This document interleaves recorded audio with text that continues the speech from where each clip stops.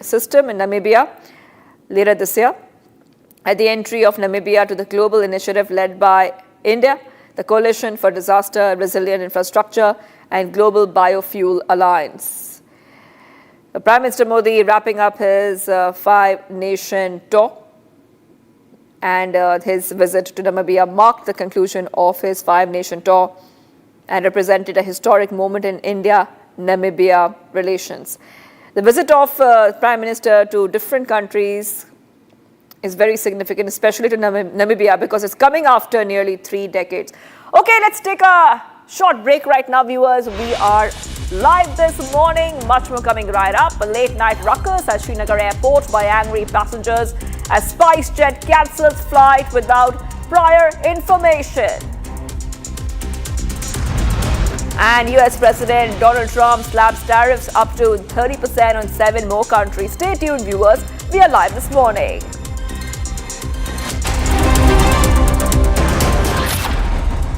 Amity has been ranked amongst the top 3% universities globally, a testimony to Amity's globally benchmarked quality.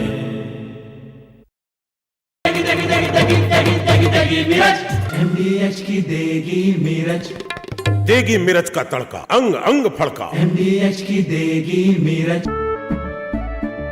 केसरिया से मन जोगी हुआ रे, दिल झूमे देखो मतवारा हुआ रे, केसरिया से मन जोगी हुआ। हर पल मनाओ केसरी त्योहार।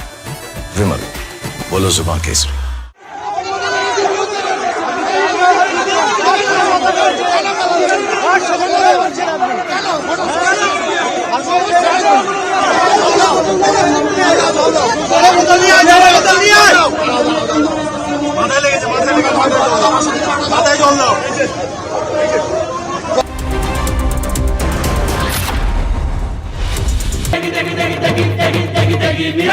MDH की देगी मीरज, देगी मिर्च का तड़का, अंग अंग फड़का। MDH की देगी मीरज।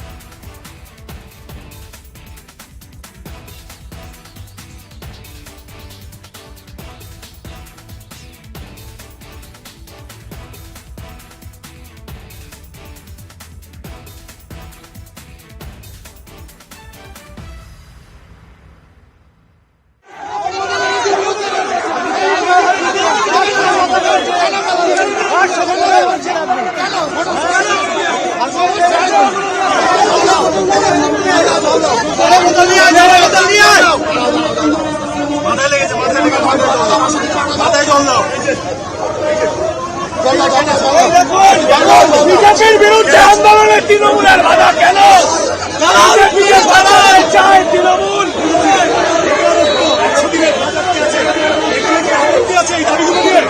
বিজেপির বিরুদ্ধে এই লড়াই লড়বে কে? আমি দেশব্যাপী ধর্মঘট চলছে। এই লড়াই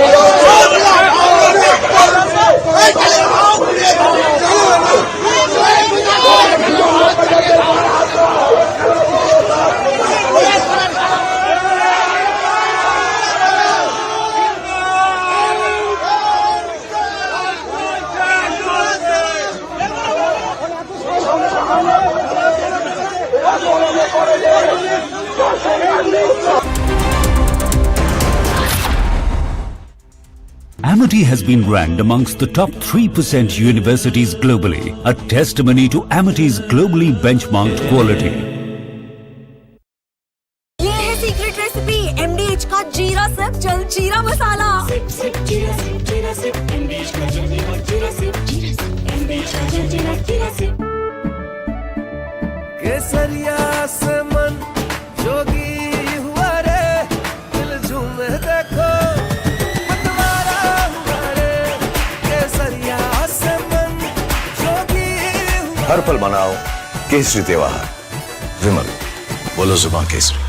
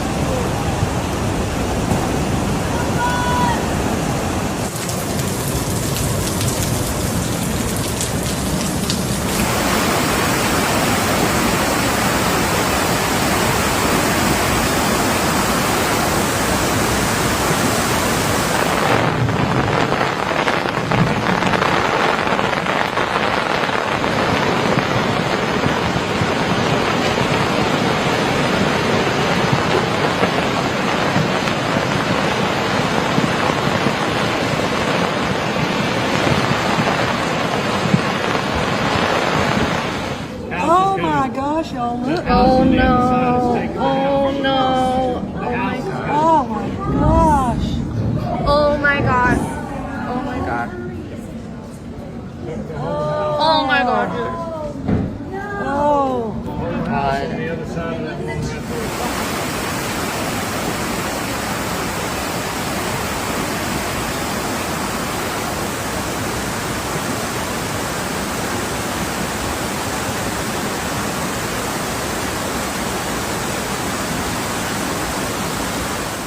Yeah, the water got up all the way to over the second level. So that's about, it's about 30 feet down there, something like that. feet, So, and it all came up, I think maybe in about an hour. So, So at that time, normally this river is just a trickle. It's just a little bit of water. It's just too much water.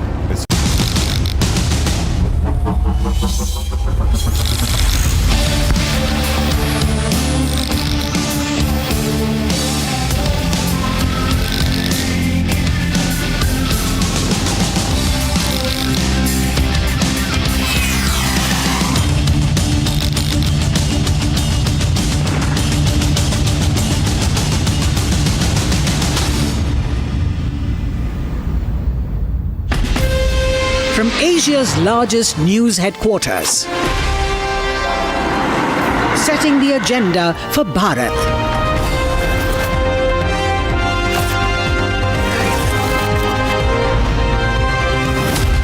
You're watching Republic.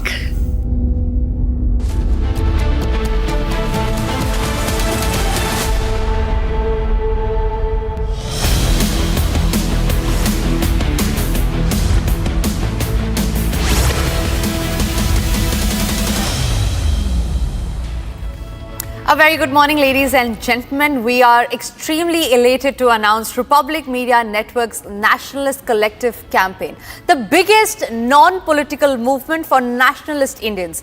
In a country where politicians are dividing, you, the Nationalist Collective members, will unite the people. So if you want to be a part of this campaign, drop us your video messages and send us your views at 917304434381.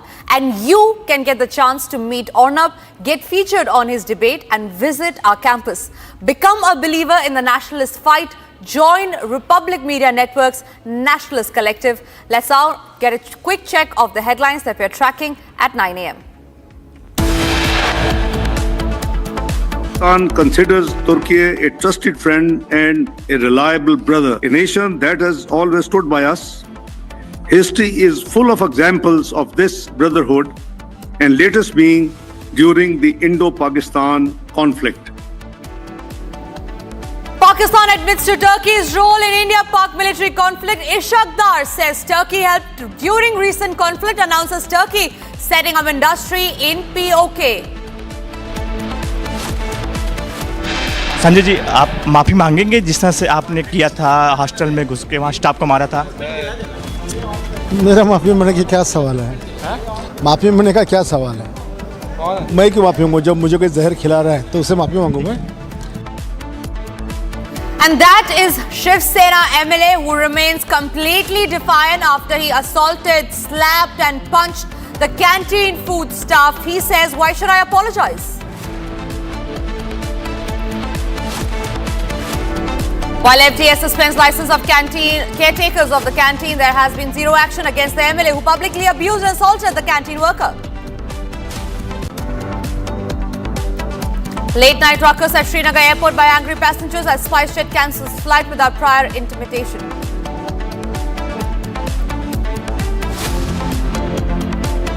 Man brutally beats up 12-year-old, bites his hand inside lift in Maharashtra's Thane assault captured on CCTV. Trump slaps nearly 30% tariff on Brazil over Bolsonaro trial. Brazil President Lula da Silva hits back, says will not accept this.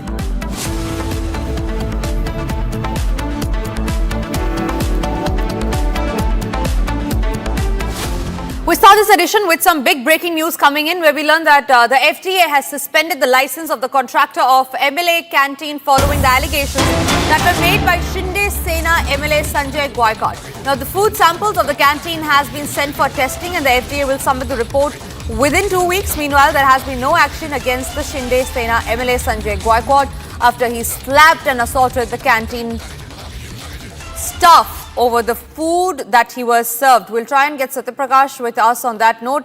Remember, even as action has been taken against the canteen for serving food that was not to the permissible quality, there has been no action that has been taken against the Shiv Sena MLA who had slapped and assaulted the canteen food staff. In fact, when we confronted him last night, he remained completely defiant, saying that he will not apologize for the kind of food that he was served. Satyaprakash, my colleague, is joining me live from Mumbai on that. Satyaprakash, canteen का जो licence रद्द किया गया है, वो किस basis पे रद्द किया है अभी? देखिए, एफडीए की टीम पहुंची हुई थी, और जो शिवसेना एमएलए है उनके कंप्लेन के बाद एफडीए की टीम पहुंची हुई थी, और जिस तरह से संजय गायकवाड़ ने जिस तरह से जो स्टाफ था उनको मारा था, इसके बाद कहीं विवाद बढ़ा, इससे एफडीए की टीम पहुंची और एफडीए ने जांच किया। वहां से कई सैंपल लेके गई थी एफडीए की टीम, और एफडीए ने जो प्राथमिक जांच के आधार पर जो लाइसेंस है उसको रद्द कर दिया। लेकिन वहां के लोगों से हमने बात किया था, जब कैंटीन के अंदर गए थे तो वहां पे लगभग काफी लोग से हमने बात किया था। उनका साफ तौर से कहना था जो खाना था वो कहीं कहीं अच्छा यहाँ पे था और हम लोग खाने के लिए आते, लेकिन जिस तरह से यहाँ पे विवाद बढ़ा, क्योंकि एक शिवसेना के एमएलए है और महाराष्ट्र सरकार में शिवसेना सरकार में है, दबाव कहीं देखने को मिला। और वहां पे जो स्टाफ थे उनसे हमने बात भी किया तो उन्होंने कहा था कि हम के खिलाफ जा नहीं सकते क्योंकि एक एमएलए है, सरकार में है, तो कहीं कहीं दबाव में साफ तौर से दिखा। लेकिन जब हमने शिवसेना एमएलए संजय गायकवाड़ से बात किया तो उन्होंने कहा कि माफी नहीं मांगेंगे, किस आधार पर माफी मांगेंगे, क्योंकि हमें जहर खिलाया जा रहा था और हमने जो किया अच्छा किया। तो कहीं कहीं शिवसेना की तरफ से यहाँ पे दबाव देखने को मिला, कैंटीन वाले काफी दबाव में थे और कल बात भी नहीं कर रहे थे, क्योंकि जिस तरह से सरकार में गवर्नमेंट है शिवसेना साथ में, और जिस तरह से वहां पे शिवसेना एमएलए ने हरकत की उसके बाद कहीं लोगों में काफी गुस्सा था। महाराष्ट्र मुख्यमंत्री और डिप्टी सीएम जो एकनाथ शिंदे उन्होंने भी इसका खंडन किया था और कहीं कहीं कहा था कि जो संजय गायकवाड़ ने किया है, जो हरकत किया है, कहीं कहीं गलत किया है। तनिषा जी बिल्कुल सत्यप्रकाश, बहुत बहुत धन्यवाद आपका हमारे साथ सारी जानकारी शेयर करने के लिए।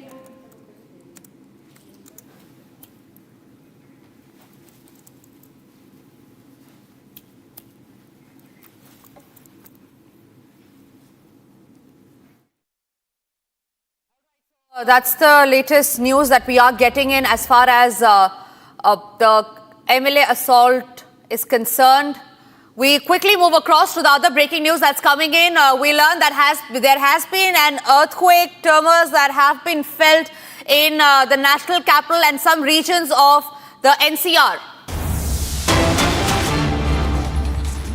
All right, big breaking news coming in. Strong tremors and jolt were felt in Delhi and NCR. Delhi has been jolted by earthquake. There were strong tremors that were felt in Noida as well. We, however, do not have initial details on what was the intensity of the earthquake, on what magnitude was the earthquake witnessed in. Details are awaited. But strong tremors were felt in Delhi, NCR regions as well. Noida, Ghaziabad are the other places where earthquake tremors were felt. We learned that the exact time of the earthquake was 9:04 a.m. and that's the latest breaking news that we are getting in. Initial details are awaited on what the magnitude of the earthquake was, and we'll try and get across to our reporters who are reporting from the ground on that incident. But that's the latest news that we are getting into our newsrooms right now, that the estimated earthquake of magnitude 4.1 was witnessed in the region of Delhi NCR. Now these are the initial details that we are getting. It is 4 kilometer. The epicenter of the earthquake was 4 kilometer from Gurawara in Haryana, and 9:04 is the time that we have been given as far as the magnitude of the earthquake is concerned. There are strong tremors, remember, that was felt in Delhi NCR. Magnitude of the earthquake remains to be around 4.1, which is minimum. However, we did experience a jolt, and earthquake has hit regions of Delhi NCR, which also includes Noida, Ghaziabad, Sonipat and Haryana. And now when we talk about Haryana, it was the epicenter of the earthquake was 4 kilometers from Gurawara in Haryana. 9:04 a.m. is the time that has been given.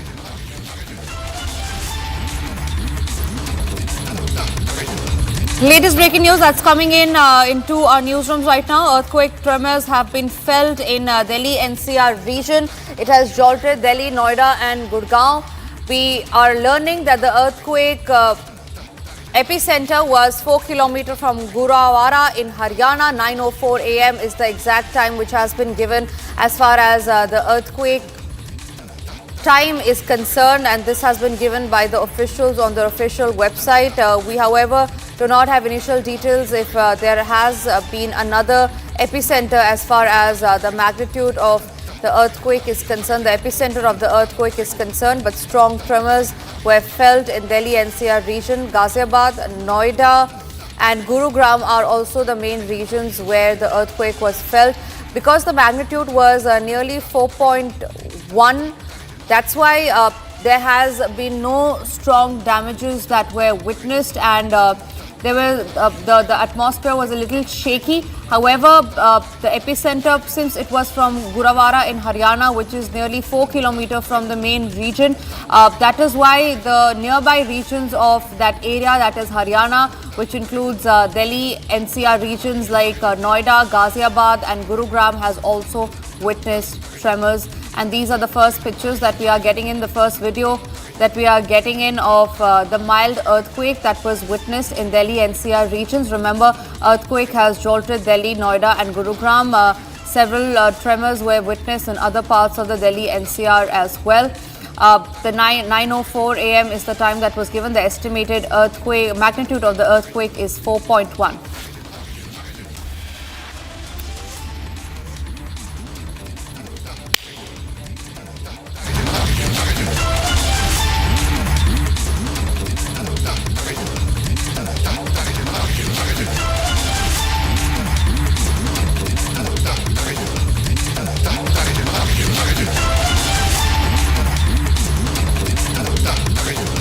We try and get across to our reporters who are reporting from ground zero and that to get you a detail of what the public is reacting to as far as the earthquake is concerned. But that's the latest that we are getting in. Tremors have hit the Delhi NCR region. Strong tremors were felt in Delhi NCR region, specifically in Noida, Gurugram and Sonipat as well.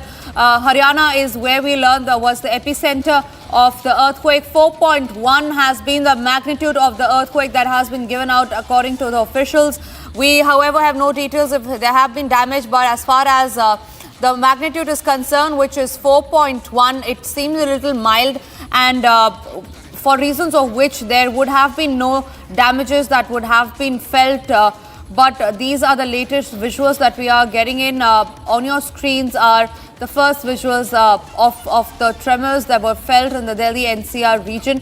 The estimated magnitude of the earthquake was 4.1. The earthquake has hit regions like Noida, Ghaziabad, Delhi, Sonipat, Gurugram as well. 4.1 magnitude was 4.1 was the magnitude. The exact epicenter, if you talk about, was 4 kilometers from Gurawara in Haryana. And since Haryana is extremely close to regions like Delhi and NCR region, that is why there were mild tremors that were witnessed in the nearby areas as well. Delhi, Noida, Ghaziabad and Gurugram are the main hit regions as well. Strong tremors were felt in Delhi as well. We tried to get across to our reporters on ground to see if there has been any development as far as the earthquake is concerned. Akhil, my colleague, is joining me on the phone line on that. Akhil, yes, what's the latest update? See, right now the breaking development that we are getting, that an earthquake has been reported across Delhi NCR, and a strong tremors have been felt across Noida, Ghaziabad, Faridabad and Gurugram. So right now, if you see the epicenter, the magnitude and the depth of that earthquake are yet to be officially confirmed by the seismology department. But right now, if you just go by the social media, people have commented on it. We have seen a strong buzz on social media regarding the tremors felt in the national capital and the NCR region. Well, absolutely, Akhil. Also, since you're on ground zero, talk to us about how the public is reacting to it. Is there panic among the area, or is the public reacting and going on with their normal life? Well, right now, if you see, the tremors felt at a very mild levels, and the intensity was not so intense. So at this point in time, everything is pretty normal at the ground zero, and there is nothing such as a situation of any panic right now. So everything is absolutely normal right now at this point in time. Right, Akhil. Also, if you can talk to us about the magnitude of the earthquake. See, for that, we'll have to wait and watch, because right now the seismology department has not given any statement regarding the magnitude and the depth of this very earthquake, because it's just took place a few moments back, and for that we'll have to wait and watch to get the reaction from the seismology department. Right. Akhil, if you talk about the earthquake epicenter, it's said to be Rohtak, which is nearly 60 kilometers from Delhi. What are you getting an update on that?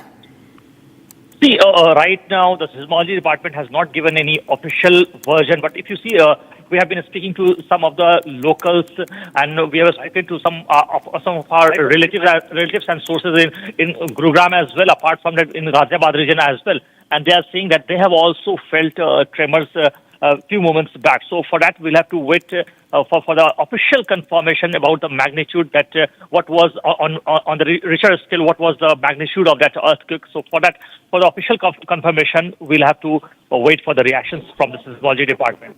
Right, Akhil, stay with me. Let's also take my viewers through the latest update we're getting in. Now, we learned that Delhi, NCR and Haryana and the nearby areas have felt tremors of the earthquake. Nearly 4.1 was the magnitude of the earthquake. Akhil, my colleague, is joining me live now on that note. Akhil, what are the areas wherein the tremors were witnessed in?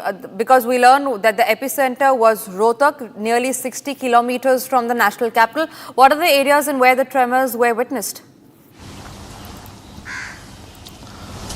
Well, absolutely. If you see in the Delhi NCR region, which include Faridabad, which include Ghaziabad as well, which include Gurugram as well, and if you just talk about the Sonipat and Rohtak belt, what we have learned the information from the seismology department that 4.1 Richter scale magnitude earthquake was felt in the national capital region. So at this point in time, everything seems pretty normal right now, because if you can see the visuals just outside some official complexes in the national capital, in the Lutyens Delhi. Right now, you won't be able to find any persons over here just outside these offices, because the magnitude of that earthquake was not so intense. So right now, we haven't seen any people coming out or any evacuation plan from any official building of the Lutyens Delhi. So if you see at this point in time, the information that we have received from the seismology department, that on a Richter scale of 4.1, the earthquake was felt in the national capital region, and its center seems to be in Rohtak. For more updates, we'll have to wait and watch for further reaction on it. Right, Akhil, like you were saying that there has been no evacuation process that has been carried out right now. Now, Akhil, if you can also talk to us about the duration to which we felt the earthquake, because here when we were sitting in our studios, in our newsrooms, it was nearly for 10 seconds when the studio cameras and the laptop was shaking, and because like I told you, the intensity was 4.1, the magnitude was 4.1, which is pretty mild. So I'm sure the damage would not have been caused in other places as well. Well, absolutely. If you see, two things depend on it. One, that how intense was the earthquake, and second is the center from the epicenter, from the focal point. So right now the epicenter must be very deep. So for that we'll have to wait and watch for the further reaction in that direction from the Department of Seismology. But if you see at this point in time, if you just go by the reactions from the ground zero, you won't be able to find any persons over here just on road or any outside of official complexes in the national capital regions of the Lutyens Delhi. So here you can see right now, even it's very early morning, people have not started arriving to the office. So at around 10 p.m. we see large number of people coming to the government offices, because the area where we are in the Lutyens Delhi, hey, you will be able to find more people at around 10 a.m. So right now what we have been seeing that some people have went inside the office complexes, office premises, but if you can see the movement and the visuals over here are pretty normal. And right now the information that we have received initially that the magnitude of that earthquake was 4.1 on Richter scale. Well, absolutely, okay. Like you were also telling us. Also, if you can just pan your camera, show around, and if there are people, if you can get their reactions also as to what did they feel and how did they react to it. If you can see people around, because like you were also saying that there has been not a lot of panic that has been witnessed in the area since the magnitude was 4.1, pretty mild compared to the other earthquakes that are usually witnessed. And what is the atmosphere like when you walk around in your region? Well, absolutely. If you see right now we are standing in the Lutyens Delhi. I would like to move a little bit forward and try to speak some of the locals over here who are here. अच्छा, मुझे बताइए, अभी थोड़ी देर पहले earthquake आया था, आपको क्या महसूस हुआ क्या? नहीं सर, मुझे महसूस तो नहीं हुआ, पर जो मेरे स्टाफ के बंदे थे वो बता रहे हैं। अच्छा, स्टाफ के बंदे, आपने फील नहीं किया कहीं? नहीं, मैंने नहीं किया सर। अभी इस वक्त जो है तकरीबन 9:30 बजे के आसपास का वक्त है और लोग जो है ज़्यादातर अभी ऑफिस कॉम्प्लेक्स में आए नहीं हैं। तो कितनी देर के लिए महसूस हुआ था?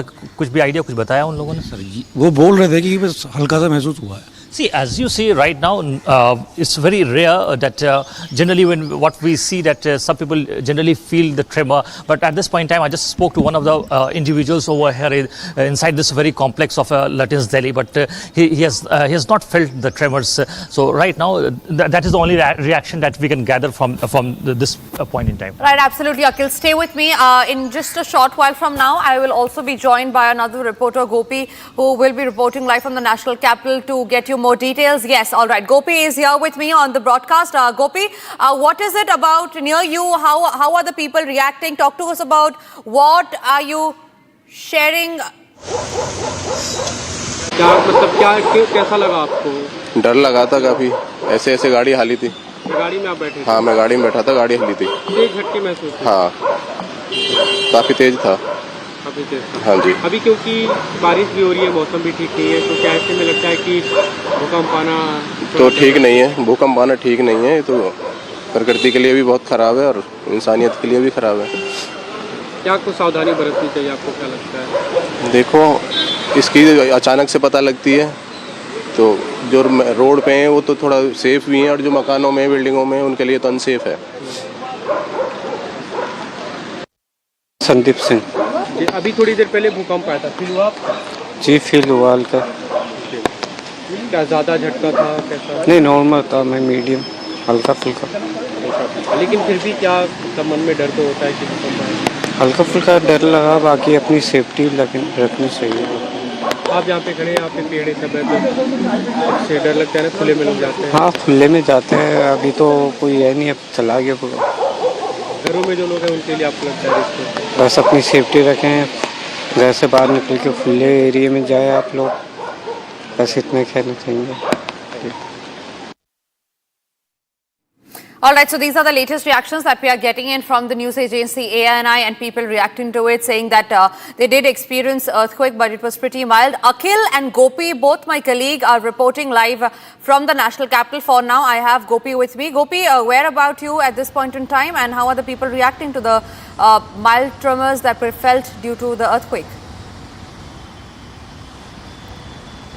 Well, in fact, Tanisha, I'm in the eastern part of Delhi. While speaking to a few people around, they obviously were in motion, so they couldn't feel it. But as per the National Center of Seismology, the magnitude of earthquake is 4.4 and the epicenter is Jhajjar.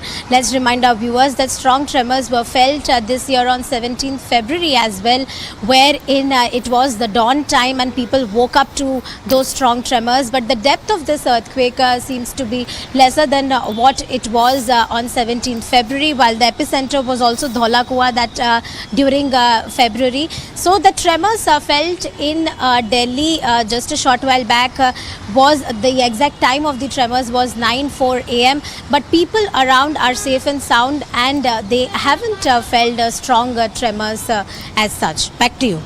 All right, Gopi, stay with me. We have the initial details right now. If I can just read it to our viewers as Gopi stays with us, we'll try and get Akhil also on the broadcast with us. Gopi, but first to you, the earthquake magnitude, like you were saying, okay, we have the official details from the National Center of Seismology, which looks after the earthquake, the magnitude and the epicenter. Gopi, the initial details that I'm getting is the magnitude was 4.4 and it happened at 9:04 IST, the Indian Standard Time to be exact. And the long was about 76.68. The depth was 10 kilometers and location was Jhajjar in Haryana. Gopi, also talk to us about since it was located in Jhajjar in Haryana, the epicenter was Jhajjar. So what kind of other areas where the tremors felt in? Well, in fact, possibly the portion of NCR would have been hit. They would have felt the tremors more. To tell our viewers, we were just discussing a short while back that last time the epicenter was Dhaula Kuan, which was nearer to Delhi, and precisely why people had felt strong tremors back on February 17th. But since the epicenter this time is Jhajjar, Haryana, not many have in fact experienced the strong tremors today morning. But yes, people who are living in high-rise buildings, they have felt a kind of shock. But yes, not as strong as it was in on February 17th. Back to you. Okay, that's a fortunate thing that we have witnessed here. Akhil is back with us. I believe, Akhil, if you can hear me, what are the initial details that you are picking up? I believe you're reporting from the Lutyens, Delhi. Gopi is reporting from the east of Delhi. Akhil, talk to us about the kind of reactions that you're witnessing on ground zero.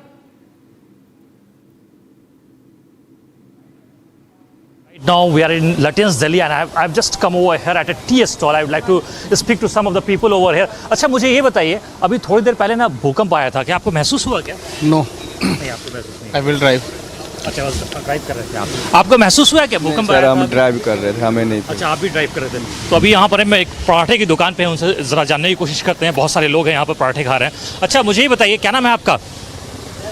जी, धीरज.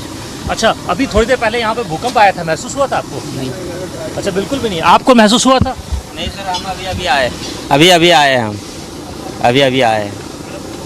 तो अभी बाहर के इलाके में देखा आपने, कोई movement देखा? अच्छा, यहाँ पे आप पराठे बना रहे हैं, बहुत स्वादिष्ट पराठे लोगों को खिला रहे हैं, काफ़ी भीड़ है आपकी शॉप पे. अच्छा, मुझे ये बताइए, ज़रा भूकंप महसूस हुआ था आपको थोड़ी देर पहले? नहीं. So hey, you see, I've just spoken to some of the locals over here who are having shops just outside these residences, and they are saying that these people have not felt the tremors. So at this point in time, if you see, the magnitude of that earthquake was not so intense. On a Richter scale, it has been identified that it was 4.1. So right now, if you just see the visuals over here in the Lutyens zone of the national capital, you will find out that a large number of people are walking as they used to in their usual daily lives. And right now we can see in those official complexes, people are going as normal as they used to. So life seems pretty normal. Right, absolutely. Akhil and Gopi both reporting live from Delhi NCR. In just a short while from now, we'll see if we can get our reporters from the NCR regions as well, because what we're talking about here is the earthquake that has jolted Delhi NCR regions of Noida, Gurugram and Haryana also had received tremors, and 4.4 was the magnitude of the earthquake. Epicenter was Jhajjar in Haryana, and it's time for us to now slip into a short break, viewers. But with earthquake, our top focus also remains on how Donald Trump has slapped a 50% tariff on Brazil over the trial. Brazil President Lula da Silva has hit back. All those details coming up after a break. Also after the break is how the Pakistan has given out a big admission on Turkey helping them in going against India. All those and much more after a short break.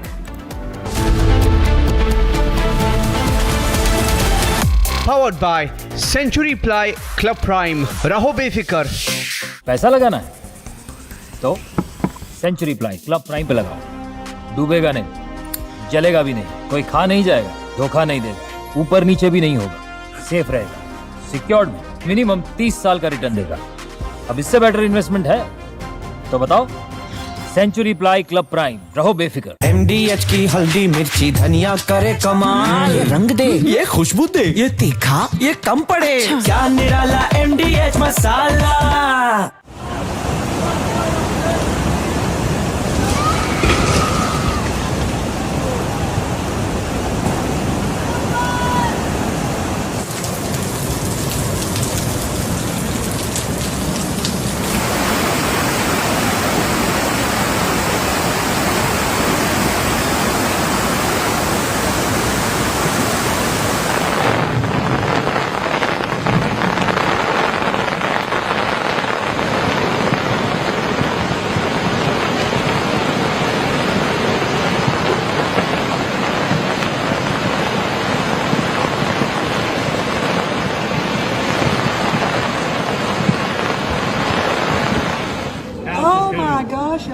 Oh no! Oh no! Oh my gosh! Oh my god! Oh my god! Oh my god! Oh god!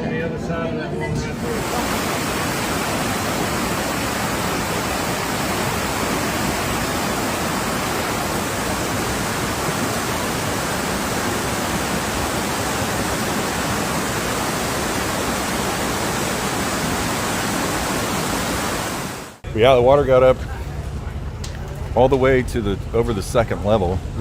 So that's about, it's about 30 feet down there, something like that. yeah. So, and it all came up, I think maybe in about an hour. So, So at that time, normally this river is just a trickle. It's just a little bit of water. It's just too much water. It's too fast. So, it went up 30 feet up there in 30 minutes, something like that. So even if the alert system goes off, but it's 4 or 5 in the morning, everyone's in bed, and by the time you start to get people to higher ground, it's too late.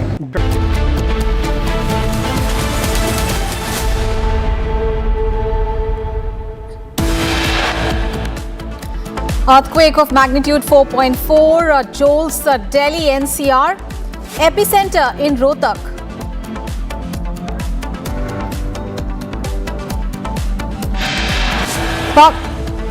A trusted friend and a reliable brother, a nation that has always stood by us. History is full of examples of this brotherhood, and latest being during the Indo-Pakistan conflict. Pakistan admits to Turkey's role in India-Pakistan military conflict. Ishakdar says Turkey helped during recent conflict. Announces Turkey is setting up industry in POK. Sanjay ji, आप माफ़ी मांगेंगे जिस तरह से आपने किया था, hostel में घुस के वहाँ स्टाफ को मारा था? मेरा माफ़ी मांगने का क्या सवाल है? माफ़ी मांगने का क्या सवाल है? मैं क्यों माफ़ी मांगूं? जब मुझे कोई जहर खिला रहा है तो उससे माफ़ी मांगूं मैं? Republic confronts Shiv Sena's Sanjay Gaikwad, who abused and assaulted a canteen staff member. He remains brazen, refuses to apologize. While FTA suspends the license of caterers of the canteen, there has been zero action against the MLA who publicly abused and assaulted the canteen workers.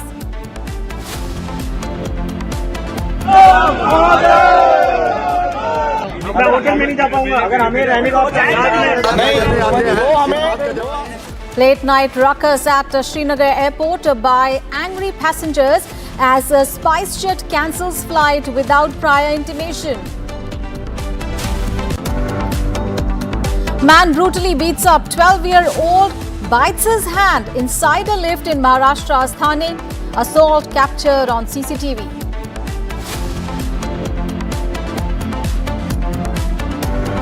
And Donald Trump slaps 50% tariffs on Brazil over Bolsonaro trial. Brazil President Lula da Silva hits back, says will not accept tutelage.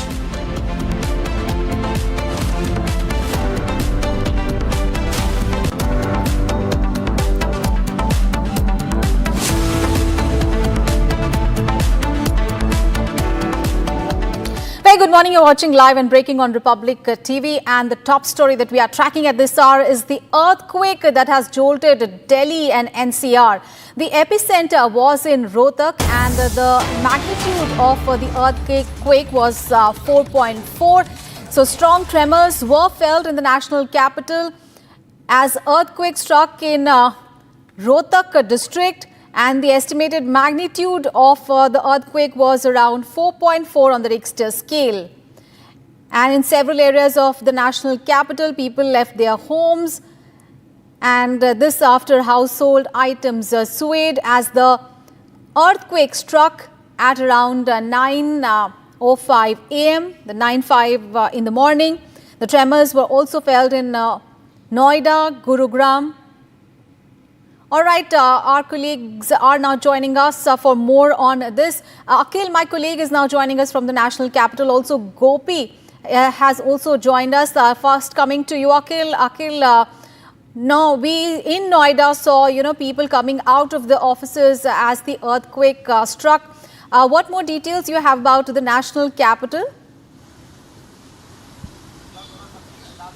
Well, absolutely. If you see this very morning at around 9:04 a.m., what we have seen that a mild earthquake was felt not only in the Delhi but in the Delhi NCR region, which included Noida, Faridabad, Ghaziabad, Gurugram, Sonipat region. So what we have been seeing that some people have come out from their residence, and right now I'd like to move a little bit forward and try to speak to some of the locals over here who are just outside their residences. अच्छा, मुझे ये बताइए, थोड़ी देर पहले तकरीबन आधे घंटे पहले जो है वो earthquake आया था, क्या आपको कुछ महसूस हुआ? महसूस तो हुआ था, बट उस टाइम पे इतना, क्योंकि मैं चल रहा था इसलिए हैवी इतना पता नहीं लगा. स्लो होता तो ज़्यादा पता लगता है कि हाँ भाई.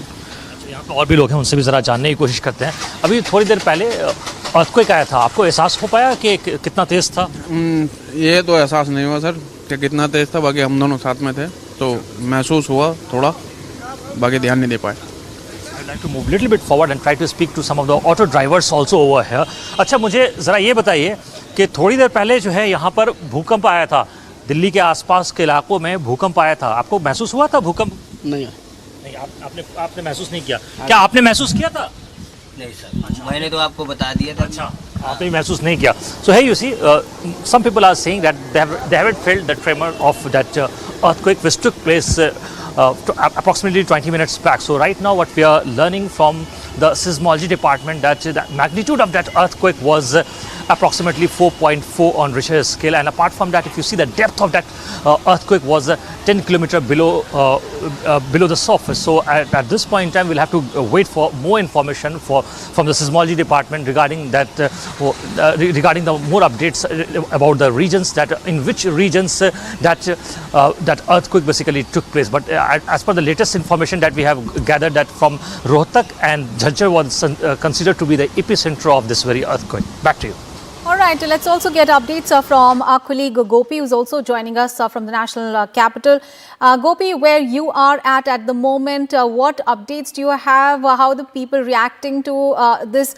Did they feel the earthquake? Because in several other areas of the national capital, people came out of their houses.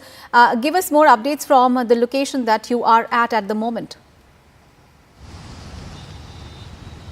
Well, Aishwarya, I am in the western part of Delhi, and while speaking to a few people around, they said that the tremors were not felt as strong as they were felt on February 17th. Let's tell our viewers that strong tremors were felt on February 17th of this very year, and in fact the epicenter back then was Dhaula Kuan, so the tremors were felt strong in the parts of Delhi and NCR. But since the epicenter this time is in Jhajjar, Haryana, there is a possibility that people living in the high-rise buildings in and around Noida as well as areas around Gurgaon and Faridabad would have. मेरा अभी भूकंप आया था, पता चला? हाँ जी, पता चला था. मैं इसी कंपनी में काम करता हूँ, तो कुछ सेकंड के लिए ऐसा लगा जैसे धरती हिली बहुत तेज से एकदम, तो हम सब लोग बाहर आ गए. कितना तेज था भूकंप? पूरा एकदम हिल गए, थोड़ा धरती से हिला था पूरा, तो हमें पता लग गया, तो हम सारे लोग, सारे जितने फैक्ट्री में थे सब बाहर आ गए. There are some reactions coming in as the earthquake shook buildings and prompted the residents to rush out of their homes. However, so far there has been no reports of any damage or injuries. And in the visuals, we can see people coming out of their houses as the earth shook.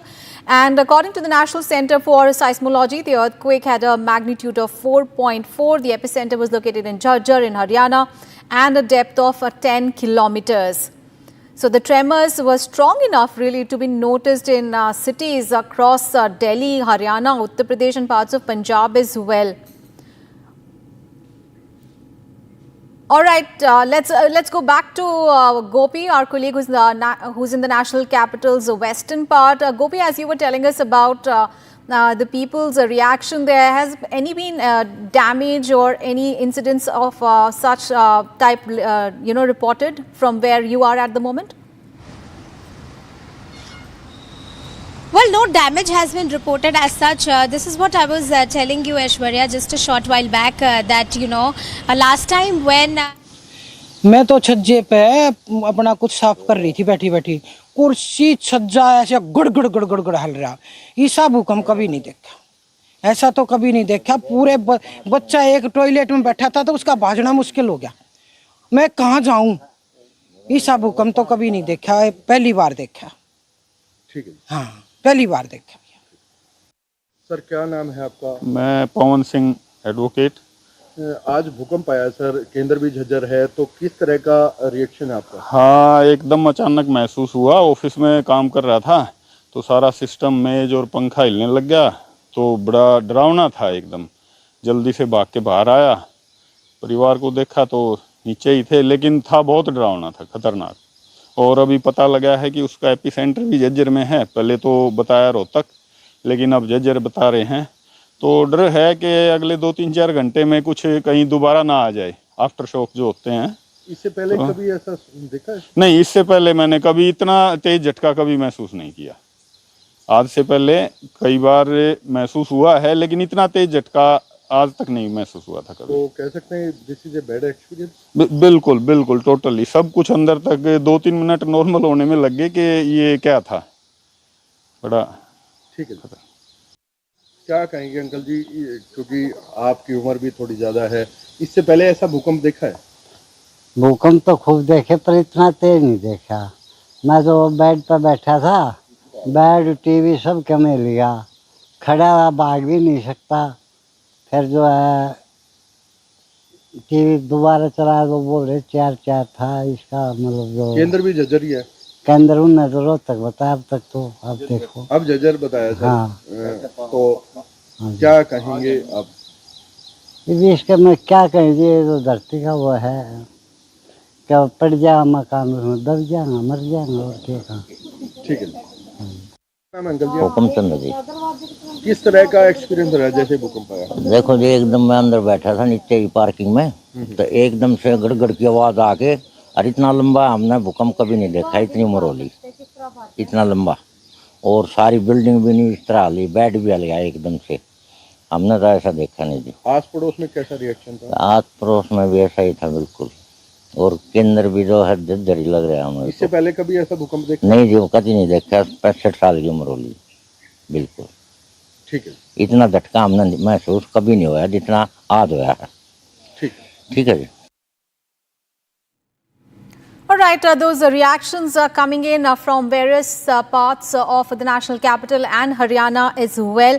Remember, the epicenter of the earthquake is Jhajjar in Haryana, and that is why people from Haryana were giving strong reactions about that they felt a very, very strong earthquake this morning at around 9:04 a.m. Remember, this Haryana's Jhajjar is the epicenter. It is and the earthquake was located 10 kilometers below the Earth's surface. Let's listen in to some more reactions. बहुत तेज झटके थे उसके, बहुत तेज रफ्तार थी भूकंप की उसकी। आप उस टाइम कहाँ थे? उस टाइम मैं दुकान पर खड़ा हुआ था, दुकान में ऐसा लग रहा था कोई हिला रहा है दुकान को पकड़ के। और लोग भी थे कुछ? और लोग भी थे, वो कह रहे थे कि आज ज़मीन क्यों हिल रही है ये। हम तो जस्ट बेड से उठे थे और एकदम से हिलने लगा था, तो हमें बड़ा मतलब डर गए। फिर अभी कुछ दिन पहले भी आया था, तो उसमें भी काफ़ी मतलब डर से गए। तो भूकंप के झटके तो एनसीआर में आते ही रहते हैं, तो इसके लिए हमें मॉक ड्रिल वगैरह करके रेडी रहना चाहिए कि मतलब कभी ऐसा आए तो हम बचाव कर सकें या अपने आप को बचा सकें। All right. So reactions are coming in from various parts of the national capital as well as Haryana, and the tremors were also felt in Ghaziabad and in Noida as well.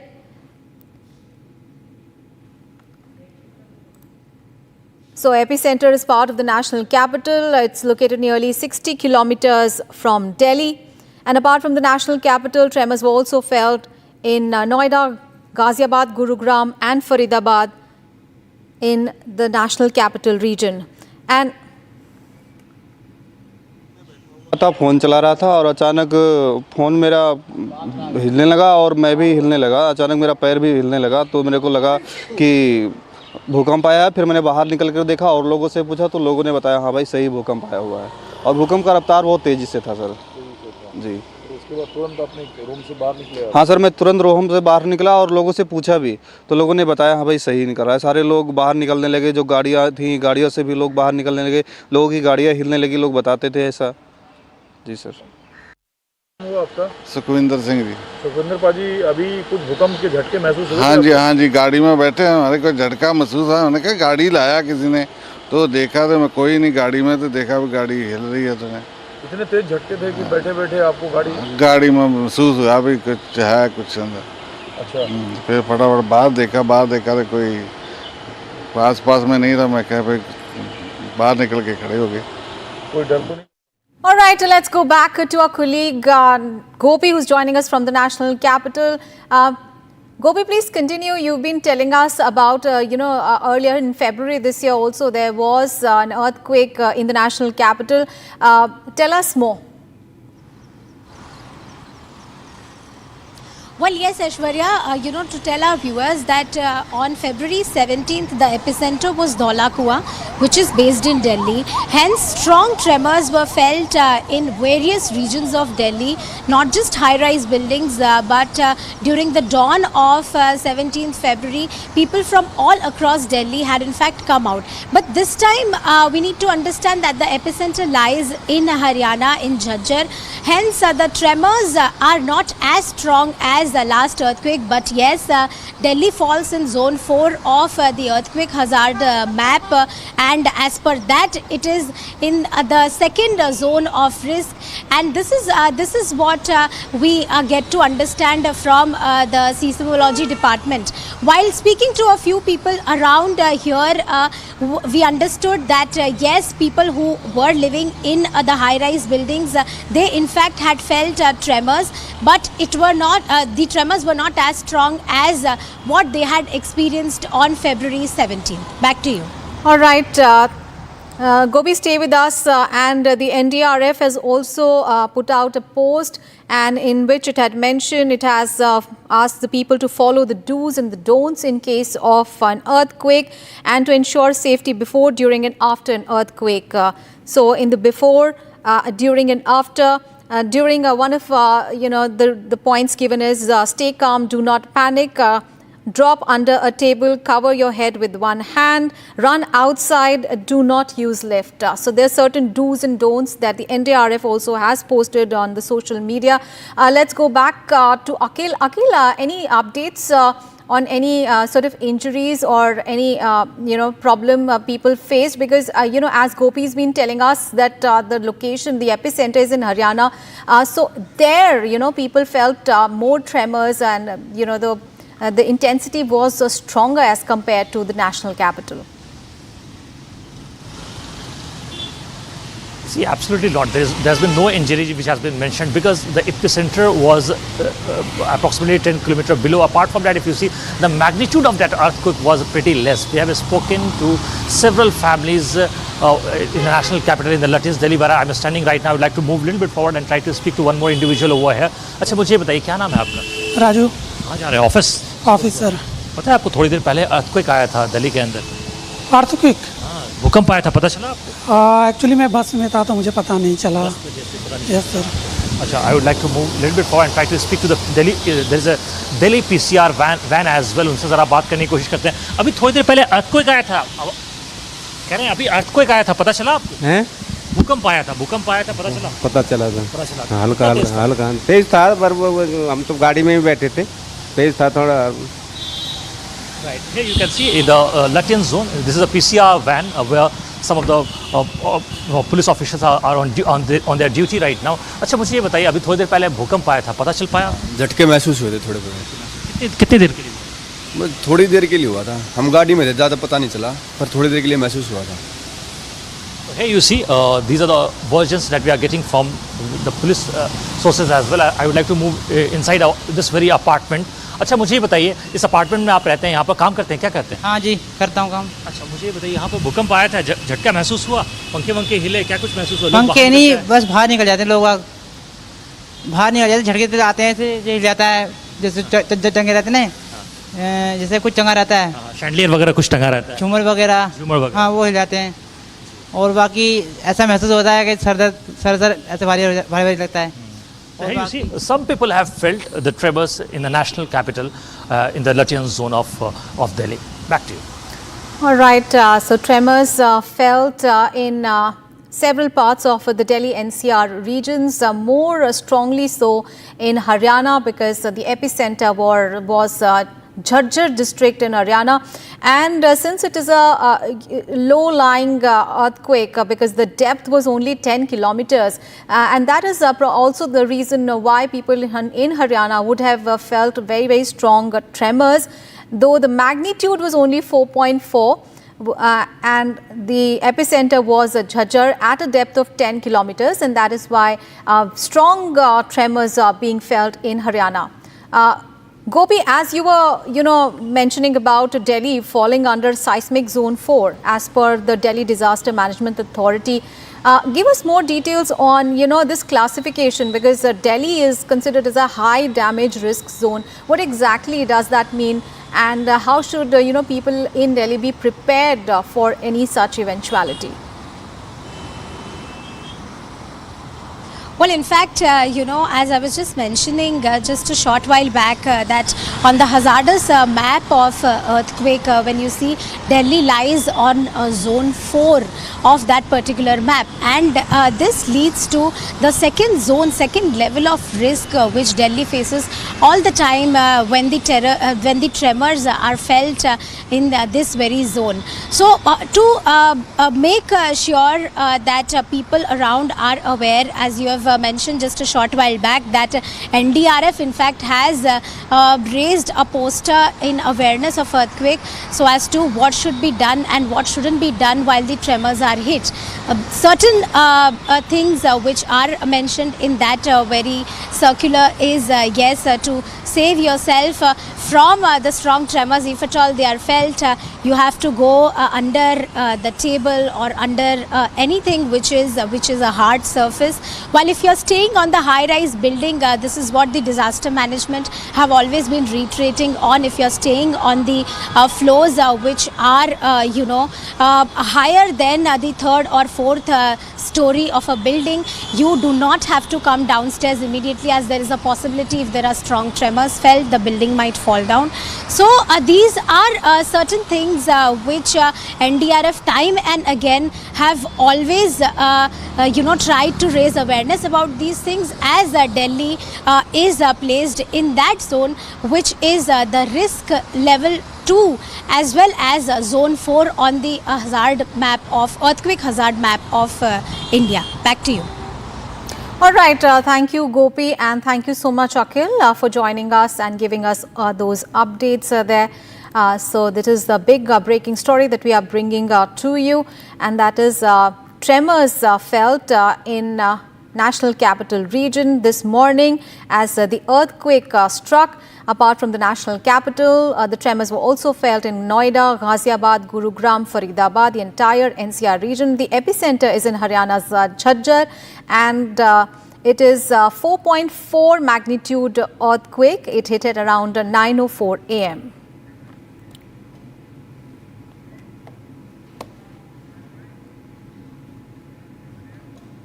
And viewers, before we slip into a short break, let us remind you that the Nationalist Collective campaign is live. We asked for the Nationalist collective view on the FATF's finding last night, and we received some fantastic responses from the Nationalist Collective members.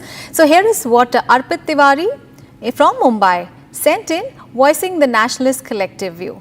Let's look at it. FATF has exposed what India has long faced. Pakistan's terrorism isn't rogue. It's state-sponsored by design. While India fights terrorism on the ground, FATF calls it out in black and white. No denial left.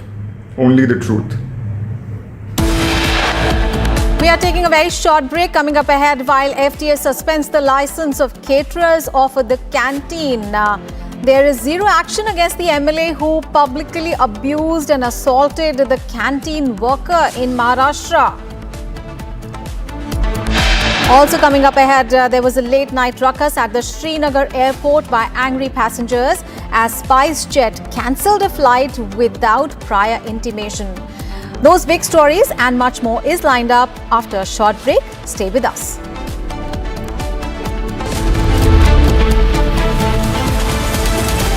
पैसा लगाना है तो century club prime पे लगाओ। डूबेगा नहीं, जलेगा भी नहीं, कोई खा नहीं जाएगा, धोखा नहीं देगा, ऊपर नीचे भी नहीं होगा, सेफ रहेगा, सिक्योर्ड में मिनिमम 30 साल का रिटर्न देगा। अब इससे बेटर इन्वेस्टमेंट है तो बताओ। Century Ply Club Prime, raho befikar. Amity has been ranked amongst the top 3% universities globally, a testimony to Amity's globally benchmarked quality. इसको घर पे लगाओगे तो शादी का तो पता नहीं, पर घर पक्का नहीं टूटेगा। रुंगटा नहीं तो घर स्ट्रॉन्ग नहीं। रुंगटा स्टील TMT बार एकदम सॉलिड। पहाड़ों में एक हाइकिंग शिप भी बन सकती है। दादी के हाथों का जादू और खुशबू से महकता घर, माँ की मुस्कुराहट और खाने की सुगंध। MDH गरम मसाला, क्योंकि हर रिश्ता है स्वाद से जुड़ा। केसरिया से मन जोगी।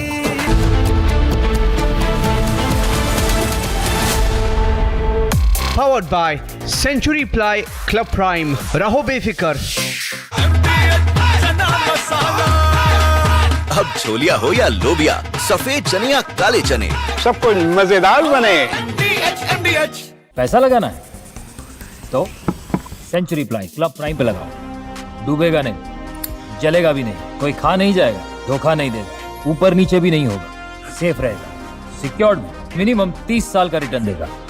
अब इससे बेटर इन्वेस्टमेंट है तो बताओ।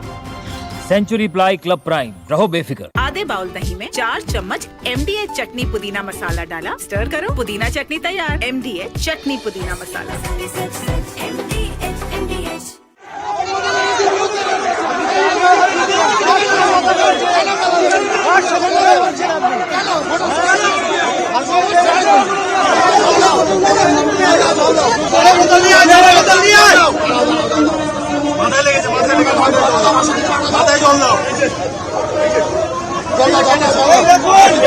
বিজেপির বিরুদ্ধে আন্দোলনে তৃণমূলের বাধা কেন?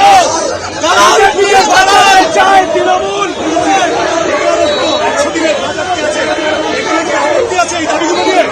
বিজেপির বিরুদ্ধে এই লড়াই লড়বে কে? আমি দেশব্যাপী ধর্মঘট করছে। এই লড়াই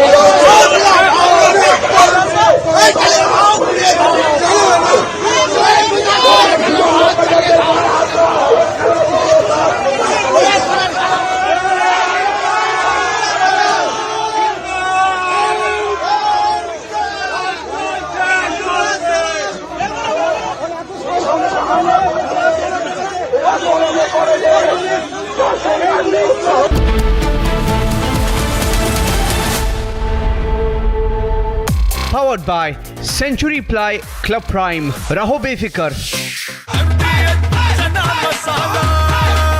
अब छोलिया हो या लोबिया, सफेद चने या काले चने, सब कुछ मजेदार बने। केसरिया से मन जोगी हुआ रे, दिल झूमे देखो मतवारा हुआ रे। केसरिया से मन जोगी हर पल मनाओ केसरी त्योहार। विमल, बोलो जुबान केसरी।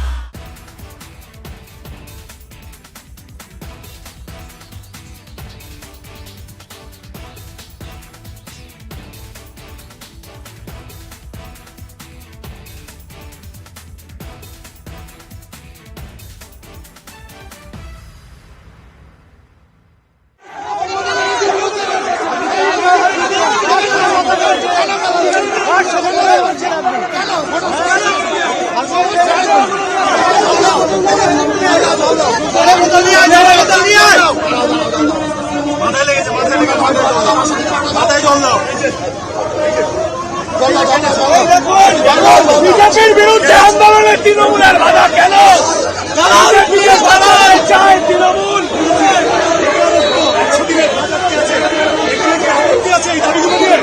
বিজেপির বিরুদ্ধে এই লড়াই লড়বে কে? আমি দেশব্যাপী ধর্মঘট চলছে। এই লড়াই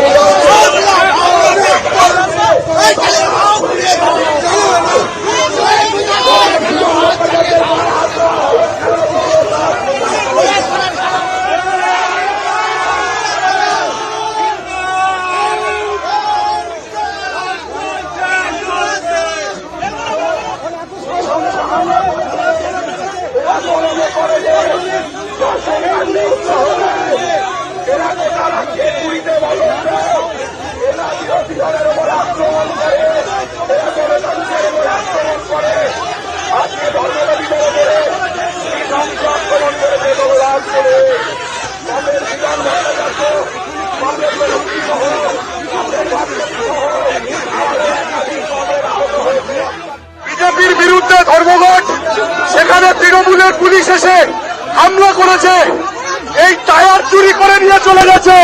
এই tyre police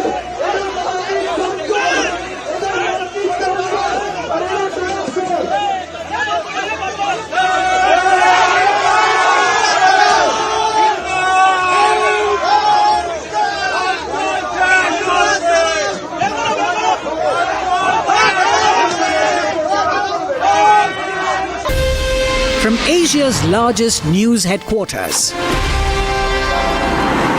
setting the agenda for Bharat.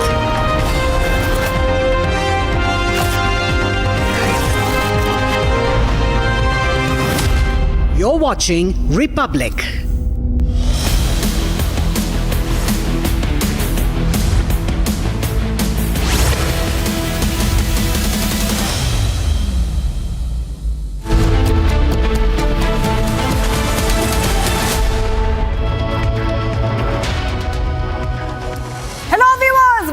Breaking, I'm Shivangi Shukla getting you the latest coming in this Thursday morning. A short while back, strong tremors are felt in the Delhi NCR region as a 4.4 magnitude earthquake hit Haryana. We'll get to all those details, but the big headlines we are tracking first. Let's get started.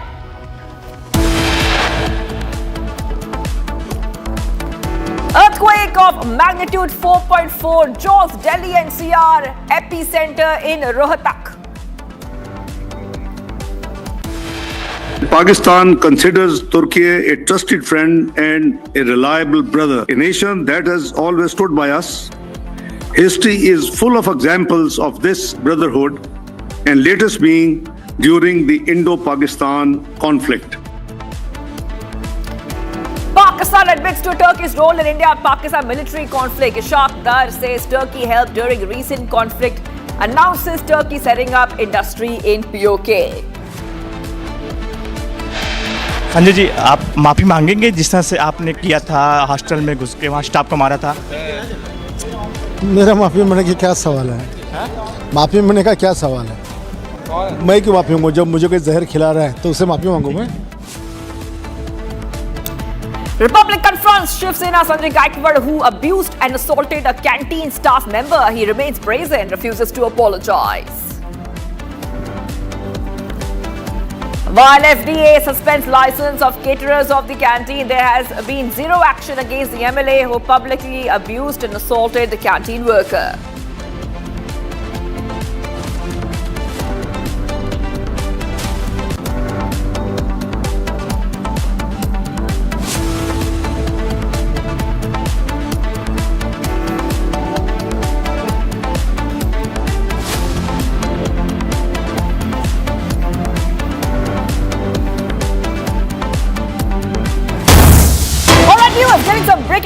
in right now, viewers. Now, breaking news. Now, we know that a SpiceJet flight from Jammu to Delhi was cancelled without prior information, leaving over 150 passengers stranded at Srinagar airport. Cancellation followed a heated argument between some of these pilgrims and the SpiceJet ground staff over excess baggage. Tensions escalated when the flight was suddenly called off, with angry passengers alleging unprofessional behavior by the airline staff. Several passengers later filed a written complaint with the Srinagar airport authorities. Flight cancellation happens, argument happens over excess baggage with many of these pilgrims. Remember that many of these pilgrims are Amarnath Yatra pilgrims, so they're very, very unhappy. Now you can see the pictures coming in on your screen. This is the late night ruckus at Srinagar airport, and the passengers protested and filed complaints against the airline staff behavior. Airline rescheduled flights for the next day at 11:30 p.m. for all the passengers. And this is coming in as we see that a SpiceJet flight was cancelled due to technical issues, prompting protests from the passengers. They look very angry. They're extremely angry. You can see that. And we also have reactions from those passengers who are looking very distressed. Yes, let's go ahead and play them out. 6 लोग मेरे परिवार के आए हुए हैं। सुबह से लेके हम यहाँ टाइम पे आए हैं तो इन्होंने मिसबिहेवियर कराया कि आपका बैग नहीं सही है, उलझा के रखा। 8:05 पे इनकी आउटिंग टाइम थी फ्लाइट की। 8:20-19 तक भी इन्होंने कोई इन्फॉर्मेशन शेयर नहीं की। अभी ये कह रहे हैं कि फ़्लाइट कैंसिल हो गई, आप अपना रिफंड ले लें या रीशेड्यूल करा लें। रीशेड्यूल में आप सबका पूरे और जितने पैसेंजर हैं उनका हो पाएगा या नहीं हो पाएगा वो नहीं बता पाएंगे। और उनसे हमने कहा कि ठीक है आप स्टे और फूड का इंतजाम कर रहे हैं, तो वो कह रहे हैं ये एक प्रोसेसर है, इसको करते करते हमें कल सुबह हो जाएगी। मैं अमरनाथ से वापस आ रहा था। अमरनाथ से मैं श्रीनगर आया हूँ। अमरनाथ दर्शन करने के बाद श्रीनगर में मैंने स्पाइसजेट की, मेरे पास टिकट थी। मैं स्पाइसजेट में जीते नीचे लगेज दे रहा था। लगेज के समय हमारे साथ यात्रियों के साथ बदतमीजी करी। उसके बाद नदीम व्यक्ति है, उसने बदतमीजी से पेश आया, वर्गल बोला और कहता करने के आते हो। उसके बाद से यहाँ पर जब ऊपर आए हैं, ऊपर से इनकी फ्लाइट कैंसिल हुई। फ्लाइट कैंसिल होने के बाद किसी भी यात्री को कोई सुविधा के कुछ नहीं पता है। सारों को ये हो रहा है कि हम अभी तक क्या करेंगे, और अभी तक किसी को कुछ नहीं पता कि हमारा क्या होगा। और ये रही हमारी फ्लाइट की टिकट, ये हमारी सारी है, और इसके साथ सारे दिखा दो भाई अपनी अपनी सारी, सारों की है। और इस तरह से ये सारे, और अभी तक किसी को कुछ नहीं पता कि इनके साथ क्या होगा, क्या फ्लाइट जाएगी या नहीं जाएगी। और जब तक ये बहस नहीं हुई थी कोई फ्लाइट कैंसिल नहीं थी, कुछ भी नहीं था, सबको लाइन में लगा लिया गया था। जब इनकी कुछ कमियां पाई गई तो सीधा बोलते कि आप flight cancel. Yes, let's go straight across to my colleague joining us, Goswami, joining us live right now. Very good morning to you, Goswami. However, the passengers last night did not have a good night at all. They wanted to come back to Delhi from, we understand that they were trying to fly. They were pilgrims coming back to Delhi, but that didn't really work out for them. And they got very angry, and they even had an argument with the airline staff. If you could just take our viewers through what the latest update is right now. See, the latest update is that today morning at around 11:30 they will be flying back. We have one of the Vipin Bansal with us also, who is from Srinagar airport. They are flying at 11:30. But what transpired late last night was really concerning. The way they were not informed by the SpiceJet regarding the delays, what is happening, and then all of a sudden they were informed at the almost dead of the night that their flight stands cancelled, and there was no accommodation or food being provided to them at that given time by SpiceJet. It was around 11:30 when the Lieutenant Governor's office stepped in. They spoke to the Deputy Commissioner of Badgam, he assured, and he spoke to the SpiceJet authorities, directed them to ensure that the accommodation and the transport facilities be given. The passengers, they were concerned about the security being in Kashmir, and that's why the LG house, the LG Raj Bhavan, directed the officials that a security cover be also be provided to them from the Srinagar airport to the hotel they are staying in. So after the intervention of the LG office, the things got settled, but the conduct of the spice jet yesterday. It was really a bad experience for the pilgrims, those who have come to pay obeisance at the holy cave of Baba Barfani. But after paying the obeisance, the way they were treated by the ground staff of the spice jet, that has made them really nervous, and also keeping in view the security perception there. They were really frightened, and after the intervention of the Raj Bhavan, the things got settled late last night. Now they are flying back. We are told that at around 11:30 they will be flying to the national capital, Shivangi. All right. You know, Goswami, we have a guest. You were saying a guest will join us, a passenger will join us. We have with us Mr. Vipin Bansal, Spice Jet passenger, joining us live right now. Mr. Bansal, first, can you hear me? Yes. Yes. Okay, great. Hello. Yes, Mr. Bansal. हम लोग यहाँ पे अभी भी Srinagar airport पे ही हैं। कल रात को हमारी 8:05 की 7 बजे हमने चेक इन कर दिया था, एक बोर्डिंग पास हम लोगों को मिल गए थे, तब भी उन्होंने मिसबिहेवियर किया स्पाइस जेट ने कि आपका लगेज है भी है, अमरनाथ यात्रियों को क्यों आते हो, मिसबिहेवियर वो लोग कर रहे थे। Finally All right. You know, getting a little bit of a network issue there to connect to Mr. Vipin Bansal, who's a SpiceJet passenger, and he is waiting for his next flight. Like Goswami is telling us, there's an alternate flight which has been arranged for these passengers already. We'll try to go once again to Mr. Bansal when we get his network and line. But for now, this is what's happening. Now you see those pictures coming in.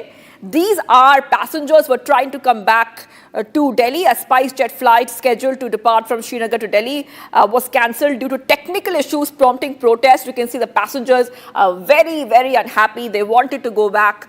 A lot of them are non-locals. They wanted to go back to Delhi, and many of them were actually Amarnath Yatra pilgrims, a group of Amarnath Yatra pilgrims. They wanted to come back to Delhi. That did not happen. The cancelled flight led to a lot of heated arguments. You can see that the airline staff is having a conversation with those passengers. And we'll have to move ahead, viewers, because we are getting some more breaking updates coming in. Let's go to the next set of breaking updates coming in. Death toll in Gujarat bridge. Collapse rises to 14, 6 people missing, viewers. Now remember, this is coming in as a very unfortunate incident had happened yesterday, and we showed you those pictures where a Gujarat bridge shook when the cars crossed, and then a lot of vehicles fell inside. After that, viewers, we're seeing that the death toll has risen. The death toll has risen to 14. 6 people are still missing. Those pictures are showing you the rescue operations. You can see trucks have fallen in the water, cars have fallen in the water, and this is the Gambhira bridge which collapsed, marking the latest string of incidents. We have seen such bridge collapses in the past as well, and those pictures are coming in as we go to Gopi. Gopi, you know, we know that inquiry has been ordered already. A death toll has risen to 14. 6 people are missing. Rescue relief operations are continuing. If you could just take our viewers through what the latest is.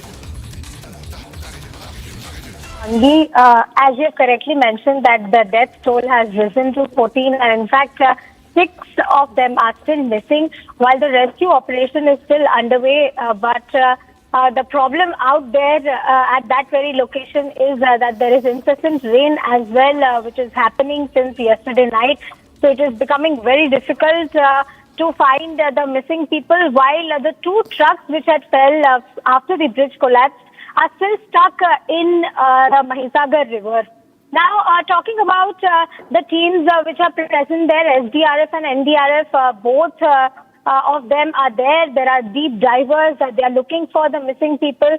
But yes, there is one problem, as I've just mentioned, that because of heavy rains which is happening in and around Vadodara and Anand, it is becoming difficult for them to find out where those 6 missing persons are. While today early morning they had in fact got one more dead body from the coast of Mahisagar River. There is a possibility that the death toll, the death number might increase as the day proceeds.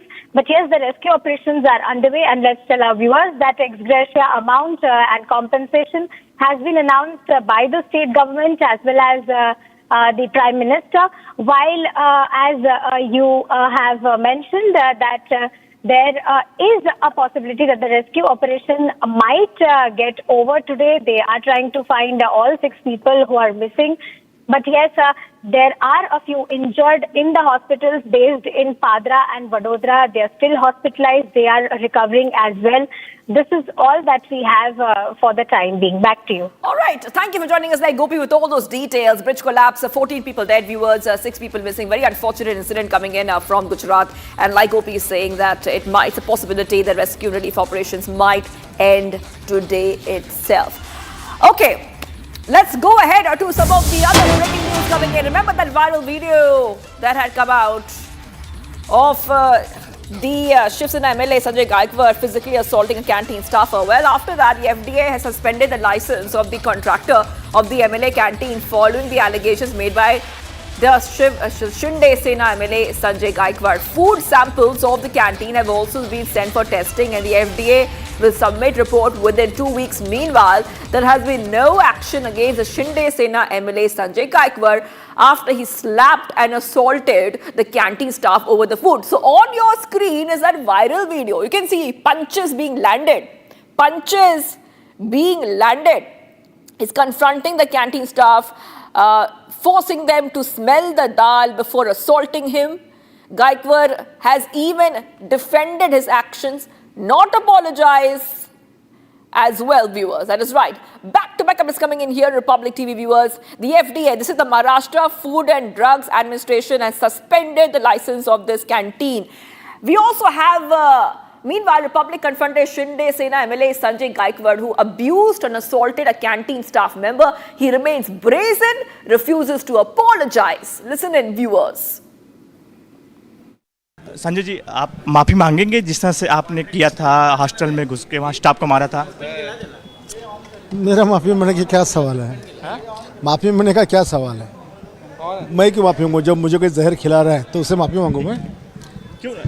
एक staff को मारा आपने? Staff को नहीं, manager को मारा है। क्यों मारा? लेकिन अरे आपने सवेरे से देखा नहीं क्यों मारा है करके? लेकिन एक आप लोक प्रतिनिधि हैं, आप लोग बराबर है। मुझे कोई जहर खिलाएगा तो मैं चुप बैठने वाला नहीं है। लेकिन माफी मांगेंगे आप? बिल्कुल नहीं। हॉस्टल में घुस के वहाँ स्टाफ को मारा था। संजय जी, आप माफी मांगेंगे जिस तरह से आपने किया था, हॉस्टल में घुस के वहाँ स्टाफ को मारा था?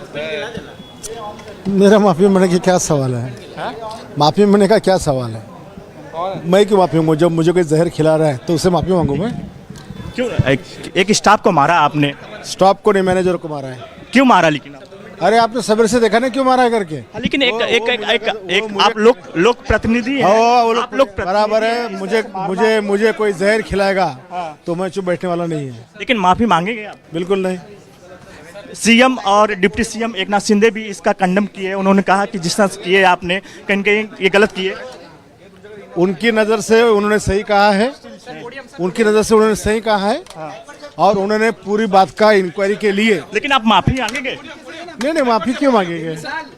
माफी नहीं मांगूंगा। लेकिन मुख्यमंत्री ने विधान परिषद में कहा, लेकिन आपके बर्ताव, मुख्यमंत्री महोदय और उप मुख्यमंत्री ने जो कहा है वो उनका कर्तव्य है। कायदा सुव्यवस्था रखना या कोई हमारा आमदार से गलती होती है तो सब बात करना वो उनका काम ही है। मैं उनके वो जो उन्होंने कहा है उसका मैं आदर भी करता हूँ, लेकिन उन्होंने ये भी कहा कि जो घटना ये जिस वजह से घड़ी उसकी भी इंक्वायरी होनी चाहिए, वो होटल की भी इंक्वायरी होनी चाहिए, ये भी उन्होंने कहा है।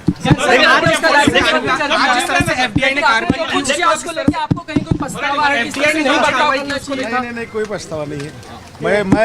मैं जहर खाने वाला था, बाकी लोग ये समझ नहीं सकते, इसलिए मैंने जो किया है उसमें मुझे कोई पछतावा नहीं है। क्या पार्टी आपके साथ है? मुझे ये करने के लिए कोई पार्टी ने नहीं बोला है, कोई पार्टी के नेता नहीं बोला है, इसलिए पार्टी साथ में होने का सवाल नहीं आता। ये मेरा वैयक्तिक डिसीजन।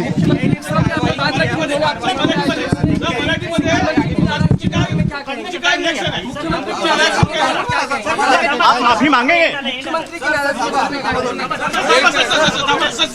मैं मुख्यमंत्री साहब की नाराजगी दूर करूंगा। लेकिन माफी मांगेंगे? Getting us some breaking up is coming in right now, viewers. From what we are seeing are these pictures, very, very shocking pictures. What you see is a disturbing incident from Ambernath in Maharashtra Thane district. A man is violently, I repeat, attacking a small boy, a 12-year-old boy inside a housing society lift, slapping him. Incident was captured on CCTV, showing the man storming into the lift and launching a brutal assault on the child, including slapping him and shockingly biting his hand also. And it has been caught on CCTV. This is a very shocking incident coming in right now, where a man is assaulting this young boy inside a housing complex. I want to play out the reactions we're getting on the story. आपका नाम क्या है? त्यागी पांडे। क्या हुआ था उस दिन आपके साथ? मैं लिफ्ट से आ रहा था तो 9th फ्लोर पे लिफ्ट रुकी तो कोई सामने था नहीं तो मैंने लिफ्ट को बंद किया तो वो अंकल आए, फिर मेरे को कुछ बोला नहीं, मेरे को मारना स्टार्ट कर दिया अंकल ने। मैं बोला अंकल क्यों मार रहे हो तो अंकल ने मेरे को दांती काटा और बोल रहे तू बाहर मिल, मैं तेरे को चाकू से मार दूंगा। लेकिन क्यों ऐसा बोल रहे थे? पता नहीं। उनका बेटा और आप दोस्त हो? हाँ। क्या उनका कुछ झगड़ा है? नहीं। कुछ गुस्सा था अंकल का आपके ऊपर? नहीं। कहाँ पर काटा आपको अंकल ने? हाथ पे। मैंने अंकल को धक्का दे दिया। Bharat 1 Minute brought to you by Canara Bank. Together we can. In a major crackdown on terror operatives and the support structure, Jammu and Kashmir police in Kupwara have seized properties belonging to Ghulam Rasool Shah, alias Rafiya Rasool Shah. He is a Pakistan-based Kashmiri militant handler and top commander of the proscribed terror outfit Hizbul Mujahideen and Jamaat ul Mujahideen.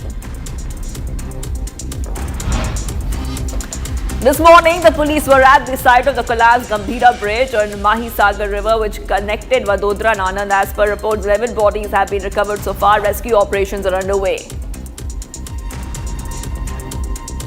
Heavy rainfall in Gurugram has caused waterlogging in parts of the city. Due to this, traffic has slowed down in the affected areas. The affected areas include Cyber City, MG Road and Vatika Chowk.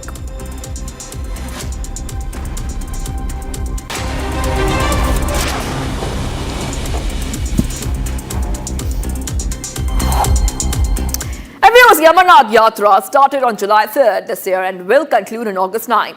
The 8th batch of devotees departed from the base camp in Pahalgam for the pilgrimage to the holy cave of Amarnath this month. It happened this morning and the pilgrims have praised the government's arrangements made for the Yatra. Here's more on the story.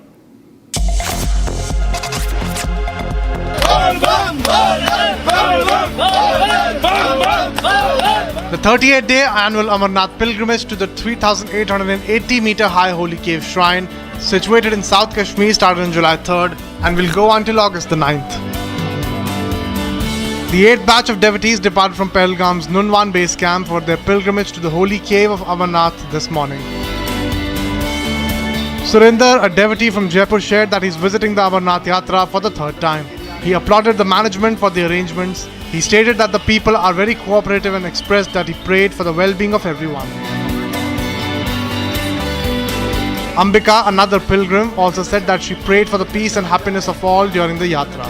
She also stated that the government has made very good arrangements. The pilgrimage is taking place via the Pahalgam route in the Anantnag district and the Bilateral route in the Gandarwal district.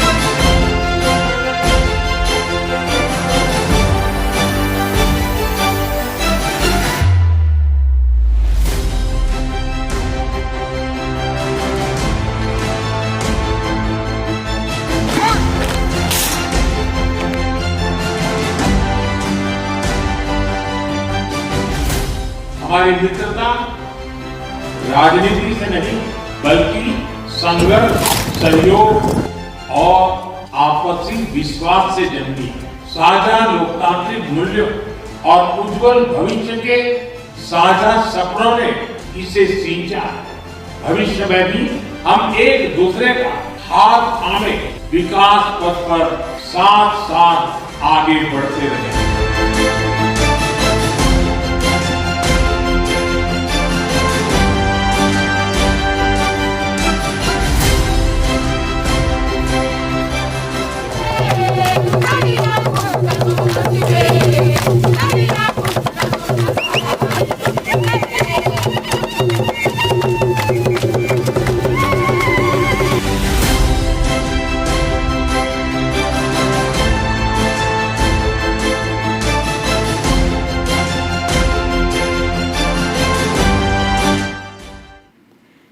Before we end this bulletin, let's tell you that we asked for the nationalist collective view on FATF's findings last night, and we received some fantastic responses from the nationalist collective members. Here's what D. Krishnamurthy from Chennai sent in voicing the nationalist collective view.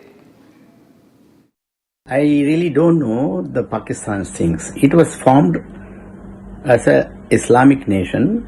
And from that time till date, 75 years or whatever it is, their job is nothing other than against India. Whereas India keeps growing, it's doing its own business, especially last 10, 12 years. They have nothing else. They have to ask a question to themselves. What have they got in the last 75 years? Just telling Kashmir, Kashmir, Kashmir. This has really pulled them to the lowest, situation in economy and everything else, in terrorism and exporting it. And this use this double thing to keep check on India. They have been, supporting Pakistan. Even the recent that Munir Ahmad Mullah, whatever it is terrible. So it's very clear, nobody supports us, nobody, in favor of us. We have to grow ourselves, keep these guys at bay. Like nuclear, they don't have anything. It's just a joke what they have is. And Turkey, China and Pakistan. See, I have been watching your show right from those, last 20 years. Even when you were in Chennai, just before starting the Republic, we were with you.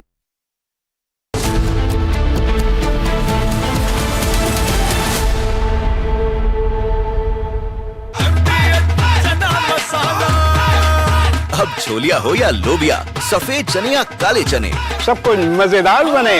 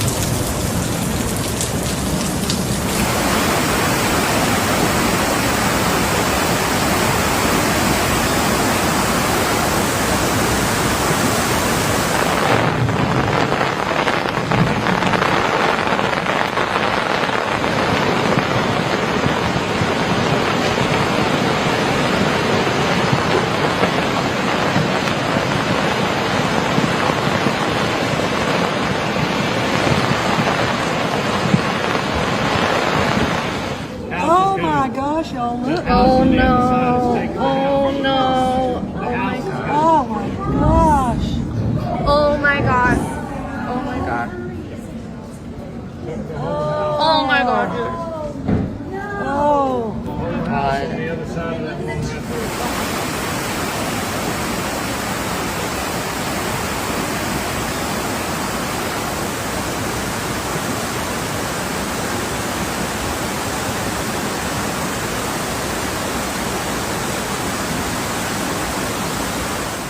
Yeah, the water got up all the way to over the second level. So that's about, it's about 30 feet down there, something like that. Yeah. So, and it all came up, I think maybe in about an hour. So, So at that time, normally this river is just a trickle. It's just a little bit of water. It's just too much water.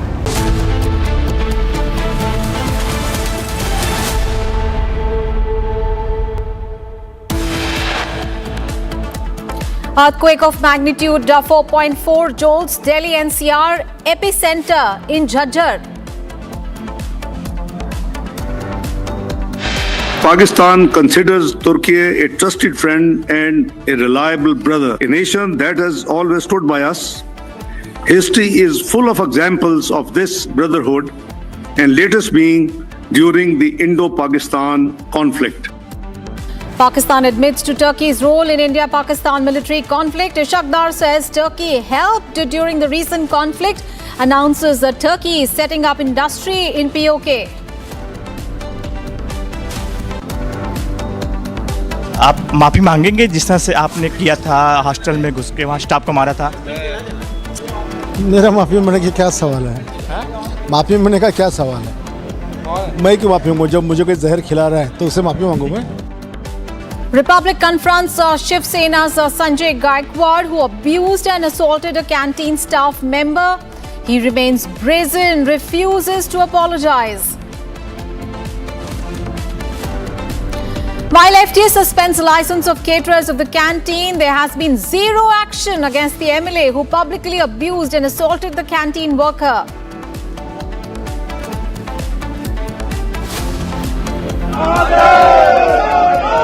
मैं hotel में नहीं जा पाऊंगा अगर हमें रहने का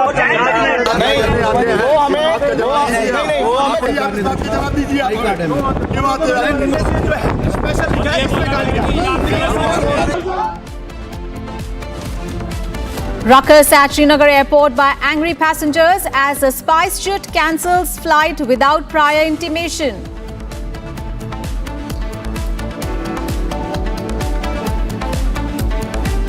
Man brutally beats up a 12-year-old, bites his hand inside a lift in Maharashtra's Thane. Assault captured on CCTV. And Donald Trump slaps 50% tariffs on Brazil over Bolsonaro trial. Brazil President Lula da Silva hits back, says will not accept tutelage.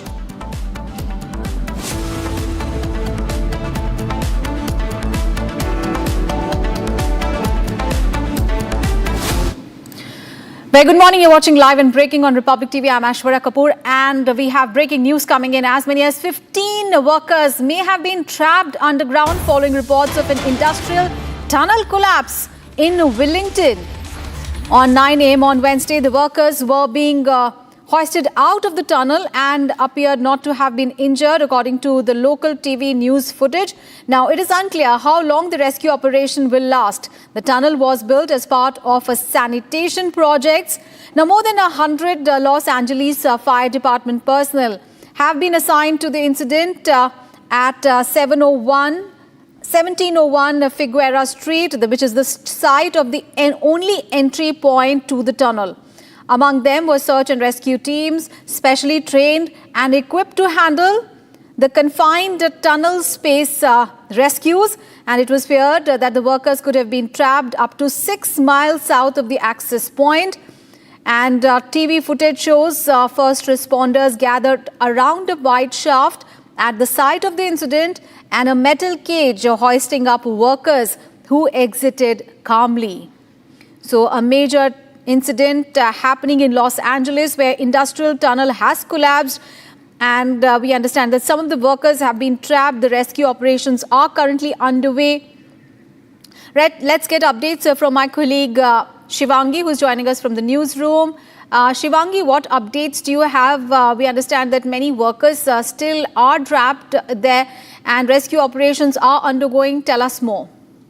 International story we're tracking very closely here. This is a tunnel collapse which has been reported at a work site in Wilmington around 8 p.m. Wednesday night local time near the intersection of W. Lomita Boulevard and S. Figueroa Street.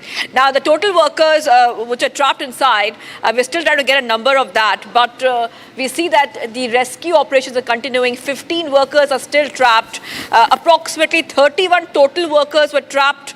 Some of them have been safely removed. Some of them have not been removed. Rescue rescue operations are continuing right now. Many rescuers are on the scene. You can see that more than 100 rescuers, Aishwarya, are on the scene. Whenever these kind of incidents happen in the United States, we see that the rescue teams rush to the spot. More than 100 rescuers are on the scene. They're working for hours and hours to pull out the workers out of the tunnel. Now, this tunnel is part of the municipal sewage project. It's a tunnel collapsed about 6 miles from where the workers went in. And the workers say that some of the workers, the rescuers are saying that some of the workers who were trapped managed to climb over, but some of them are still not rescued. As we see that it's a developing story right now. But 15 workers are still trapped after this tunnel collapse. Many firefighters are on the spot, Aishwarya. You can see many firefighters on the spot. And more than 100 firefighters have been dispatched to the scene. Still waiting for more confirmation whether there's some injuries reported or not. But the initial reports say that there are not any serious injuries which have been reported so far. Search and rescue teams are looking through the tunnel. And these are certified, equipped to handle rescue operations in confined spaces like a tunnel. They are assigned for the recovery effort, Aishwarya. So we are getting these updates coming in. This is a developing story, by the way. But 15 workers still remain trapped. It's an industrial tunnel collapse in Wilmington. This has just happened. International media is also following the story very closely. Right. So as many as 15 workers have been trapped so far in the industrial tunnel collapse in Los Angeles. That is the latest update we have on the situation. Of course, this is a developing story. We'll keep bringing you all the updates on that story. All right, let's move on in the bulletin. Now we have breaking news coming in. Pakistan's Ministry of Foreign Affairs has shared the images of Foreign Minister Ishak Dar's meeting with the Ministry of Foreign Affairs of Turkey and also the Minister of National Defense of the Turkey. And remember, these visuals are coming in. We have the video of that meeting. Pakistan's Ministry of Foreign Affairs sharing the image of Foreign Minister Ishak Dar's meeting with the Ministry of Foreign Affairs of Turkey, Hakan Fidan, and also the Minister of National Defense of Turkey, Yasser Guler, co-chair of the Joint Ministerial Commission. Now, remember, this coming at a time when Ishak Dar has admitted to the Turkey's role in aiding Pakistan during India's Operation Sindoor. And in a post on X, the Ministry of Foreign Affairs, Pakistan said that both Turkey and Pakistan enjoy strong bonds of brotherhood, friendship and mutual trust. So we have these visuals of Ishak Dar's meeting with the Ministers of Foreign Affairs and the Minister of National Defense of Turkey. Pakistan considers Turkey a trusted friend and a reliable brother, a nation that has always stood by us. History is full of examples of this brotherhood, and latest being during the Indo-Pakistan conflict. All right, we are right now joined in by Major General Rajan Kochar, who is a defense expert. Thank you so much, sir, for joining us here on Republic TV. Sir, now what we do know is, how Pakistan and Turkey had coordinated and how really Turkey helped Pakistan during Operation Sindoor and during India-Pakistan conflict. That is something that we really know of. But now what we are witnessing is the economic ties also deepening. So how does Turkey's deepening defense and economic partnership with Pakistan really affect India's regional security and diplomatic strategy? Thank you, Aishwarya. It's a very, very important discussion because Turkey has been helping Pakistan, and a major shift which we saw was since 2018. The shipbuilding joint ventures started in 2018 in the Karachi shipyard. We saw this Milgem corvette class ships and frigates being constructed there, 4 of them, 2 in Turkey and 2 in Pakistan. And we saw subsequently, since 2003, Erdogan has visited Pakistan 10 times. So a leader, a Turkish president, if he happens to visit Pakistan, he certainly has an agenda. And we have seen this friendship being built not only on the strategic level, on the defense, and on the economic level also, you are saying now. And a number of energy projects are now coming up in Pakistan from Turkey. In Operation Sindoor, we saw those Songar armed drones, which were destroyed by us, and we had that evidence with us. And it was brought forth in the media also that the Turkish Bayraktar TB2 drones were used by Pakistan, Songar drones were used by Pakistan, and Pakistan also has T-129 attack hepters from Turkey. 30 were ordered in 2018. A Turkish military academy is training Pakistan army officers there. A cyber surveillance cooperation is there with Turkey, and all small arms in the Pakistan army, especially the machine guns and the sniper rifles, are being bought from Turkey. So this is the kind of level of cooperation. And we also heard about F-16 Falcon jets also coming from Turkey. And you must be aware, on 17th April, one Turkish C-130 Hercules aircraft landed in Karachi, Karachi airport. So we saw these drones being supplied in that aircraft because it was being conjectured that this aircraft has landed up. And 3 days after this aircraft landed up, there was a lieutenant general from the Turkish army, Cardioglu, who visited the Pakistan Air Force headquarters. So you see how this entire scenario is building up, how Turkey was preparing Pakistan to fight a battle against India. And it is very, very clear. We should be very, very clear in my mind, in our minds, that Turkey is not a friend of India. We have seen in the United Nations General Assembly also the Kashmir issue being highlighted with Turkey, and off and on, all diplomatic initiatives which have emanated from Turkey have been pro-Pakistan. So the cooperation is not limited to only one domain, diplomatic, military, as I just mentioned to you, and the economic domain now.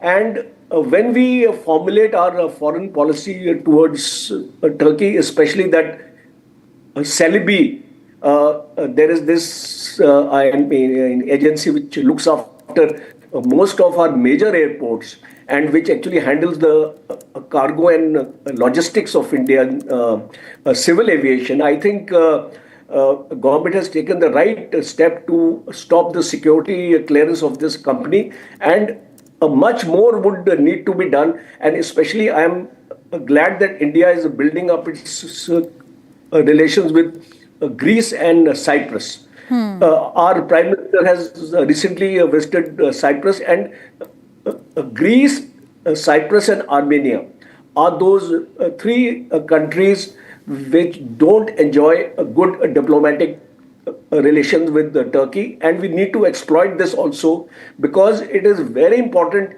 not to lie low all the time. It's very also important to give it back to these countries who are doing this kind of activities against us.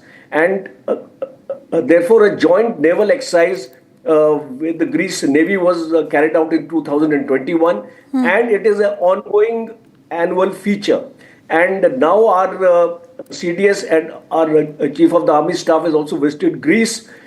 Cyprus relations are improving, and especially North Cyprus is a contentious area with Turkey. So we need to exploit these geopolitical issues of the region and put pressure on Turkey, because we don't want to see Pakistan not only being supported by Turkey but also by China. Right. And Major General, speaking about, in Pakistan occupied Kashmir, if Turkey is, there is an increasing economic engagement that we are seeing, is there any way that India could probably engage with, other partners to counter this diplomatically or in some other way? Well, see, India must firstly and foremost build up a strong case against Pakistan to stop the IMF loans to Pakistan, because this money which Pakistan is getting from IMF is being used to fund terrorist organizations. A second important aspect is to put Pakistan in its place. Pakistan has to go back into the FATF grey list. And for that, a lot of work has to be done with the intelligence agency. We keep on bringing out this thing in forums like SCO.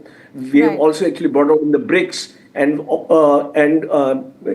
also the Quad. But we need to present this with proper evidence. Absolutely. Like we did in the earlier cases also. So I think much work is required to be done in this direction. All right. Thank you, Major General, for joining us here on Republic TV. Thank you so much for your insights.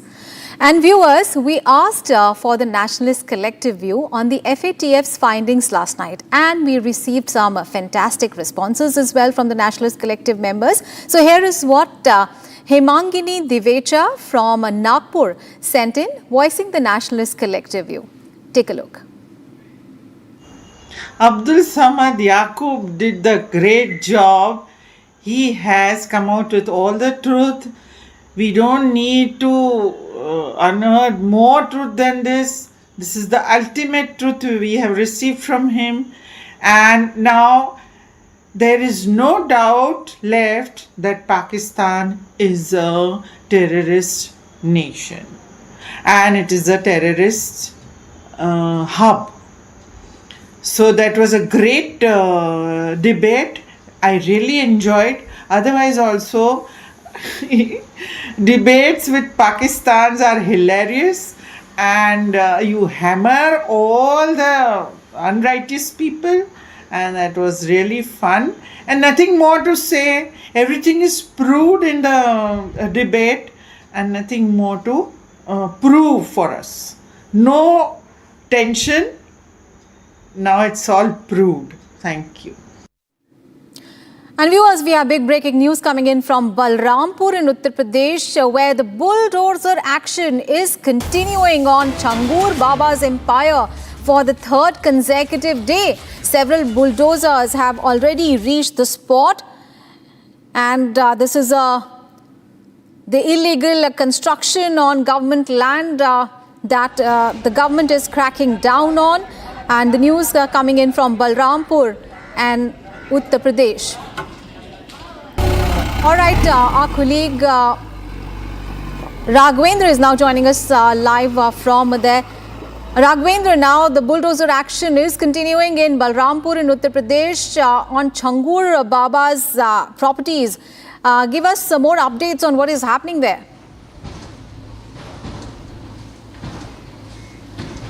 बिल्कुल, आप देख सकते हैं कि मैं इस वक्त छांगुर बाबा के साम्राज्य के प्रांगण में खड़ा हूं, जहां पर लगातार आज तीसरे दिन बुलडोजर की कार्रवाई जारी है। आज पूरी तरह से इस अवैध साम्राज्य को ध्वस्त कर दिया जाएगा, मिट्टी में मिला दिया जाएगा। तीसरे दिन लगातार 8 बुलडोजर से कार्रवाई हो रही है। फ्रंट साइड में बुलडोजर साहब को दिख रहे हैं, बैक साइड में आपको बुलडोजर दिख रहे हैं। जिस तरह से छांगुर बाबा ने अवैध पैसा अर्जित किया था, उससे उसने अवैध कंस्ट्रक्शन बनवाया था, अवैध इमारतें बनवाई थी, आज उस पर बुलडोजर चल रहा है। कहीं न कहीं 100 करोड़ से लेकर 500 करोड़ रुपए तक हवाला के थ्रू आए थे और अरब कंट्रियों से आए थे, नेपाल के रास्ते से आए थे।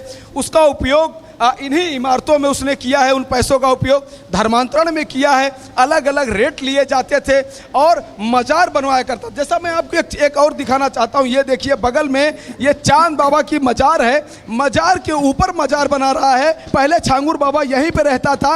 एक तरफ बुलडोजर चल रहा है, दूसरी तरफ वहाँ पे देखिए रंगाई पुताई जा रही है। साहस देखिए, हिम्मत देखिए कि बुलडोजर के बीच में मजार के ऊपर रंगाई पुताई का काम चालू है। आप देख सकते हैं कि किस तरह से वहां पर पुताई हो रही है, कर्मचारी वहां पर काम भी कर रहे हैं। मजार के ऊपर मजार बन रही है। पहले छांगुर बाबा इसी मजार पर रहता था, अपने गुरु की मजार पर रहता था चांद बाबा के। इसको चांदिया मजार भी बोलते हैं। अब उसको देखिए बढ़ा के कितना हाई रूप दे रहा है, कितना इसको विशाल बना रहा है और इसको काफ़ी अपना ये ताकत दिखा रहा है कि उसका रसूख क्या था। इतनी बड़ी मजार बनाने की आवश्यकता नहीं थी, मजार के ऊपर मजार बना रहा है। यह आप उदाहरण देख सकते हैं कि छांगुर बाबा क्या कुछ दिखाना चाहता था। इतना बड़ा साम्राज्य कि यहाँ पर देखिए घोड़ों के लिए लग्जरी अस्तबल भी था, यहाँ पर उसके कई वैरायटी विदेशी कुत्ते भी थे जो इस समय रात में भाग चुके हैं, हटा दिए गए हैं, घोड़े भी हटा दिए गए हैं। और ये लग्जरी आवास आप देख रहे हैं जिसमें लगातार 3 दिन से बुलडोजर चल रहा है। साथ ही यह मकान देखिए, छांगुर बाबा का परिवार इसी में रहता था। इसी में वो हिंदू लड़की नसरीन नीतू रहती थी, उसका पति नवीन भी यहीं रहता था और इसी घर में ये लोग रहते थे और यहीं से उनका लखनऊ आना जाना था। लखनऊ के होटलों में भी वो लंबे समय तक उनका आना जाना था, रुकते भी थे। कई पहलुओं की जांच हो रही है, ईडी इन्वॉल्व हो चुकी है। कल छांगुर बाबा को रिमांड पर लिया गया है, एटीएस एसटीएफ भी पूछताछ करेगी। बहुत सारे इसमें एंगल्स अभी बाकी हैं। एफआईआर में 9 लोगों का नाम है, 4 लोग जेल में हैं, 5 लोग फरार हैं, एक अज्ञात नाम है वह भी अभी फरार है। तो बहुत सारे एंगल्स में जांच हो रहा है। आने वाले समय में एनआईए भी इन्वॉल्व होगी, क्योंकि राष्ट्र के विरोध का मामला है, देश के विरोध का मामला है। धर्मांतरण का तो खेल है ही, अवैध प्रॉपर्टी का खेल है ही, साथ ही ये जो हवाला के थ्रू पैसा आया है, ये जो देश विरोधी एक्टिविटीज हो रहा है। महाराष्ट्र में कहा जा रहा है कि वहाँ आतंकी कैंप चलाया जा रहा था। सहारनपुर में कहा जा रहा है कि एक व्यक्ति को, शहाबुद्दीन को हटा के उसके घर में आतंकवादियों को पनाह दे दिया गया है। उसके लिए वो मुख्यमंत्री योगी आदित्यनाथ से गुहार लगा रहा है, उसका बयान भी आया है शहाबुद्दीन का। तो बहुत सारे एंगल हैं, तमाम एंगलों पे जांच हो रही है। आने वाले समय में सारी परतें खुलेंगी और सब कुछ सामने आएगा, देश के सामने आएगा। जी राघवेंद्र, हमें ये भी, हमारे दर्शकों को ये भी बताइए कि किस तरह से ये जमालुद्दीन या फिर छांगुर बाबा जो हैं वो किस तरह से धर्म का परिवर्तन करते थे, और ये जिस मैंशन पे अभी आप खड़े हैं जहाँ पे ये बुलडोजर एक्शन हो रहा है, ये किस तरह से इस पूरे सिंडिकेट का एक ऑपरेशनल बेस की तरह काम करता था?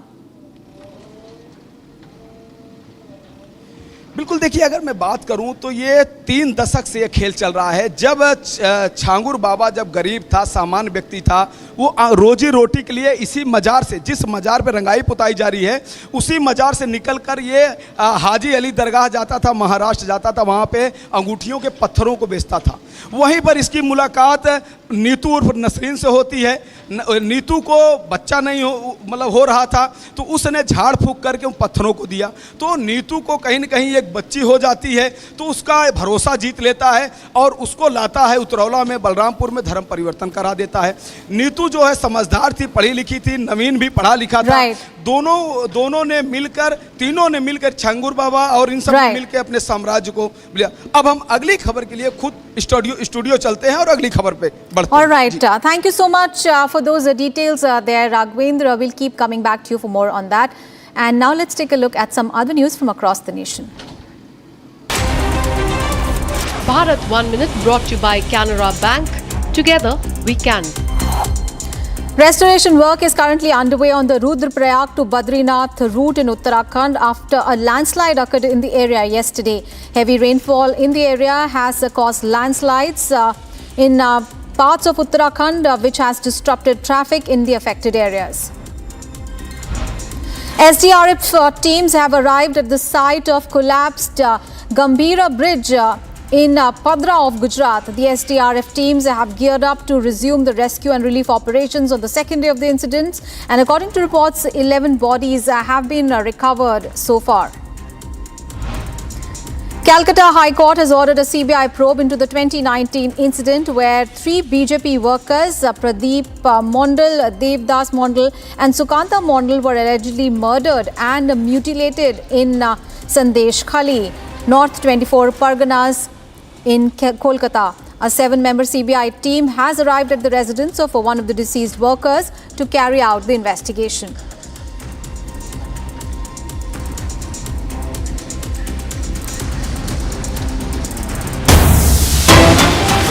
And viewers, we have breaking news coming in. It was on Tuesday when the administrative tussle in Kerala University continued, with the Vice Chancellor Caesar Thomas directing joint registrars to route files directly to her, bypassing Registrar K.S. Anil Kumar, whose suspension was revoked by the syndicate. Now we learn that massive drama at the University of Kerala has happened today. Today, VC has ordered Anil Kumar Ashwin, let's go across to Ashwin for more details.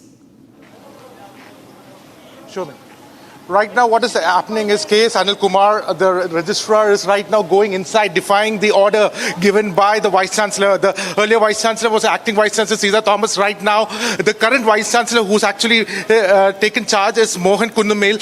He has told the registrar not to enter. What you see in this visual is that the registrar defying the order and entering the very campus. Now, on top of this floor, you can also see the syndicate member, Shiju Khan, is also there, and many syndicate members are also there. So we'll probably try to ask Shiju, is it they're going to enter? He's going to enter.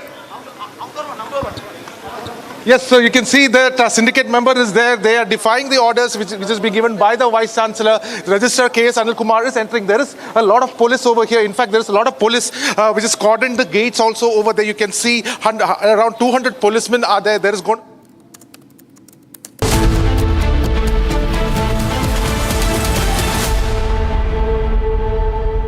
आधे bowl दही में 4 चम्मच MDH चटनी पुदीना मसाला डाला, stir करो, पुदीना चटनी तैयार। MDH चटनी पुदीना मसाला। केसरिया से मन जोगी हुआ रे, दिल झूमे देखो मतवारा हुआ रे, केसरिया से मन जोगी हुआ। हर पल मनाओ केसरी त्योहार। विमल, बोलो जुबान केसरी। दादी के हाथों का जादू और खुशबू से महकता घर, माँ की मुस्कुराहट और खाने की सुगंध। MDH गरम मसाला, क्योंकि हर रिश्ता है स्वाद से जुड़ा।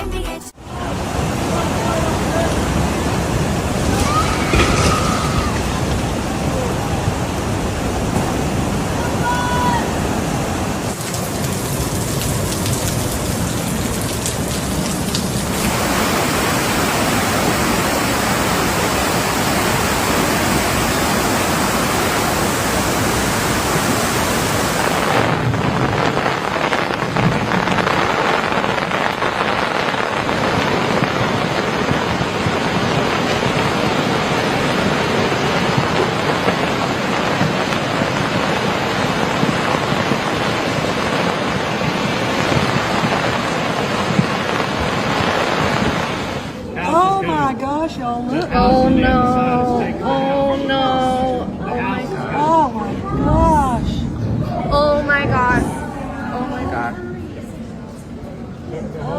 Oh my god, dude. Oh god.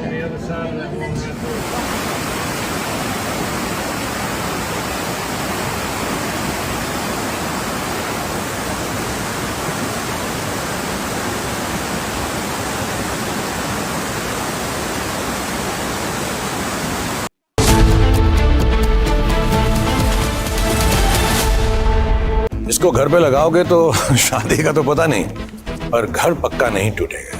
Rungta नहीं तो घर स्ट्रॉन्ग नहीं। रुंगटा स्टील TMT बार एकदम सॉलिड। पहाड़ों में एक हाइकिंग शिप भी बन सकती है।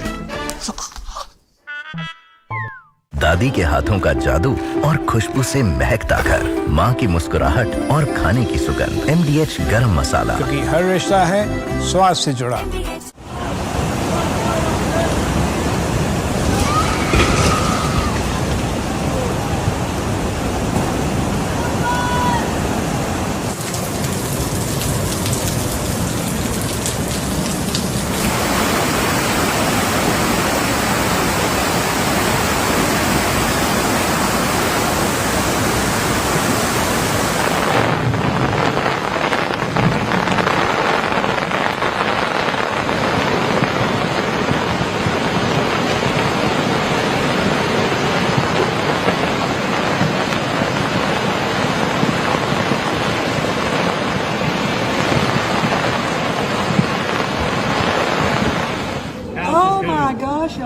Oh no.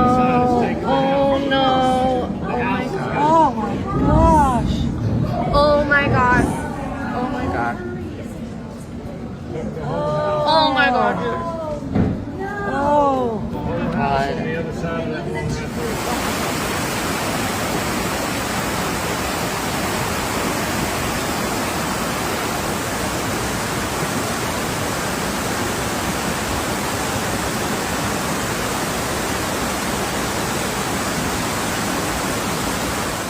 Yeah, the water got up all the way to the over the second level.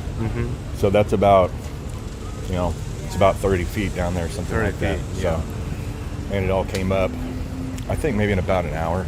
So, So at that time, normally this river is just a trickle. It's just a little bit of water.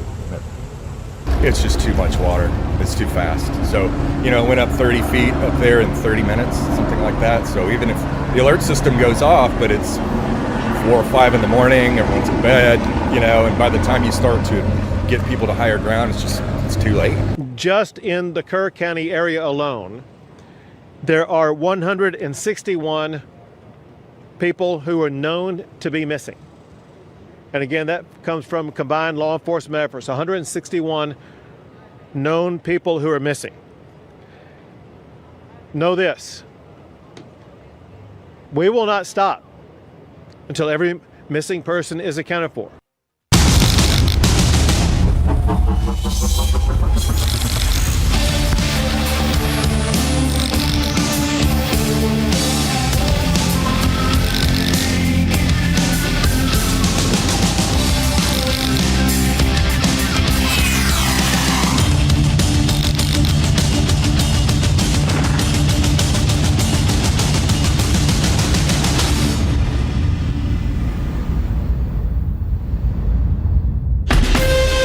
From Asia's largest news headquarters, setting the agenda for Bharat.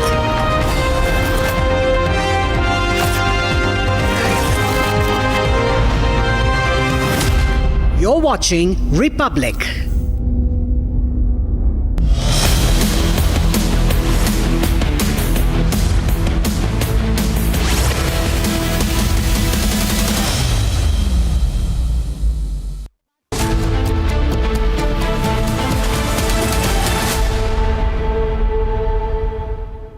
Very good morning, ladies and gentlemen. We are very elated to announce Republic Media Network's Nationalist Collective campaign, the biggest non-political movement for nationalist Indians. In a country where politicians are dividing you, the Nationalist Collective members will actually unite the people. So if you want to be a part of this campaign, just drop us your video messages and send us your views at 917304434381, and you can get the chance to meet Arnab, get featured on his debate and visit our campus as well. So become a believer in the nationalist fight. Join Republic Media Network's Nationalist Collective. Pakistan admits to Turkey's role in India-Pakistan military conflict. Ishaq Dar says Turkey helped during the recent conflict. Announces Turkey is setting up industry in POK. Pakistan considers Turkey a trusted friend and a reliable brother, a nation that has always stood by us. History is full of examples of this brotherhood, and latest being during the Indo-Pakistan conflict.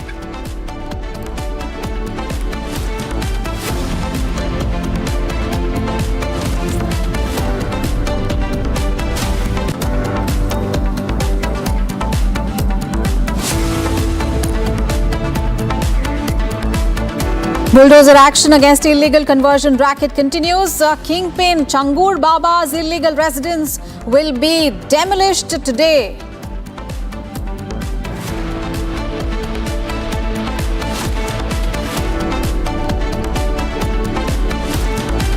Late night ruckus at Srinagar airport as angry passengers create ruckus. SpiceJet cancels flight without prior intimation.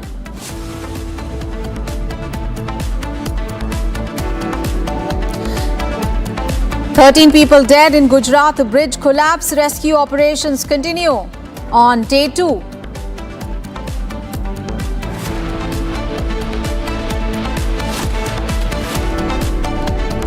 An earthquake of magnitude 4.4 jolts Delhi NCR. Epicenter in Jhajjar in Haryana.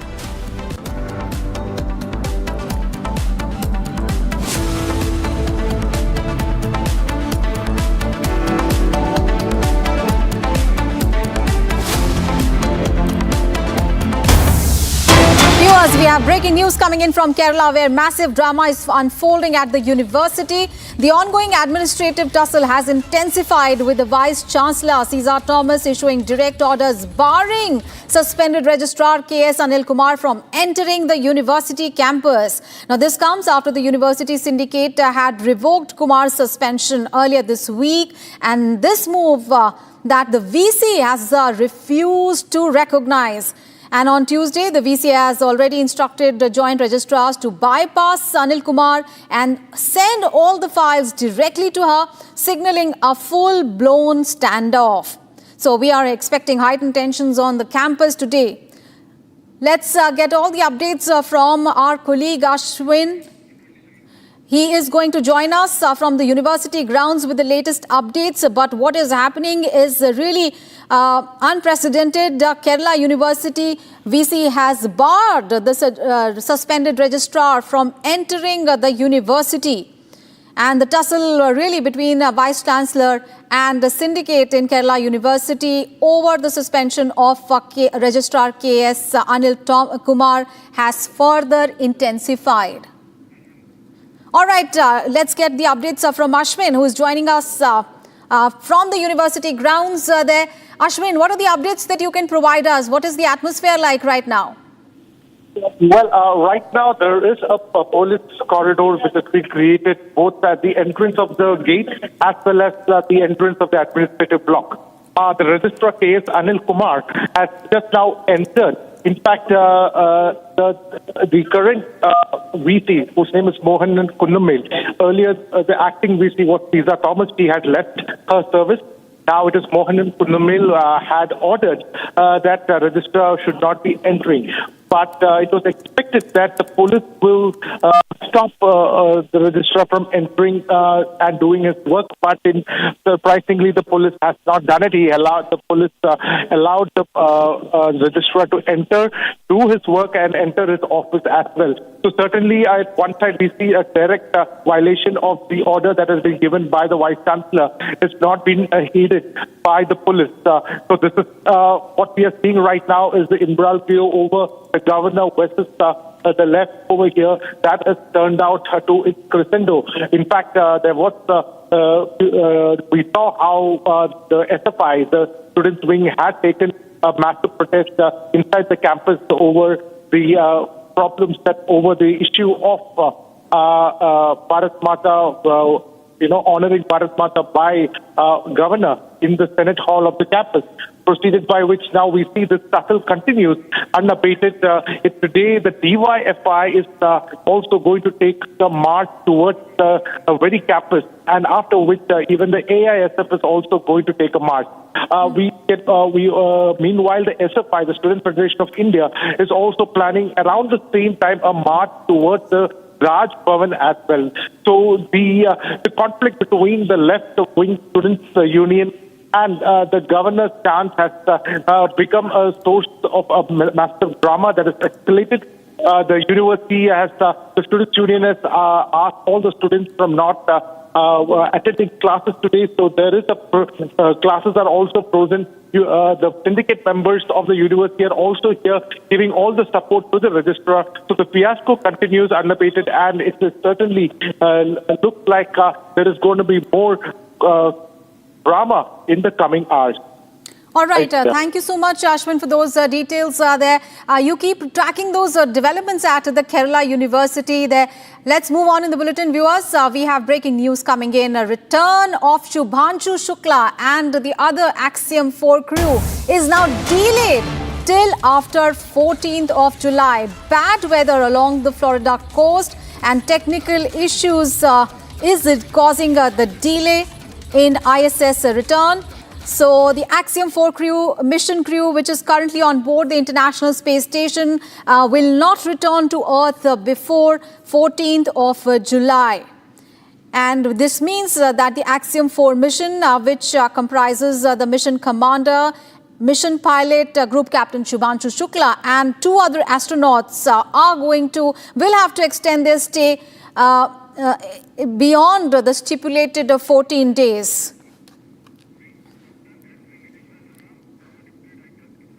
All right, let's get an update and a perspective on what really this means. We are currently joined in by Dr. S. Venkateshwara Sharma, former Deputy Director, ISRO.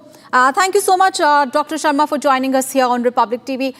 Sir, we now understand that the return of Shubhanshu Shukla and the other astronauts who are on board the ISS in the Axiom mission, their return to Earth has been delayed. So what does this really mean for the Axiom 4 mission?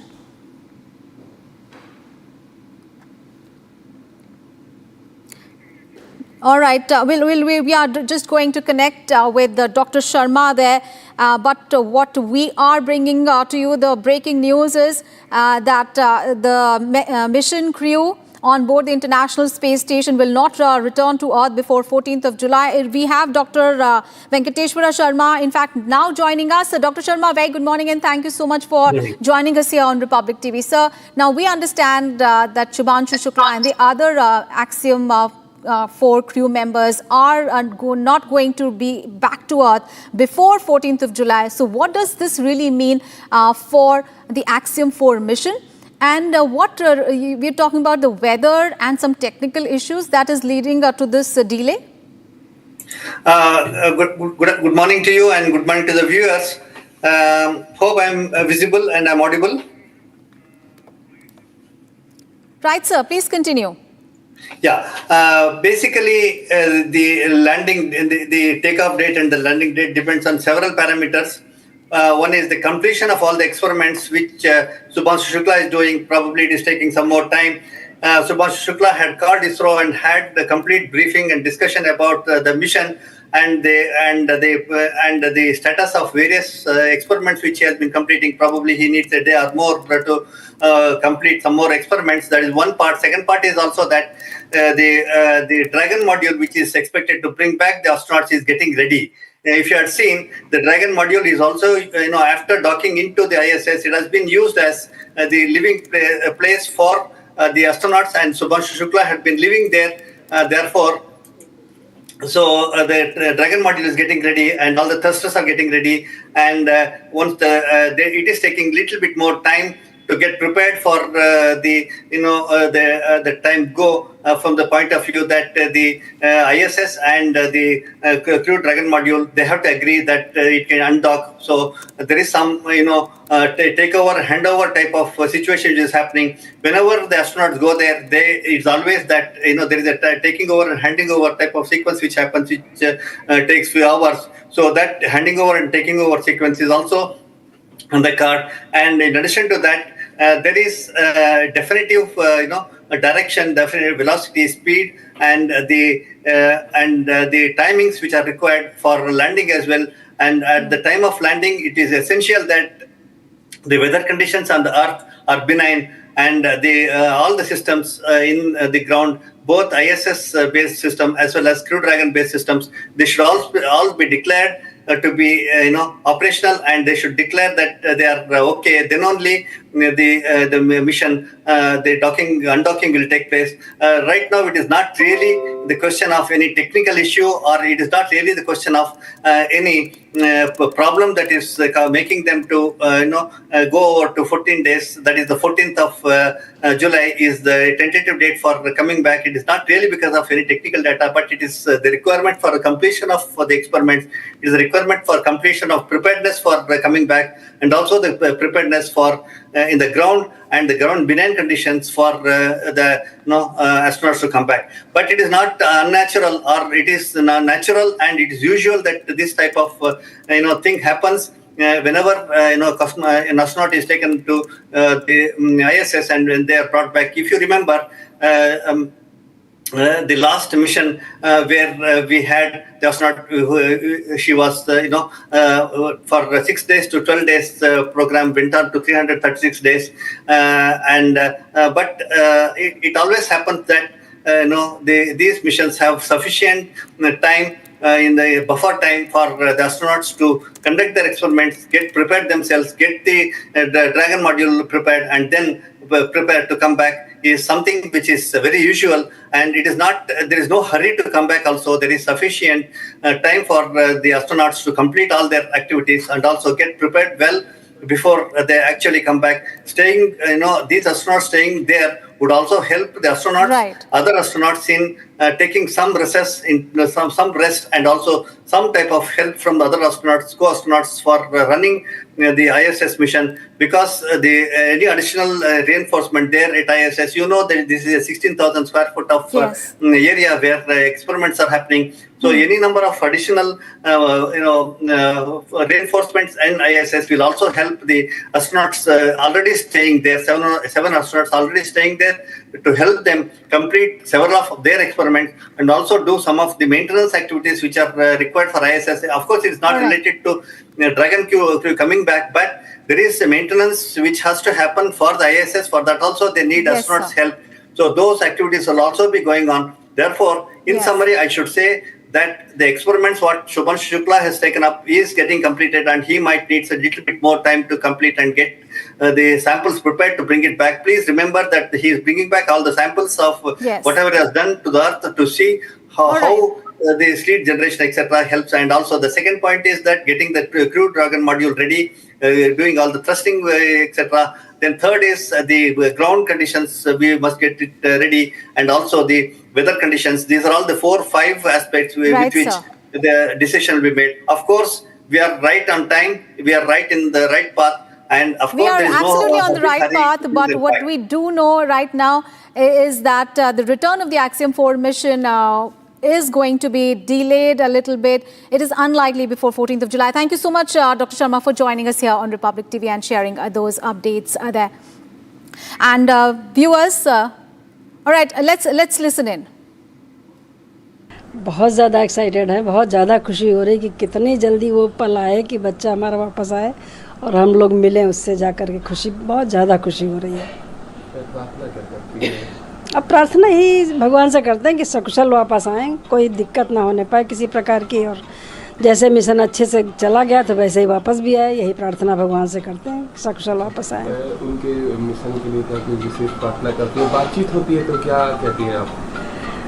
बातचीत में तो बस वही हालचाल ही पूछना रहता है कि वो हम लोगों का पूछते हैं, उनका पूछते हैं, ये अपना बताते रहते हैं कि हम लोग ये पूछते रहते हैं कि कैसे रहते हो, कैसे खाते हो, कैसे तुम्हारा क्या है वहाँ का दिनचर्या, यही सारी बातें होती हैं। इंटरनेशनल स्पेस स्टेशन में है वो, आपको क्या जानकारियाँ साझा करते हैं, कैसा दिखता है अंतरिक्ष और वहाँ पे क्या क्या वो कार्य कर रहा है? वहाँ बस वो अपनी सारी दिखाते हैं कि हम कैसे लेटते हैं, कहाँ रहते हैं, कैसे लैब में काम करते हैं, कैसे क्या खाते पीते हैं, अपनी किचन दिखाते हैं, सब चीज़ वहाँ की दिखाते हैं और बाहर का नज़ारा भी दिखाते हैं, सूर्योदय दिखाते हैं और वहाँ से धरती कैसी लगती है, यही सब दिखाया करते हैं। वहाँ पे पौधा भी रोपा उन्होंने? पौधा हाँ, आज पेपर में है, बस पौधा भी रोपा है। हम बहुत ही एक्साइटेड हैं, हम क्या हमारा पूरा परिवार सभी लोग एक्साइटेड हैं और बच्चा जितनी जल्दी से जल्दी आए हम यही ईश्वर से प्रार्थना करते हैं और उसको यही दुआएं देते हैं कि वो अच्छी सकुशल जो है उनकी वापसी संभव हो। और ये हमारे लिए बहुत ही गौरव की बात है कि वो बच्चा हमारा मिशन पूरा करके वापस आ रहा है। इसके लिए हम ईश्वर को बहुत बहुत धन्यवाद करते हैं। लगभग कब तक आ जाएंगे? अब वो अप्रॉक्सीमेटली मतलब जो है कि 14 तक जैसे बताया, जैसे हमें भी सूचना है, अभी बच्चे के द्वारा कोई सूचना नहीं दी गई है और ये है कि एटमॉस्फेयर जैसा भी होता है अब वो एक्सियम 4 की तरफ से जो डेट डिसाइड होगी तभी हो पाएगा, क्योंकि वो सभी चीज़ें देखकर जैसे इस यहाँ से जाने में 3-4 बार जो है उसको डिले किया गया था, ऐसे हो सकता है वहाँ से जो भी होगा एटमॉस्फेयर देखकर वो डेट तय करेंगे, उसी हिसाब से ही आएंगे। आपसे भी बात हुई होगी तो उन्होंने क्या साझा किया आपसे? वहाँ सभी कुछ सही चल रहा है, उनका मिशन में जो भी कार्य दिए गए थे वो कार्य अपने कर रहे हैं और सभी कुछ उनका जो है बिल्कुल टाइमली चल रहा है, बहुत सही हैं और स्वस्थ हैं बिल्कुल अच्छी तरह। वो उन्होंने अपने मिशन के बारे में जो भी था कि मतलब ये सब यहाँ ठीक ठाक चल रहा है, यहाँ कोई दिक्कत नहीं पा और हम लोग बिल्कुल स्वस्थ हैं जैसा बताया। हमारे हालचाल हम लोगों के लिए उन्होंने और अंदर का उन्होंने स्पेस के स्टेशन के अंदर का दिखाया, सोते कहाँ हैं, कहाँ रहते हैं, क्या करते हैं। बाहर का खिड़की से भी कुछ पोर्शन दिखाते हैं, जैसे धरती कैसी लगती है और सूर्य उदय होता है तो कैसा होता है, और सभी कुछ उसको बिल्कुल मतलब अच्छे तरीके जो हैं वो अच्छी तरह हैं। इसके लिए हम सबको बहुत बहुत कोटि कोटि धन्यवाद करते हैं। Viewers, we have breaking news coming in on Kerala nurse Nimisha Priya case. The efforts are now on to save her. A writ petition has been filed by advocate on record, Supreme Court of India, Subhash Chandran, on behalf of Save Nimisha Priya Action Council, and the matter is going to be heard on Monday. The petition is going to be shared by the Attorney General as soon as possible. And remember the developments coming in as Nimisha Priya who's an Indian nurse from Kerala. She is going to be executed in Yemen on 16th of July. She has been convicted of a murder of a Yemeni national, and her case is being monitored by the Ministry of External Affairs as well. She was sentenced to death by Yemeni trial court in 2020. And the verdict was also upheld by the country's Supreme Judicial Council. And now the efforts are on to save her. A writ petition has been filed by advocate on record, the Supreme Court of India, Subhash Chandran, to be... All right, we are currently joined in by Mr. Subhash Chandra KR, who is an advocate. Sir, thank you so much for joining us here on Republic TV. So, your views on this filing of a writ petition that you have filed. What are you hoping to achieve by filing this writ petition, even as efforts are on to save Nimisha Priya? Yeah, actually, first of all, I would like to say thanks to the Honorable Supreme Court of India for hearing the mentioning today and passing an order directing us to serve a copy on the Honorable Attorney General of India. And then thereafter, the matter is set to be listed on Monday. The court is directed to list the matter on Monday, considering the urgency. Actually, according to the media report, the tentative date of the execution of Ms. Nimisha Priya is fixed as 16th of July.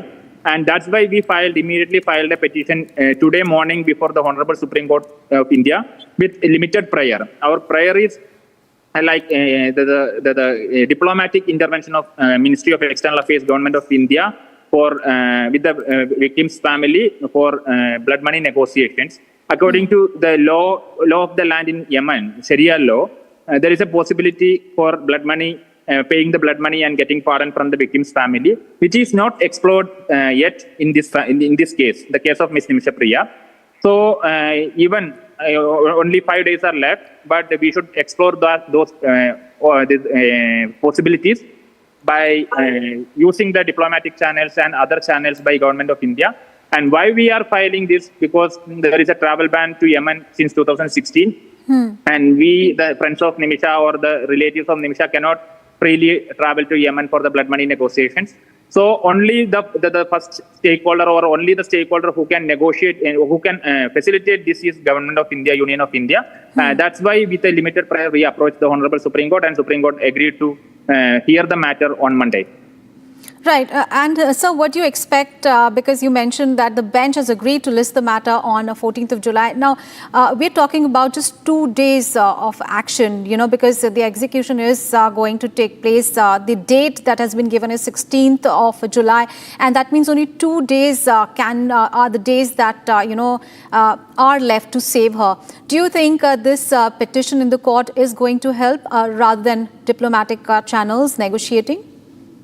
Yeah, that's why Supreme Court directed us to give an advance copy to the Honorable Attorney General. Normally, Supreme Court hear the matter first, then if they are inclined to issue the notice, then only they will issue the notice. But in this matter, the Honorable Supreme Court directed us to survey advance copy to the Office of Honorable Attorney General. And they said the government will look into this issue if you are serving advance copy to the Attorney General. So then they can report to the court what actions have been taken by the Government of India or what action can be taken by the Government of India on Monday. All right. Thank you so much for those updates there. Thank you for joining us here on Republic TV. So efforts are continuing there to save Nimisha Priya. She is an Indian nurse and she has been sentenced to death in Yemen. She is accused of a murder and she has been sentenced to death for the murder of a Yemeni national, and her execution is scheduled for 16th of July.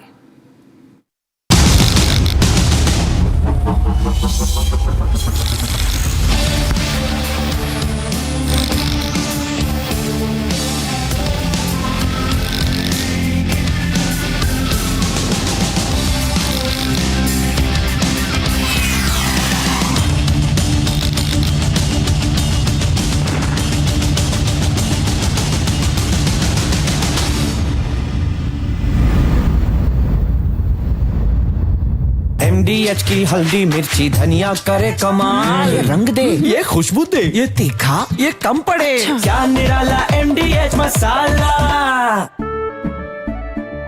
केसरिया से मन जोगी हुआ रे, दिल झूमे देखो मतवारा हुआ रे, केसरिया से मन जोगी हुआ। हर पल मनाओ केसरी त्योहार, विमल बोलो जुबान केसरी। आधे बाउल दही में 4 चम्मच MDH चटनी पुदीना मसाला डाला, स्टर करो, पुदीना चटनी तैयार। MDH चटनी पुदीना मसाला।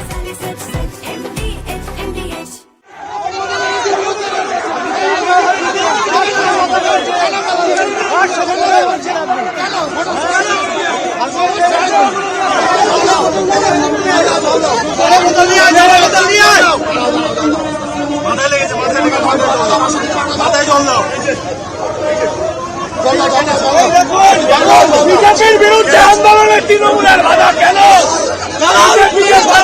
চায় তৃণমূল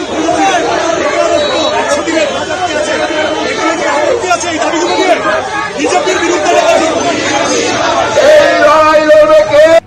আমি দেশব্যাপী ধর্মঘট করছে।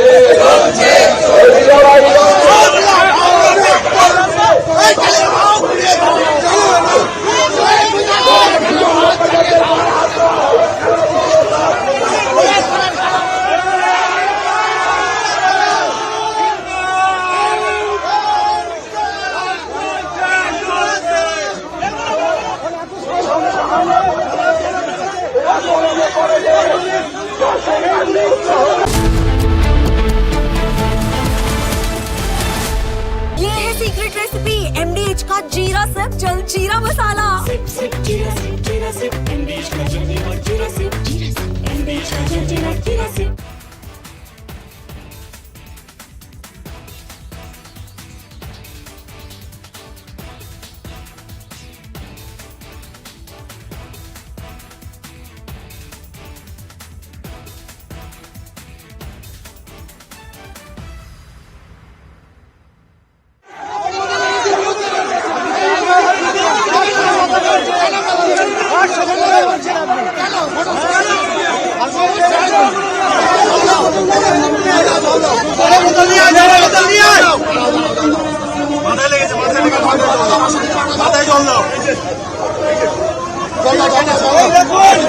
বিজেপির বিরুদ্ধে আন্দোলনের তৃণমূলের বাধা কেন?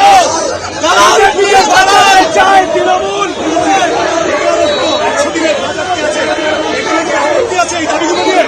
বিজেপির বিরুদ্ধে এই লড়াই লড়বে কে? আমি দেশব্যাপী ধর্মঘট করছে।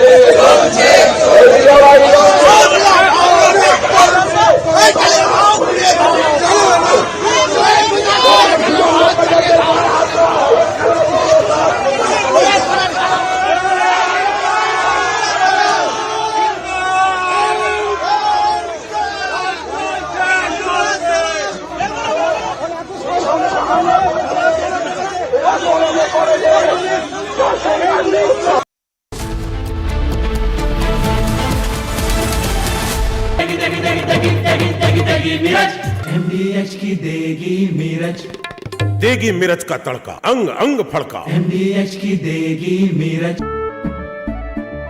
केसरिया से मन जोगी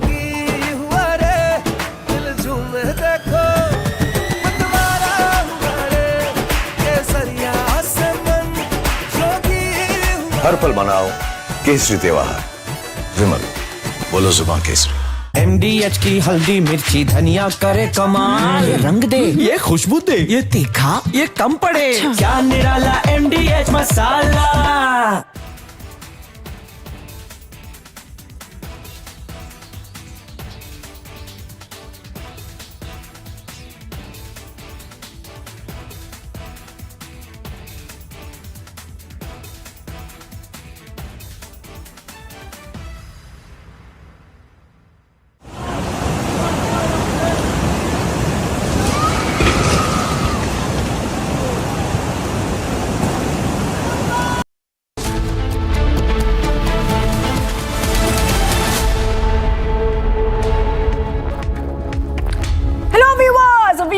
Breaking up, Shivangi Shukla getting you the latest coming in. Lot lined up for you in this bulletin as we keep tracking back-to-back updates coming in this Thursday. But the headlines first. Let's get started.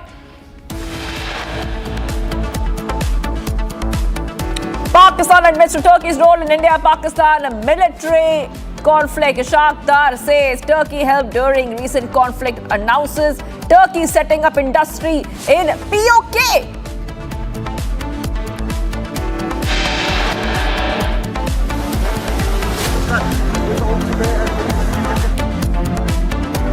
SFI members stormed the Kerala University campus. Showdown over the governor's alleged centralization of Kerala campus.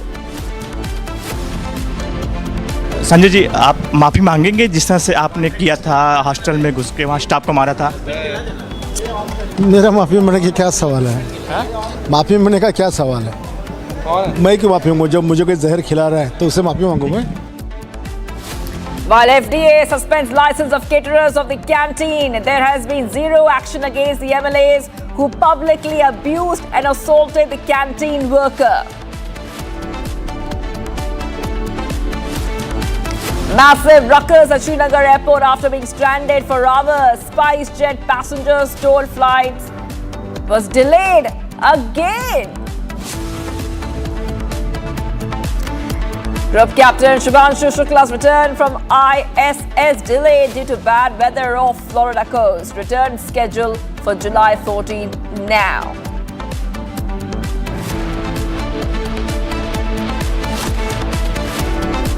Bulldozer action against illegal conversion racket continues.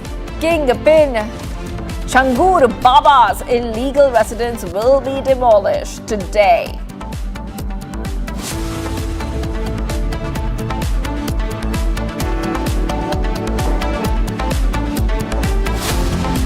And viewers, breaking news coming in. ED has registered a case against 29 celebrities. Right, that is right. And I put the names out of these celebrities.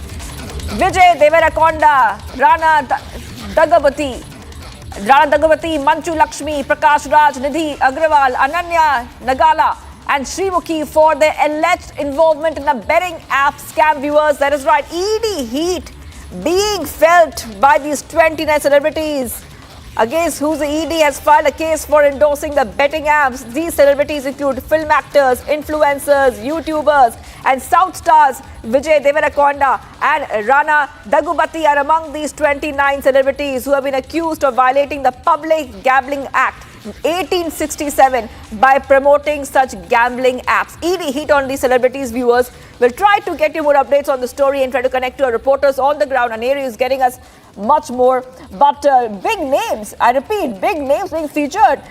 Now we see, we have Aneri joining us right now. Let's go to Aneri is joining us right now. Okay, Aneri is back with the Aneri 29 facing the ED heat on this betting scam. And two big names, Vijay Deverakonda, Rana Dagubati among these South celebrities. If you could just take our viewers through, what are the allegations coming in this time?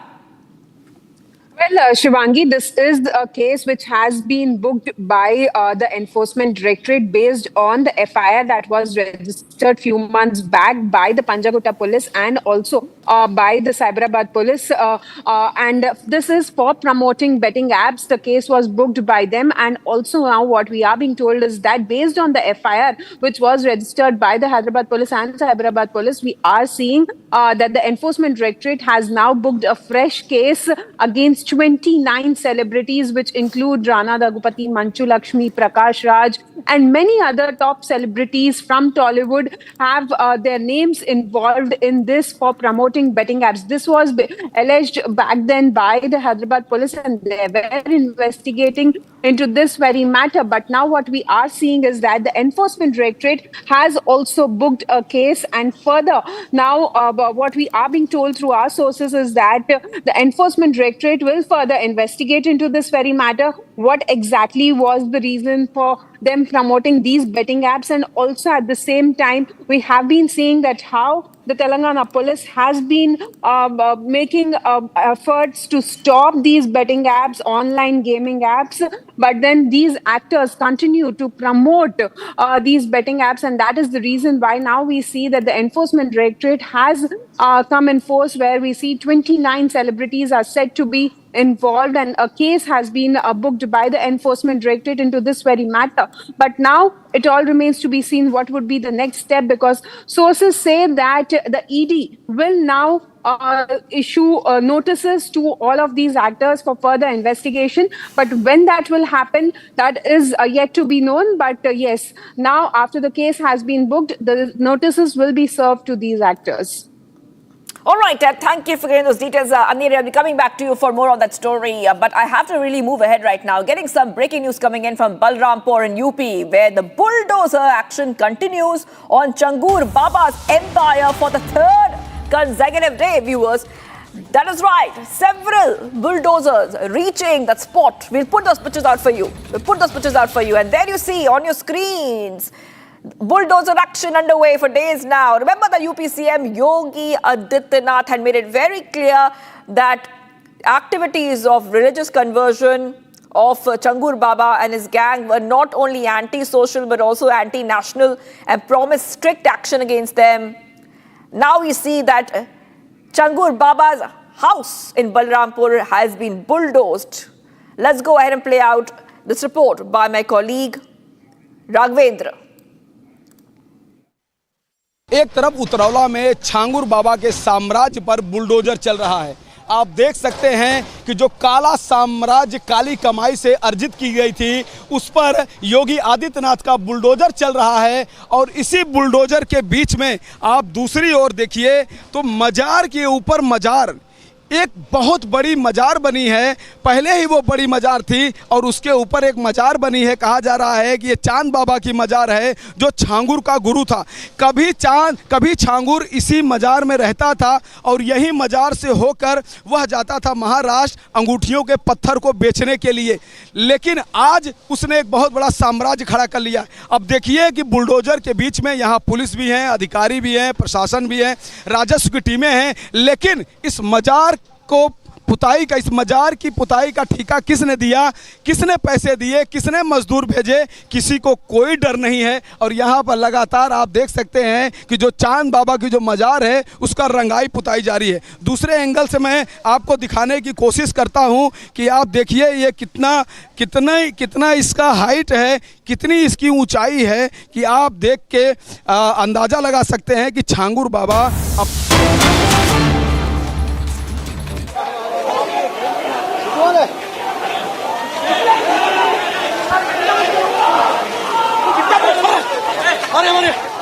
The AASF activists are right now being detained. The AASF activists are being detained.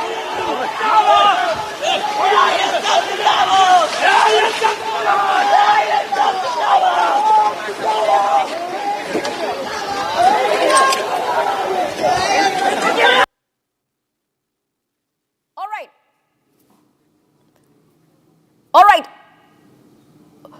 Getting these pictures coming in. Massive drama. We'll try to go to Ashwin. We'll try to connect to him. This is Kerala University in Thiruvananthapuram. Massive drama unfolding at the University of Kerala since morning now. The ongoing administrative tussle has now intensified with Vice Chancellor Caesar Thomas.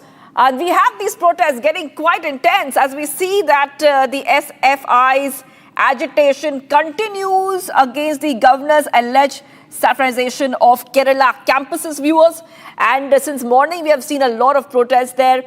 This is the Kerala University headquarters, witnessing protests as the Vice Chancellor Mohanan returns to the campus amid the ongoing controversy over the suspension of the Registrar KS Anil Kumar and the SFI's agitation against the governor's alleged saffronization of the Kerala campuses. We'll try to go to Ashwin in a short while from now. But we see that the police are very active. Already the police are prepared, and there was massive security which was stationed at Kerala University as SFI, DYFI and AISF have announced their plans to protest, which is right now underway. Lot of updates coming in. Many police personnel have been stationed at that spot. They're trying to control the situation that is unfolding there. This agitation is being led by these student organizations, and they are saying, they declared they will not allow the VC to prevent the Registrar Anil Kumar from entering his office. A lot of updates coming in right now, viewers, on Republic TV at this point of time. Dramatic scenes are being seen at Kerala University for the past few days. And we have Ashwin. Ashwin, let's go to you. What is happening on the ground?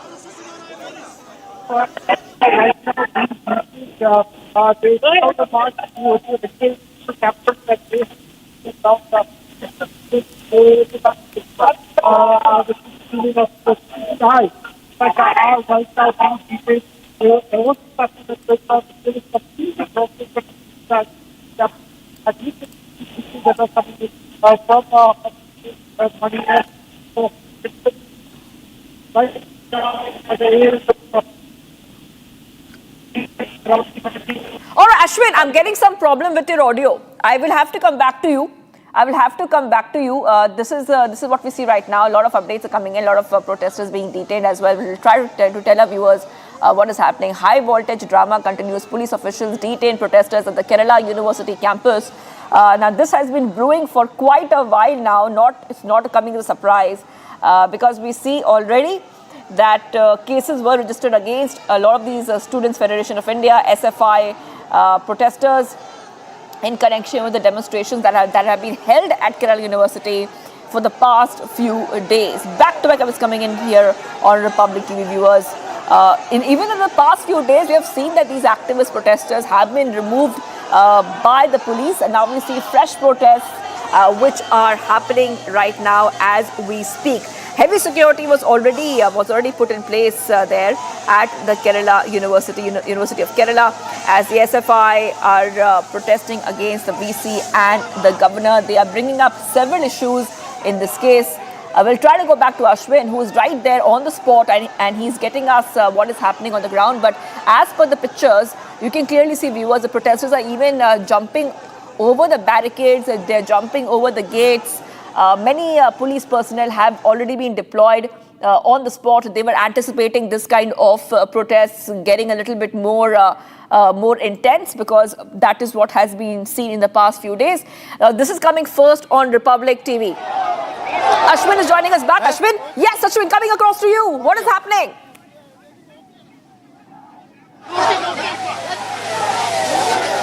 I hope I'm audible. Am I audible? Ashwin.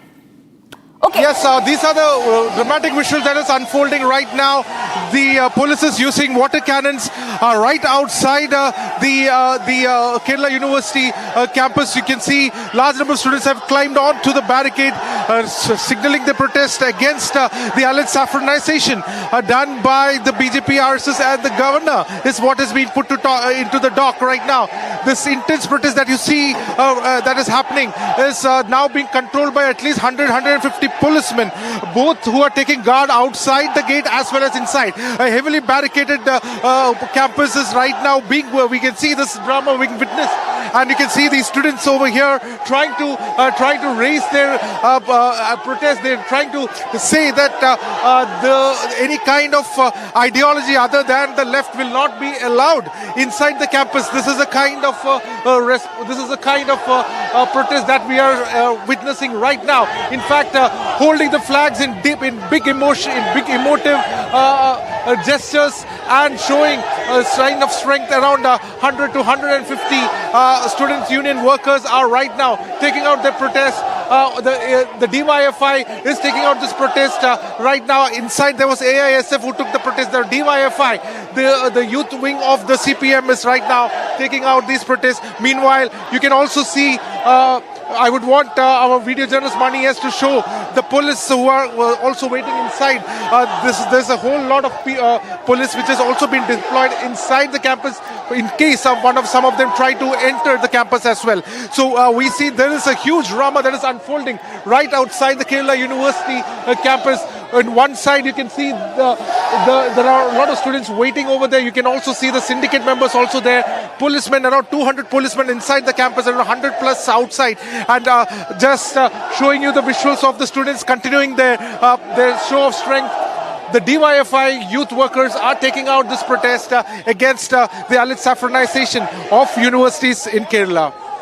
That is right, Ashwin. I want to stay on with us, because this is what's happening. Intense protests are happening. This is live pictures from Kerala University in Thiruvananthapuram. And Ashwin, I know there's a lot of noise there because you're right there on the ground, but there are definitely a couple of issues. SFI is making a couple of demands. One is they do not want saffronization in higher education.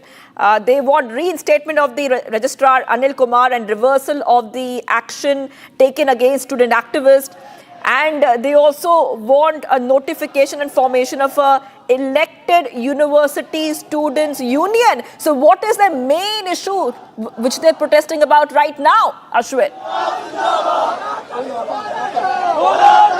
Well, the crux of the entire issue is it has traditionally been whatever the stance the governor of Kerala takes, there has been traditional stiff between it. Earlier, whether it was former Governor Arif Mohammad Khan or the current governor, Rajendra Vishwanath Arlekar. In fact, the whole issue came out when Rajendra Vishwanath Arlekar paid homage to the image of Bharat Mata in the campus. And since then, there has been several such protests. The allegation is that the governor, using its power, is trying to saffronize. In fact, there were multiple protests. Of the total number of 18 syndicate members in this university, 15 of them are from the CPM, 2 are from BJP, and 1 is from the Congress party. Even those 2 appointments were made by earlier Governor Arif Mohammad Khan. Even that was there was a massive protest even for that, and ever since then this has been continuing. In fact, this imbroglio that you can see, the students' union, maybe we'll try to ask what they were. What is your demand? What is your demand?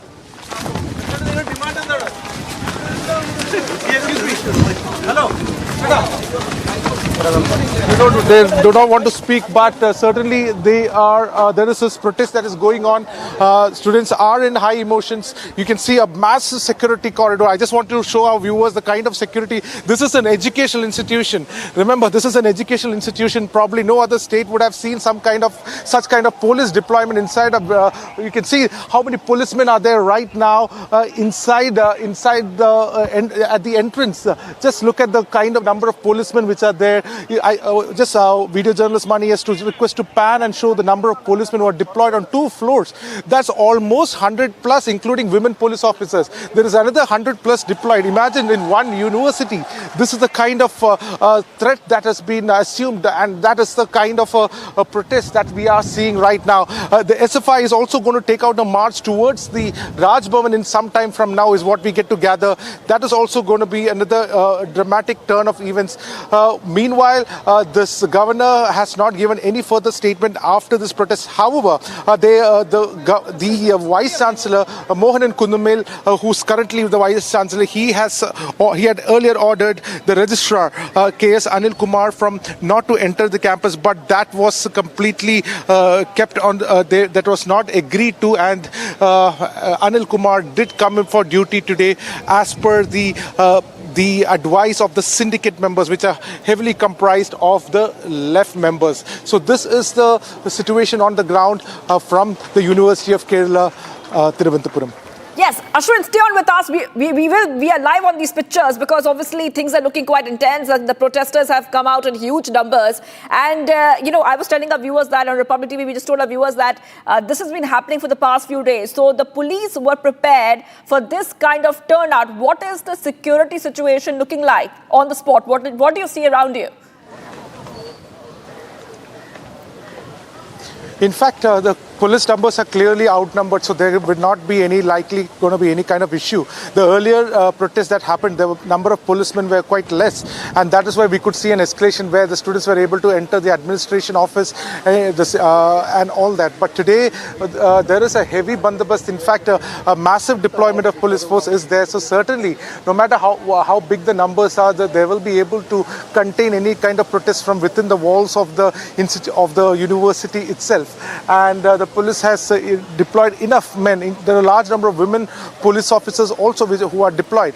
Outside the gate, you can see around 100 plus, in fact, 100 plus activists of the DYFI. These are not students, remember, these are DYFI. These are the youth wing of the CPM, who is also taking out this protest in solidarity with the students. So certainly on one side, we see this massive machinery of the left being deployed to prove a point that any kind of attempts by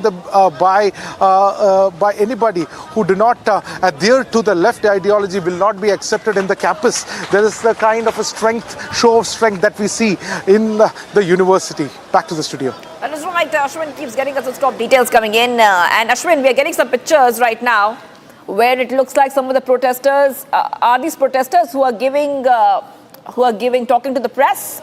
These pictures are coming in first and exclusive Republic TV. What are they saying?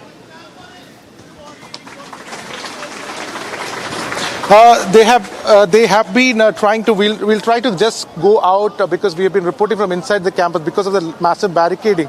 We are unable to go to the other side, but we will try to go in some time from now. But essentially, after the protest, after 2 rounds of water cannons being used, the leaders of the DYFI are giving a speech to the activists, talking to them about the way they want to take this protest ahead. So we can see that they are doing that, and meanwhile on the other side, the college, the union had called out to students not to attend classes, so the entire classes have been stopped for today. It is the playground of these students union and the activists of the left today. The university in fact has turned to be a playground of these activists, and they are having a field day protesting and creating this kind of the protesting in this level, which enabled around 200 to 300 plus policemen to be deployed. The state resources are being largely deployed to contain this kind of a protest. That is right. Well, Ashwin, so we see 2 pictures. Ashwin is inside the campus, and outside the campus, the protests are getting quite intense. Ashwin is inside the campus, and Ashwin, as we are staying on these pictures, it looks like that there are more protesters outside the campus. What are they trying to do outside the campus? Are they trying to enter the Kerala University forcibly, with force? Absolutely. They are trying to enter the Kerala University by force. We have been, there was this internally, ASF members had barged in, so we were following inside. And from there, from outside at the same time, the DYFI activists also marked their protest. So we are trying to go out and see if this can be done. So we'll soon bring you those visuals as well. All right, Ashwin is getting those pictures coming in. Ashwin, just hold on for a second. I want to tell our viewers what exactly is happening. We're seeing intense protests where police officials have detained these protesters. We see SFI protests and DYFI protesters are upping the ante against the Vice Chancellor. They're protesting against the Vice Chancellor. And this is coming amid the ongoing controversy over the suspension of the registrar K.S. Anil Kumar and the SFI's agitation against the governor's alleged saffronization of the Kerala campuses. We have seen that this is on the first day today. The protests have been going on for quite a while now. They're demanding couple of things, demanding couple of issues to be addressed, but especially the saffronization of university campuses. SFIs accused the governor and the Vice Chancellor of promoting an agenda such as permitting the Bharat Mata images during official events. And there are many other issues which are coming up. I want to go back to Ashwin. Ashwin, any number on how many protesters have been detained so far? അധിക ചുമതല കൂടി നിർവഹിക്കുന്ന രൂപത്തിലേക്ക് ആർഎസ്എസിന്റെ ഏജന്റായിട്ട് VD. Satheesan പ്രവർത്തിക്കുന്നു. അന്തസ്സുള്ള കെഎസ്യുക്കാരുണ്ടെങ്കിൽ The governor is becoming the agent of the RSS. അന്തസ്സുള്ള മതനിരപേക്ഷവാദികളായിട്ടുള്ള ദേശീയ പ്രസ്ഥാനത്തിന്റെ പിന്മുറക്കാരാണ് എന്ന് Even the Congress is working as an agent of the RSS. ആരെങ്കിലും ബാക്കിയുണ്ടെങ്കിൽ അവര് പറഞ്ഞു കൊടുക്കണം. അവര് ഈ കേരള യൂണിവേഴ്സിറ്റിയിൽ നടക്കുന്ന സമരത്തെക്കുറിച്ച് പ്രതികരിക്കാൻ ധൈര്യത്തോടുകൂടി മുന്നോട്ട് വരണം. ആ പ്രതികരിച്ചവരെ ഗുണ്ടകൾ എന്ന് വിളിക്കുന്നു, അക്രമ സമരം എന്ന് വിശേഷിപ്പിക്കുന്നു. I wonder why the Congress party is not coming out in support of us. ആർഎസ്എസും ഈ ആർലേക്കറും എല്ലാം കൂടി മുന്നണി ഉണ്ടാക്കി കഴിഞ്ഞാലും V.D. Satishan, the leader of opposition to Congress, and the RSS will not have their way. We give full support to the protest by the SFI. The DYFI will be on the road to support the members of the SFI. I want to tell the governor,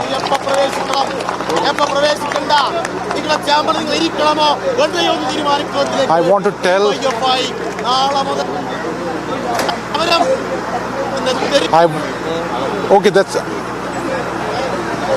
that is DYFI stating very categorically that it is the DYFI which is going to decide whether the governor must enter the campuses or not.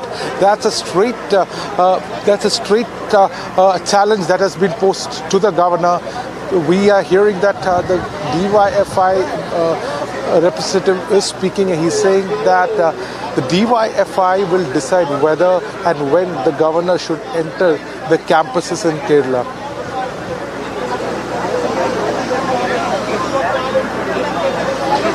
As the strike of the SFI and the DYFI intensifies in the University of Kerala, Republic TV is bringing you all the latest updates of the story relentlessly. Stay tuned to the channel. We'll be back after a short break.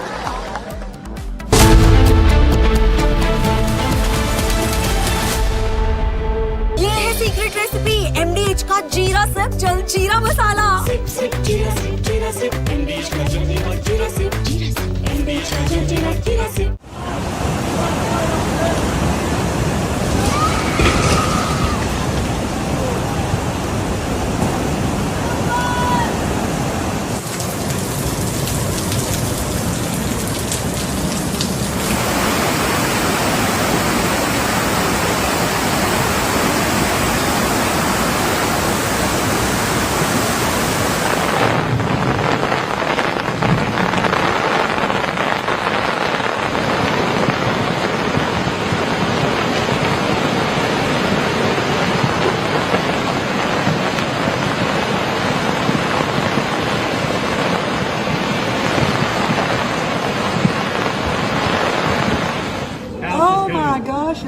Oh no!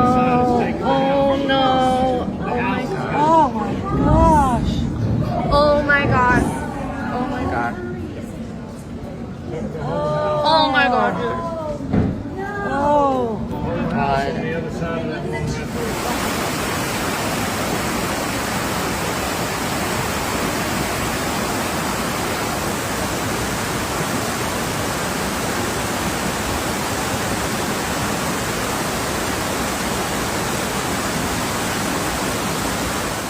Yeah, the water got up all the way to over the second level. Mm-hmm.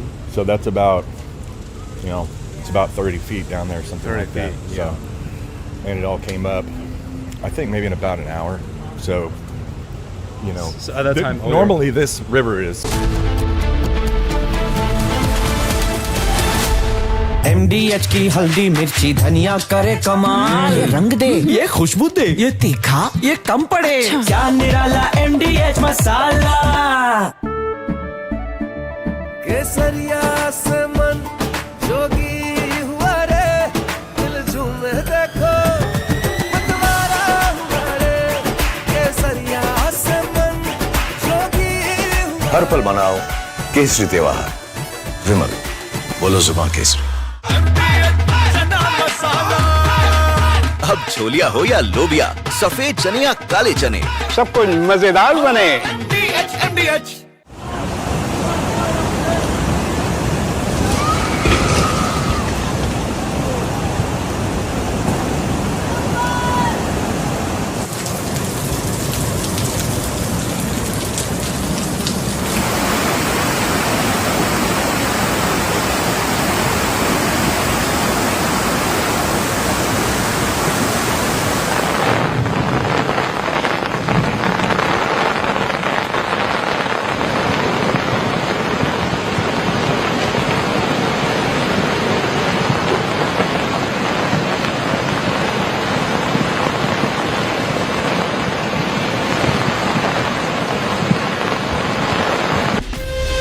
from Asia's largest news headquarters. Setting the agenda for Bharat.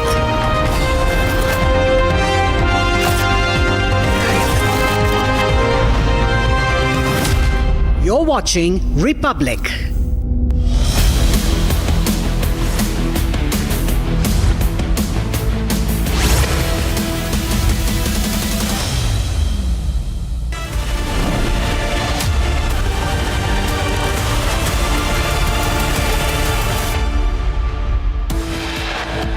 Viewers, top headlines. Pakistan admits to Turkey's role in India-Pakistan military conflict. Ishaq Dar says Turkey helped during recent conflict, announces Turkey setting up industry in POK.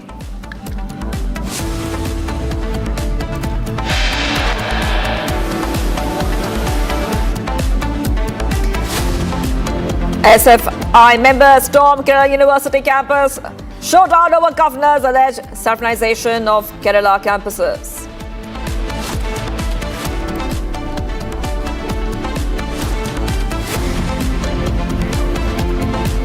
While FDA suspends license of caterers of the canteen, there has been zero action against the MLA who publicly abused and assaulted the canteen worker. Massive ruckus at Srinagar airport after being stranded for hours. SpiceJet passengers told flight delayed again.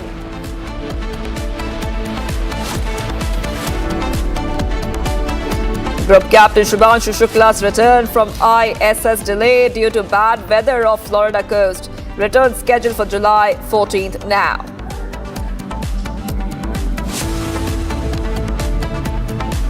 Bulldozer action against illegal conversion racket continues. Kingpin Changur Baba's illegal residence being demolished.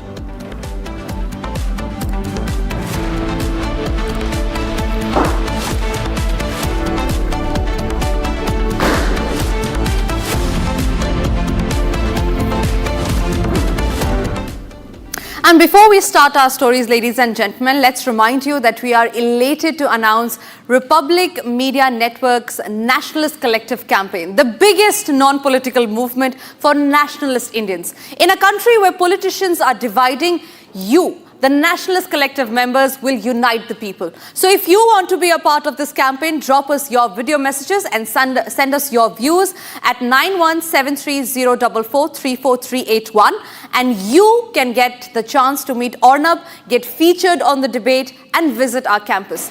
Become a believer in the nationalist fight. Join the Republic Media Network's Nationalist Collective. And starting this edition with the breaking news that's coming in, and this is from Thiruvananthapuram, where in Kerala University there is massive drama that is unfolding. The ongoing administrative tussle has intensified, with the Vice Chancellor Caesar Thomas issuing a direct order banning suspended Registrar K.S. Anil Kumar from entering the university campus. And remember, all of this over the Bharat Mata portrait. Now we remember that the syndicate had revoked Kumar's suspension earlier this week, a move that the Vice Chancellor has refused to recognize. On Tuesday, it was the Vice Chancellor that had already instructed joint registrars to bypass Anil Kumar and send all files directly to her, signaling a full-blown standoff. We are expecting heightened tensions on the campus today. In fact, some protesters, we learn, have already been detained. These are the live visuals that we are getting in from Thiruvananthapuram. Ashwin is also joining us live from the Kerala University. Ashwin, what's happening at this point in time? I believe some protesters have also been detained. Yes. Right now, the protest by DYFI outside the campus is also concluded. In fact, they have been protesting with the allegation that the governor, the BJP RSS, is trying to saffronize the institution, the same institution where they had around 15 syndicate members out of total 18. And two from the BJP and one from the Congress. So certainly we can see that there's a massive protest that unfolded over here. Full police had used water cannons. Now this is a university. I just want to show this history of this university. Maybe our viewers should know about it. This university was set up by the erstwhile king of Travancore. It was called the University of Travancore in 1937. At the helm of it, you can see at the helm of this entire university, this was in 1937. This was University of Travancore. Travancore. In fact, in 1957, this was formally made into University of Kerala. You can see there is deep symbolism in this university. In fact, at the top of the crescent of this entire university is the sacred symbol of Lord Vishnu. There is a lotus and Vishnu, which is the symbol of this particular university. Now it is this university which is now witnessing, what you see behind is one of the first universities of Kerala. In fact, the first university that was set up in Kerala. And in fact, Albert Einstein was even invited to be a vice chancellor of this university.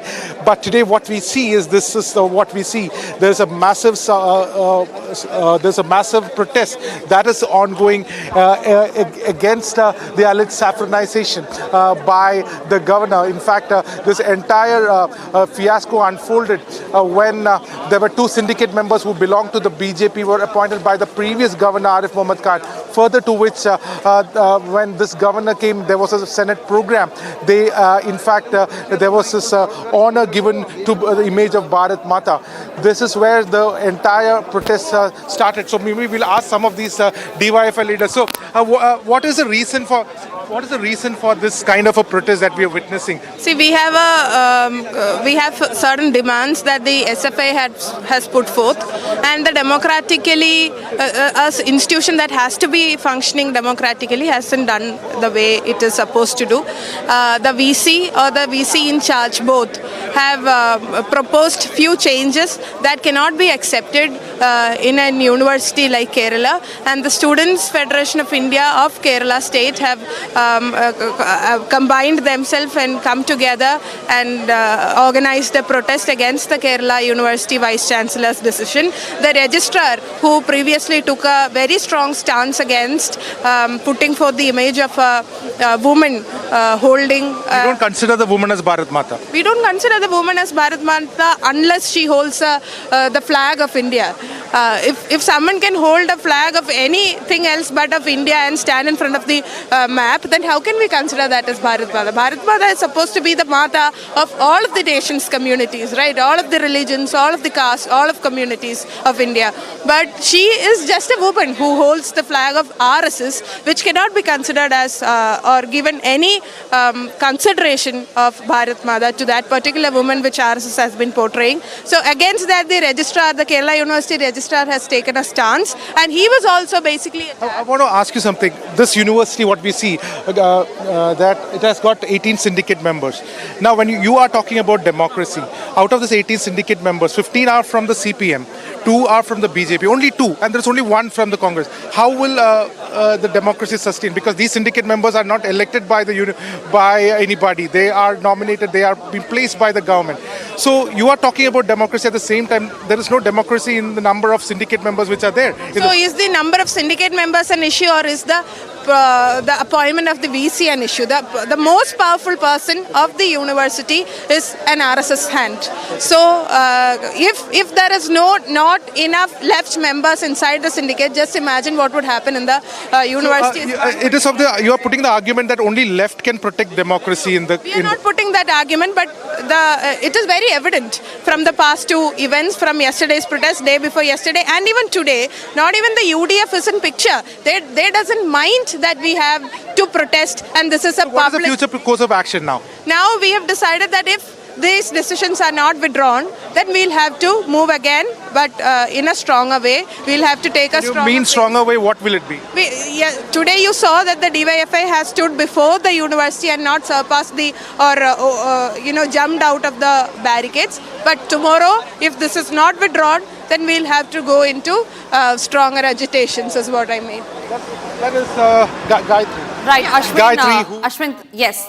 Ashwin, we heard there what protesters were speaking about, and there is in fact huge ruckus. The action is still on at the Kerala University. We will come back to you, Ashwin. But for now, it's time for us to shift to some other breaking news updates that we're getting on the broadcast, where chaos has now erupted once again at the Srinagar airport, as over 150 Amarnath Yatris were left stranded, and this after the Spice Jet had informed the passengers that their flight scheduled to depart at 11:30 a.m. was not in a condition to undertake the journey. Now, the airline has provided no clear time frame for the next flight, asking passengers to wait indefinitely, leading to frustration and confusion among the stranded pilgrims. In fact, there are two incidents that has come to light. Yesterday, the passengers were stranded at the Srinagar airport. The SpiceJet authorities had asked them to come tomorrow. And these are the latest visuals that we are getting from the Srinagar airport, where Amarnath Yatris, after their flight was cancelled yesterday, today when they reached the airport, there has still not been given any clarity from the SpiceJet authorities. If we can just have the ambience up of what's happening exactly inside the Srinagar airport.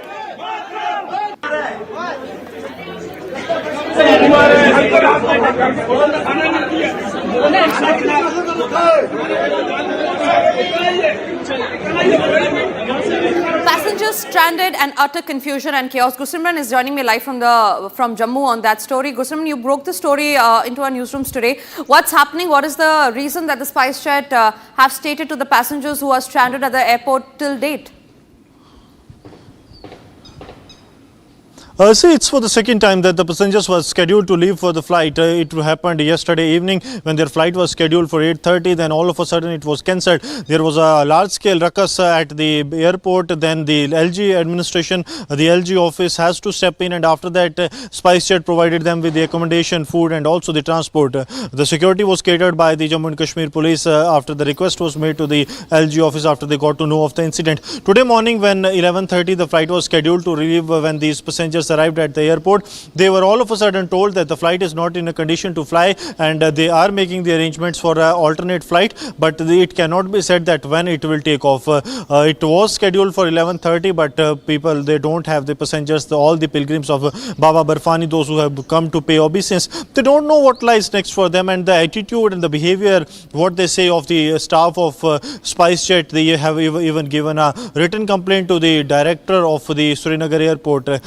And now the action is yet to be taken, but they all are agitated. They are saying that why SpiceJet is doing this, why this chaos is being created time and again, why this mess when it comes to managing the systems from the SpiceJet site, and that's why they are agitated. We have got a handful of videos from inside the Srinagar airport last evening as well as this morning, where the situation continues to be remain same, that the passengers are not getting any relief. They don't know when they will reach the national capital, because see what is happening, that except SpiceJet, all the operators are operating normally. So that is also one of the triggering point for the all these pilgrims, those who are now the passengers of SpiceJet, right, that why only SpiceJet is having issue. Yesterday it was a technical snag, today it was a snag with a flight, they are replacing it. Yes.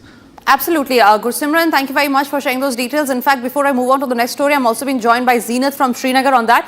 Srinagar technical snag was reported yesterday. SpiceJet said that the flight is delayed today when the same passengers reach. They have not been given any clarity. We learned that in the complaint letter, the complainant had in fact also said that the airport authorities did not cooperate with them. What are you picking as far as the reactions of the passengers are concerned? The issue started yesterday when these passengers were about to board the flight of SpiceJet around 9:30. They were given a check-in, but later they were told the flight has been delayed and then it has been cancelled. So we saw a lot of videos on the social media of these passengers shared on the social media, that how the administration is, the staff of the airport is behaving. In fact, they had given a written complaint to the technical manager of the SpiceJet, though the manager has said that they can also lodge the complaint on the Air Seva portal of the SpiceJet. But there had been a lot of ruckus at the Srinagar airport because they were told that they will board the flight in some time from now. Later, the passengers around 12 o'clock, they had to leave the airport after the Badgam police intervened, and also the accommodation and another arrangements, the food and the other basic facilities were given to the passengers. Today morning, once again, these passengers reached to the airport, and again, they had to go through the same kind of drill, that this time the flight cannot take off because of some issues for which the airport staff is looking into.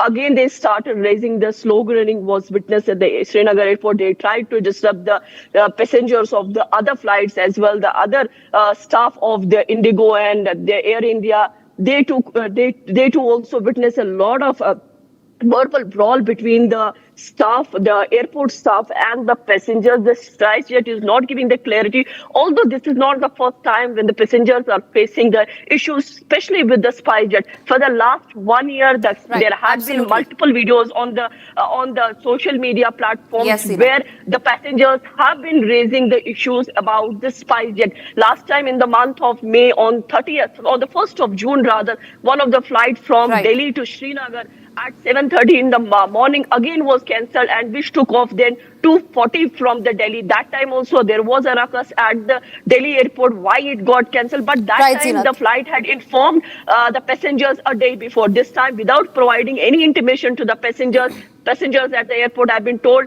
that they cannot take off. Right now, there is a lot of meddling coming from the LG administration, the district administration.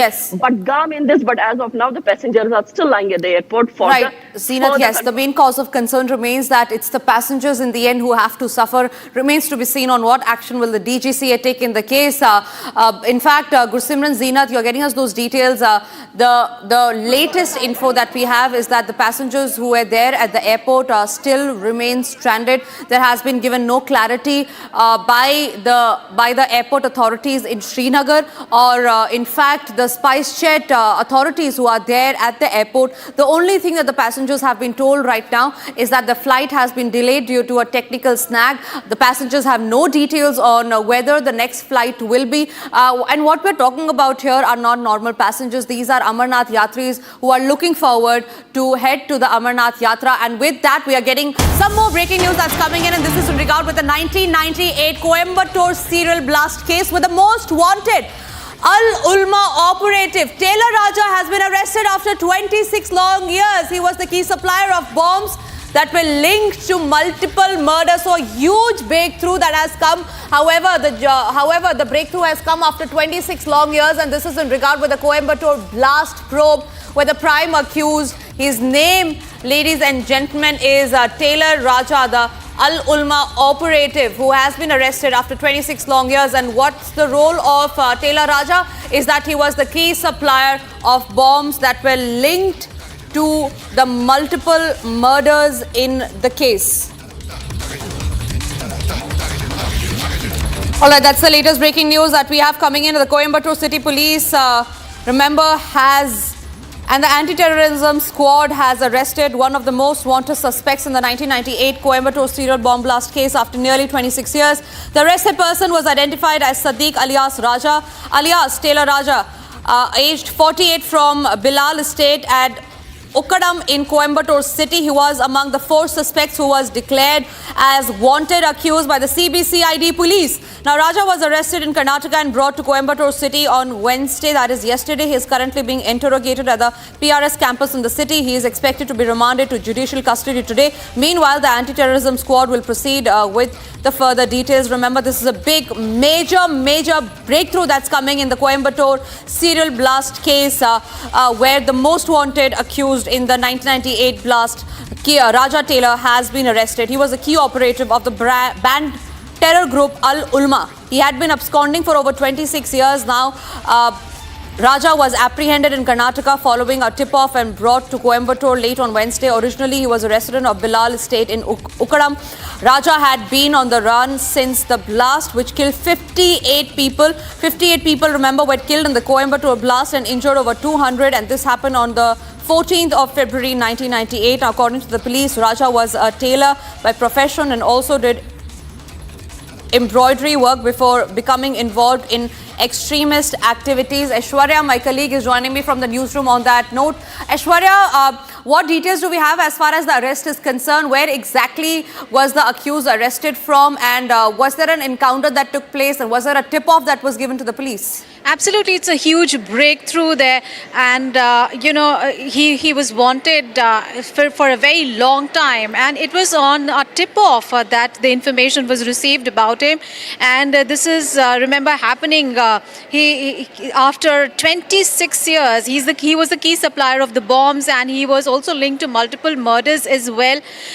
So it's a major breakthrough for the Coimbatore City Police, because the city police got a tip-off, and they arrested Raja, or he was also called as Taylor Raja. He is one of the most wanted accused in the 1998 Coimbatore serial bomb blast case. He is linked, he's a key operative really of the terror group Al-Unima, and he has been absconding for over 26 years. So it's a huge breakthrough for the Coimbatore police. He was apprehended in Karnataka. There was a tip-off, and from Karnataka, he was later brought to Coimbatore, and he was a tailor earlier. That's why his name Taylor Raja. He's been on the run ever since these blasts happened in 1998. And remember, these blasts had killed about more than 50 people. So this was in the month of February in the year 1998 that the blasts occurred, and the police say that he played a very, very crucial role in the blast. What he did was he distributed these bombs to the cadres of the terrorists really of Al-Umima. And this just 2 days prior to the bomb blast that happened on 14th of Feb. So between between 12th and 14th of February, he was distributing these bombs. So he played a very significant role in these bomb blasts. And now he has been arrested. So a very, very big breakthrough really for the Coimbatore police. Absolutely, Aishwarya. Thank you very much for sharing those details. We quickly move forward to the other stories that we're tracking. And this one is making international headlines. So the Balochistan Liberation Front has announced the launch of Operation Bomb, a major offensive against the Pakistan military, marking what the group calls a new dawn of the Baloch national rebellion. This comes as the Balochistan Liberation Army's ongoing campaign Hiraf 2.0 continues to escalate, with both groups intensifying their coordinated insurgency. The Pakistan military faces mounting pressure in the region. Earlier, the BLA claimed to have neutralized 968 Pakistani military personnel over a span of just 6 months. So a new operation that has been launched by the BLA, the Balochistan Liberation Army. This one is called Operation Bomb.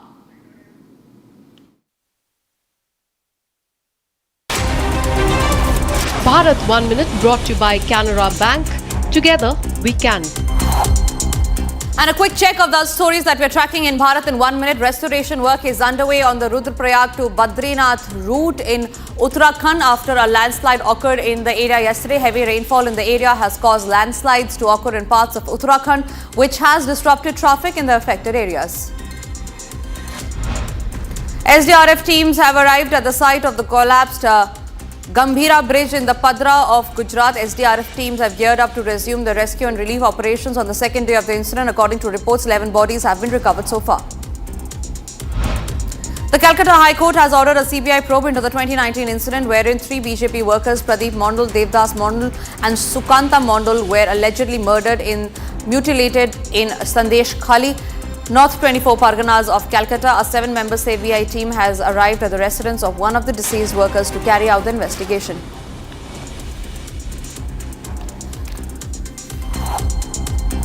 All right,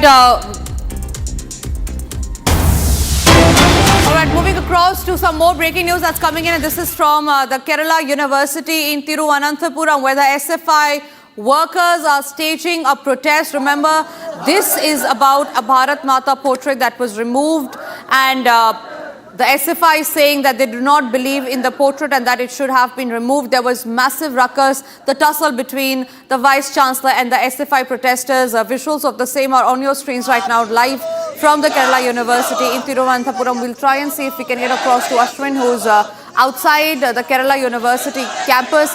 Ashwin is with us on the phone line with outside the Kerala University campus. Ashwin, how is it? What's the situation on ground right now? What are the protesters demanding? Well, you can see the AIYF activists, All India Youth Federation activists, are right now taking out the protest against the same act against the government. They're going to be detained now by the police right now. They're going to be taken away. In fact, we see a fresh round of protests that is taken. First it was the DYFI, then at the same time it was the AISF that All India Students Federation that took out a protest. Now it is AIYF which has come out to register their protest. In some time outside the Raj Bhavan also the SFI is also going to be taking out a protest. So we see a series of similar protests that is happening in the campus of the University of Kerala, where the major demand is, major allegation that they are putting out is that the governor, the RSS and his missionaries trying to saffronize the institutions. In an institution like University of Kerala, where there are 18 syndicate members, out of these 18 syndicate members, 15 are from the left and 2 are from the BJP. The syndicate members are stating that the appointment made by the governor, that is the Vice Chancellor, is in fact is an agent of the RSS, and that he is trying to implement policies that are pro-saffronization. So this is what is the major crux of the entire issue. Is the governor Rajendra Vishwanath Arlekar had also honored the Bharat Mata in the campus, and that was one of the reasons. So right now, in a short while now, you can see police is coming to detain these protesters. They are going to take them out in a short while from now. They are being taken out. So certainly the protest is reaching its crescendo in many times. In fact, huge emotions at play. These students' union members are taking out this protest. They are being detained. Both men and women are taking part. They're all being detained by the police. In fact, because of the large number of police who are present over here, it is fairly an easy job for them. Unlike the last protest where they were outnumbered, today large number of police have been deployed. So certainly this is what we are getting. We can see these visuals. They are demanding that the governor and the vice chancellor should stop policies that is pro-saffronization. This is the crux of the demand. On the other side, the vice chancellor has taken strict actions against this kind of issues that cropped up. The vice chancellor had suspended registrar for working on the behest, allegedly working on the behest of the left. And certainly this is the very high decibel protest that is going on between the left union and the governor and the vice chancellor. Right. Ashwin, we will come back to you, but for now it's time for us to slip into a short break. But ladies and gentlemen, before we hit the break, let's remind you that yesterday we asked for a nationalist collective view on FATF's finding last night, and we received some fantastic responses from the nationalist collective members. Here's what Arpit Tiwari from Mumbai sent in voicing the nationalist collective view. Listen in. I really don't know the Pakistan's things. It was formed as a Islamic nation, and from that time till date, 75 years or whatever it is, their job is nothing other than against India. Whereas India keeps growing, it's doing its own business, especially last 10, 12 years. They have nothing else. They have to ask a question to themselves. What have they got in the last 75 years? Just telling Kashmir, Kashmir, Kashmir. This has really pulled them to the lowest, situation in economy and everything else, in terrorism and exporting it. And this US this double thing to keep check on India. They have been, supporting Pakistan. Even the recent that Munir Ahmed Mullah, whatever it is terrible. So it's very clear. Nobody support us. Nobody, in favor of us. We have to grow ourselves. Keep these guys at bay. Like nuclear, they don't have anything. It's just a joke what they have us. And Turkey, China and Pakistan. See, I have been watching your show right from those, last 20 years. Even when you were in Chennai, just before starting the Republic, we were with you. It's time for us to now slip into a short break, but after the break, we'll get you all the live action that's happening in Balrampur in Uttar Pradesh with Yogi's bulldozer justice on Changur Baba, responsible for the conversion racket.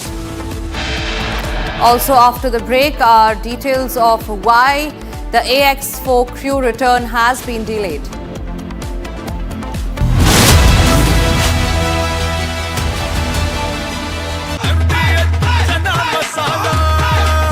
अब छोलिया हो या लोबिया, सफेद चने या काले चने, सब कुछ मजेदार बने। MDH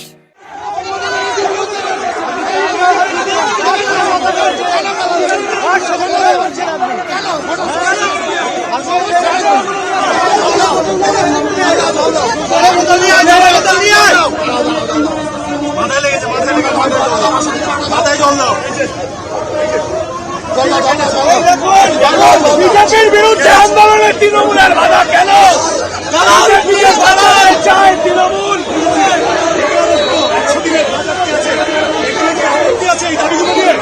বিজেপির বিরুদ্ধে এই লড়াই লড়বে কে?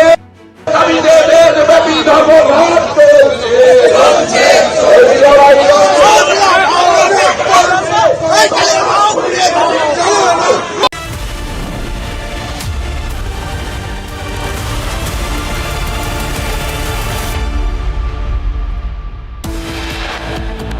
Let's have a look at the headlines that we are tracking at 12:30 p.m.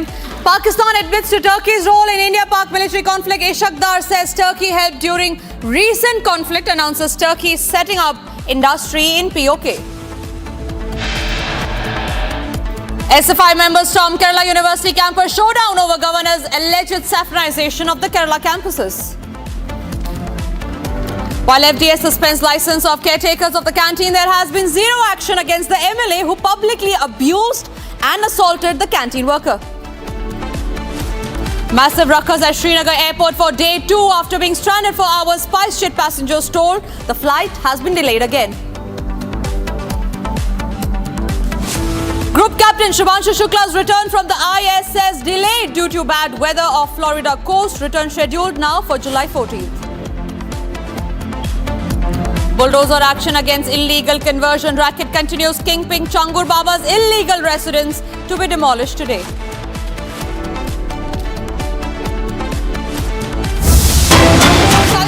With some breaking news coming in, where we learn that the Hyderabad Cricket Association President Jagan Mohan Rao has been arrested following a vigilance report highlighting serious irregularities within the association. The Telangana Vigilance Commission found that Rao and other Hyderabad Cricket Association office bearers exerted undue pressure on IPL franchisee Sunrisers Hyderabad for additional tickets beyond the agreed 10%, allegedly including tickets for personal sale. In one incident, the HCA members reportedly looked a corporate box during a match to coerce SRH into conceding more tickets. The CID has since registered a case and initiated further investigation. Aneri, my colleague, is joining me live from Hyderabad on that. Aneri, please take us through what the case is all about. Well, what we see is that now the CID officials have registered a case based on basically it's a forgery of documents, and also at the same time the CID has booked the HCA President, Hyderabad Cricket Association President Jagan Mohan Rao, and also some of the members of HCA, including the CEO and the General Secretary, over the forgery of documents. They had forged some of the documents and showed it. Basically, they had applied it as an original document and submitted there, whereas now we see that the CID will be investigating into this matter. Last evening, all of these 5 people were arrested in the case, and earlier also we had seen that how Jagan Mohan Rao was accused by the Sunrisers Hyderabad for the sale of ticket, and now we see that the Hyderabad Cricket Association President Jagan Mohan Rao has been arrested by the CID officials, and further investigation into this case has been going on. Well, now what we get to know is that it's a case of forgery of signatures and showing them as original documents is what we have got to know. Thank you very much, Aneri, for those details. Tracking in the Hyderabad Cricket Association case, where the president now has been arrested on irregularities, particularly concerning with the ticket distribution during the IPL for Sunrisers Hyderabad. Ladies and gentlemen, that's the big breaking news update. Meanwhile, coming from the Supreme Court of India, now the Supreme Court has begun hearing a batch of pleas challenging the Election Commission of India's move to conduct a special intensive revision of the electoral rolls in the poll-bound state of Bihar. Counsels appearing for the petitioners have told the Supreme Court that now, with the elections being just months away, the Election Commission of India is saying that it only has 30 days to carry out this special intensive revision on the entire electoral roll. Supreme Court has asked the Election Commission of India why it has only started this special intensive revision exercise of the electoral rolls in Bihar so late, right ahead of the elections. The Supreme Court is also saying that there is nothing wrong with the special intensive revision exercise, but it should also have been done months before the ensuing elections in the state. That's the big political battle of Bihar, which has now reached the courts and the doors of the Supreme Court of India. The Supreme Court of India has come down heavily on the Election Commission, asking it why it has taken such a long time to only go in for the special intensive revision right ahead of the Bihar elections. However, it has also questioned the petitioners in the case, saying that there is nothing wrong with the special intensive revision. My colleague Aditya joins us live on the broadcast with more details. Aditya, what's the latest from the Supreme Court on the special intensive revision of the electoral rolls in Bihar? Yes, the arguments are going live inside the Supreme Court, and the matter is being heard by a division bench of Justice Dhuliawala and Justice Joymala. And the matter, currently the arguments are majorly regarding the process, the petitioner questioning about the process which has been undertaken by the Election Commission, not on the power, not the duty or the mandate which has been entrusted on the Election Commission, but on the process and how it has been conducted in the state of Bihar. Now, these are major arguments which have been coming through from the petitioner, the likes of Mr. Senior Advocate Kapil Sibal or Senior Advocate Mr. Abhishek Manu Singhvi. The major argument is on the process and not on the mandate of the Election Commission to conduct the special roles which are there in the state of Bihar right now. Thank you very much, Aditya, for tracking those details on this story, as the Supreme Court of India not questioning ECI's authority on carrying out the special intensive revision of the electoral rolls, however, questioning the ECI on the timeline on how it is being executed. Thank you very much for those details. Meanwhile, ladies and gentlemen, let's move on to another breaking news update that is coming in from Maharashtra, where a young girl was stripped for a period check in a school in Thane. The principal and the attendant of the Thane school have been both arrested, while 4 teachers and 2 trustees were booked for allegedly stripping around 10 girls for checking if they were menstruating. A shocking case now that has come from Thane in Maharashtra, where senior police officials are saying that they have arrested and produced the accused before the court today. In this very, very shocking incident, young girls were stripped for period check in a school in Thane. The principal and the attendant of the Thane school both have been arrested by the police. Along with that, 4 teachers and 2 trustees of this school are also being booked for stripping around 10 girls for checking if they were menstruating. A very shocking case emerging from Thane. There you can see parents and a lot of people of the school protesting outside the police station there, where these arrested accused were presented. 2 people have been arrested in the case, particularly the principal and the attendant of the Thane school. Along with that, 4 other teachers and 2 trustees are also booked in this shocking case where allegedly over 10 girls were stripped to check if they were menstruating in a school in Thane. That's the big breaking news update that we're tracking from Maharashtra this afternoon, where a shocking case has emerged of a period check in Thane school where girls were allegedly stripped. The principal and the attendant of this school have both been arrested by the police under various sections. Along with them, 4 senior teachers of the school, along with 2 trustees of the board of the school, have also been booked in the case now that has been registered with the Thane police. Those are visuals coming in from the school where protests were impending. You can see parents and activists along with their protesting against the school management, coming down heavily on this alleged period check done on the school girls in Thane. 2 arrests have been made in the case. There is no update yet on the other teachers and the trustees who are also being booked in this case on whether they will be arrested or not. But so far the update is that 2 people have been arrested. The principal in charge of the school in Thane along with the attendant of the Thane school. That's the big breaking news update, ladies and gentlemen, that we're tracking this afternoon. That is breaking news which is coming in from Thane in Maharashtra, the Thane district, where young girls were allegedly stripped for a period check in the school in Thane. The principal and the attendant of the Thane school have both been arrested, while 4 teachers and 2 trustees were also booked along with them for allegedly stripping around 10 girls for checking if they were menstruating. Those are live visuals now. The police has also begun the investigation in the case. The parents are extremely appalled by this insensitive incident that has happened in the school. The principal and the attendant both have been booked under various sections of the BNS. And now more action is expected to be ensued on the other 4 people who have also been booked. We see parents also there on the street sitting down for a protest against the management. I have my colleague Satya Prakash who has been closely tracking this story live. Satya Prakash, what's the latest in terms of the arrests that have been made? What are the police saying about this entire situation, which has now turned into a battleground between the parents and the school management? देखिए, इस मामले को लेकर police का कहना है कि इस मामले में प्रिंसिपल के साथ साथ एक और महिला को गिरफ्तार कर लिया गया है, टीचर को गिरफ्तार कर लिया गया है। जो मामला आया ये शाहपुर का मामला है और इस मामले को लेकर जब जो स्कूल में जब वहाँ पे जो गाइडेंस जो पेरेंट्स थे वो पहुँचे और पेरेंट्स वहाँ प्रोटेस्ट किए, इसके बाद कहीं कहीं वहाँ पे जो पुलिस एक्शन हुआ, कहीं कहीं वहाँ पे सैकड़ों की तादाद में जो पेरेंट्स थे वो पहुँचे और जिस तरह से मामला आया, मामला आने के बाद जितने भी पेरेंट्स थे वहाँ पहुँचे और इसके बाद पुलिस स्टेशन गए। पुलिस कहना है कि इस मामले को लेकर हम जांच कर रहे हैं और मामला जो है जिस तरह से संवेदनशील मामला है और जिस तरह से किया गया हरकत, कहीं कहीं इसको छोड़ा नहीं जाएगा। फिलहाल पुलिस का कहना है कि इस मामले में जांच किया जा रहा है और जल्द जल्द और लोगों को गिरफ्तार किया जाएगा। जी Satya Prakash, continue to stay with us because this is a big breaking news development story that we are seeing now.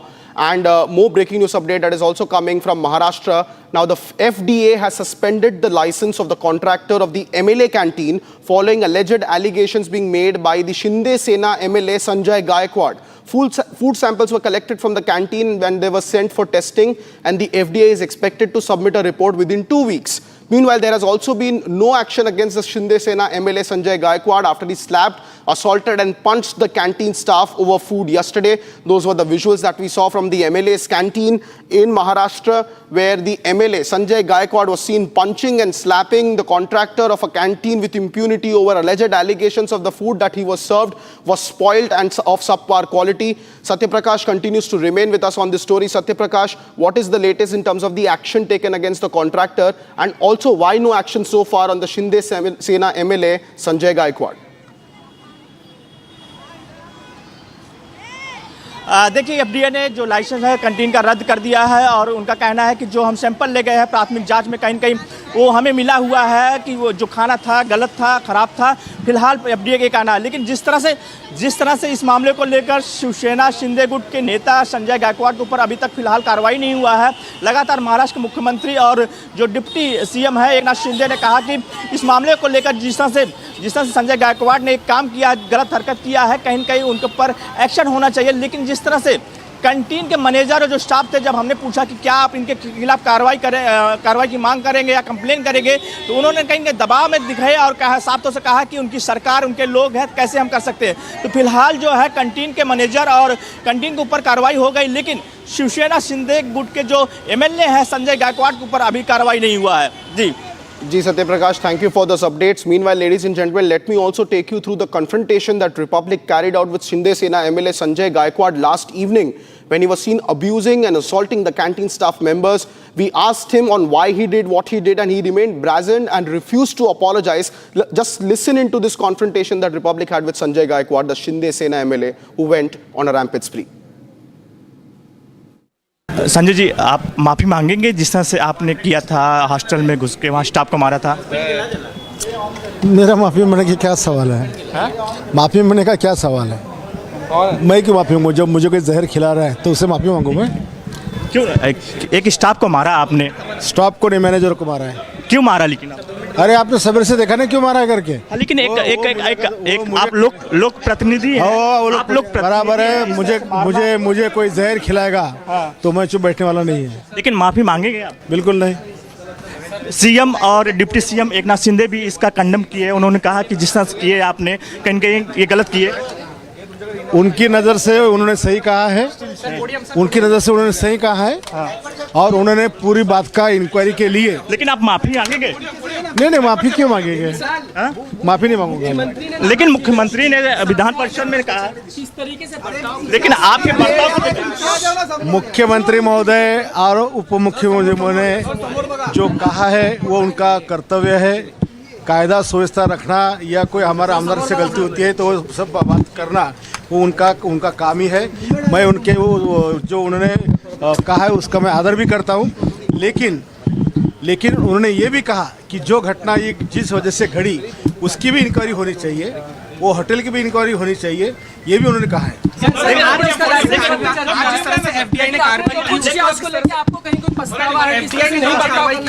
नहीं, कोई पछतावा नहीं है।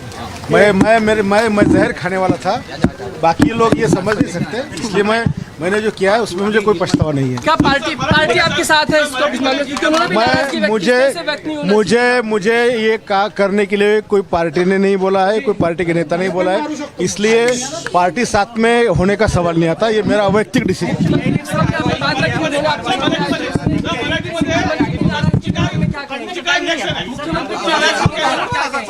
आप माफी मांगेंगे? मैं मुख्यमंत्री साहब की नाराजगी दूर करूंगा, लेकिन माफी मांगेंगे? Well, that was Shinde Sena MLA Sanjay Gaikwad, who continues to remain defiant on his actions. Meanwhile, ladies and gentlemen, let's shift our focus to some breaking news update coming in from the Union Territory of Jammu and Kashmir, where top officials from the Ministry of Home Affairs and Intelligence Bureau have arrived in Jammu to review the security arrangements along the India-Pakistan international border in the Kathua district. The high-level visit aims to assess and strengthen border security measures in the region as the Amarnath Yatra is underway. And that's the big breaking development that we are tracking, with top MHA officials and the Intelligence Bureau officials landing in Jammu, particularly to assess the international border security arrangements along the Kathua border. I have my colleague Goswami joining us live on this broadcast with more details. Goswami, what's the latest vis-a-vis the latest round of security assessment being carried out along the Kathua district's international border?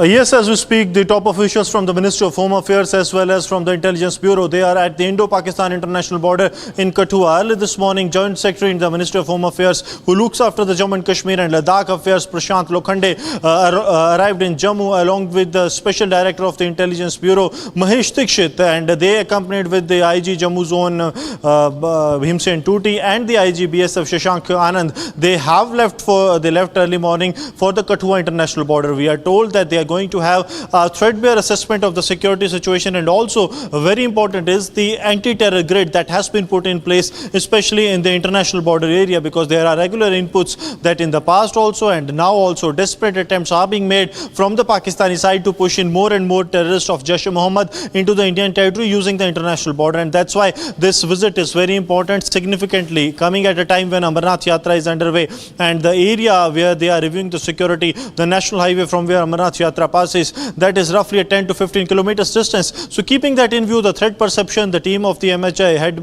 by Prashant Lokhande, the Joint Secretary in the MHA J&K Affairs, and the Special Director of the Intelligence Bureau, Mahesh Dikshit, have arrived at Jammu. And now as we speak, they are at the Kathua international border, wherein they are reviewing the security. We are told that they have been briefed by the local commander as well as the Deputy Inspector General of the Border Security Force with regards to the situation that is prevailing, and also the counter-infiltration measures that have been put in place. This is significant because one of the top officials from the IB is also part of this. So it is believed that soon after this meeting, there will be a report that will be submitted to the Ministry of Home Affairs with regards to the prevailing situation, especially in the international border area, with regards to the BSF's anti-infiltration and the anti-terror grid.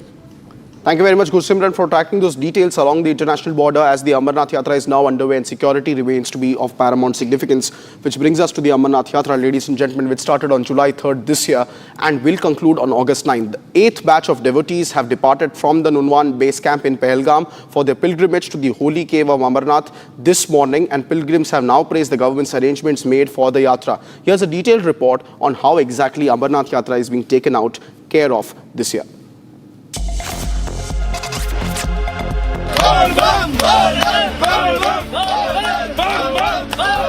The 38-day annual Amarnath pilgrimage to the 3,880-meter high Holy Cave Shrine, situated in South Kashmir, started on July 3rd and will go until August the 9th. The 8th batch of devotees departed from Pahalgam's Nunwan base camp for their pilgrimage to the Holy Cave of Amarnath this morning. Surinder, a devotee from Jaipur, shared that he's visiting the Amarnath Yatra for the 3rd time. He applauded the management for the arrangements. He stated that the people are very cooperative and expressed that he prayed for the well-being of everyone. Ambika, another pilgrim, also said that she prayed for the peace and happiness of all during the Yatra.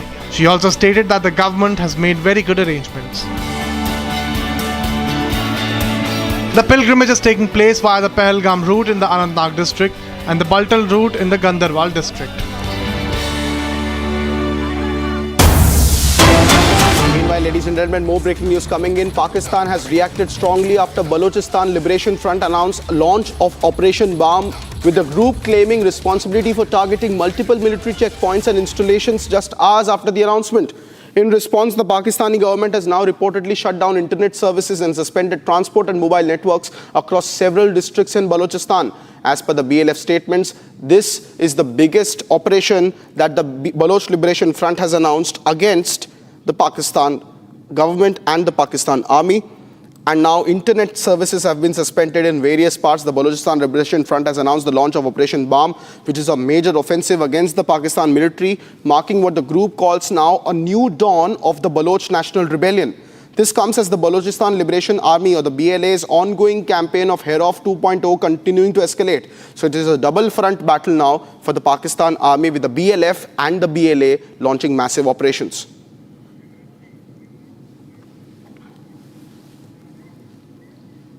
Meanwhile, ladies and gentlemen, the National Centre of Seismology has confirmed that an earthquake of magnitude of 4.4 struck Haryana's Jhajjar district this morning. Strong tremors were felt in Delhi, Noida and Gurugram, as well as Faridabad and the adjoining areas. The earthquake struck Jhajjar at about 9:04 a.m. at the depth of about 10 kilometers. And here's more on the story. An earthquake of magnitude 4.4 struck Haryana's Jhajjar district at 9:04 a.m. this morning. The earthquake struck at a depth of 10 kilometers, with the information has been confirmed by the National Centre for Seismology. The earthquake's tremors were felt in the Delhi NCR region and adjoining areas. People in Haryana shared that they felt strong tremors from the earthquake. मैं तो छज्जे पे अपना कुछ साफ कर रही थी बैठी बैठी, कुर्सी छज्जा ऐसे गुड़ गुड़ गुड़ गुड़ गुड़ हल रहा। ऐसा भूकंप कभी नहीं देखा, ऐसा तो कभी नहीं देखा। पूरे बच्चा एक टॉयलेट में बैठा था तो उसका भागना मुश्किल हो गया। मैं कहाँ जाऊँ? ऐसा भूकंप तो कभी नहीं देखा, पहली बार देखा। भूकंप तो खूब देखे पर इतना तेज नहीं देखा। मैं तो बेड पर बैठा था, बेड टीवी सब कमे लिया, खड़ा भाग भी नहीं सकता। देखो जी, एकदम मैं अंदर बैठा था नीचे की पार्किंग में, तो एकदम से गड़गड़ की आवाज आके, और इतना लंबा हमने भूकंप कभी नहीं देखा, इतनी उम्र होली, इतना लंबा, और सारी बिल्डिंग भी नहीं इस तरह हली, बेड भी हल गया एकदम से।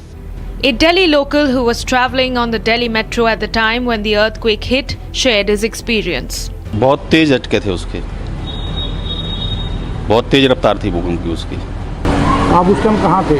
उस टाइम में दुकान पर खड़ा हुआ था, दुकान में ऐसा लग रहा था कोई हिला रहा है दुकान को पकड़ के। और लोग भी थे कुछ? और लोग भी थे, वो कह रहे थे कि जमीन क्यों हिल रही है ये। While a man from Ghaziabad shared that he experienced a strong jolt. तो जस्ट बेड से उठे थे और एकदम से हिलने लगा था, तो हमें बड़ा डर गए। फिर अभी कुछ दिन पहले भी आया था, तो उसमें भी काफ़ी डर से गए। तो भूकंप के झटके तो एनसीआर में आते ही रहते हैं, तो इसके लिए हमें मॉक ड्रिल वगैरह करके रेडी रहना चाहिए।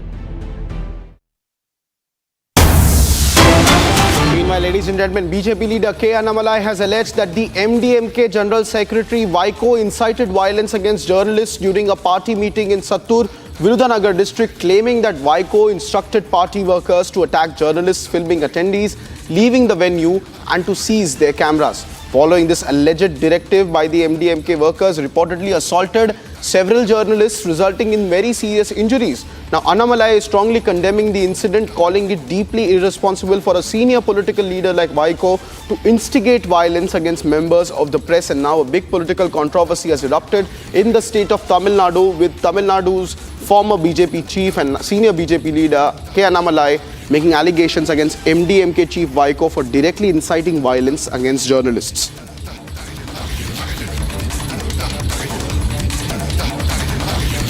Meanwhile, ladies and gentlemen, news is coming in from Balrampur in Uttar Pradesh, where bulldozer action continues on Changur Baba's empire for a third consecutive day.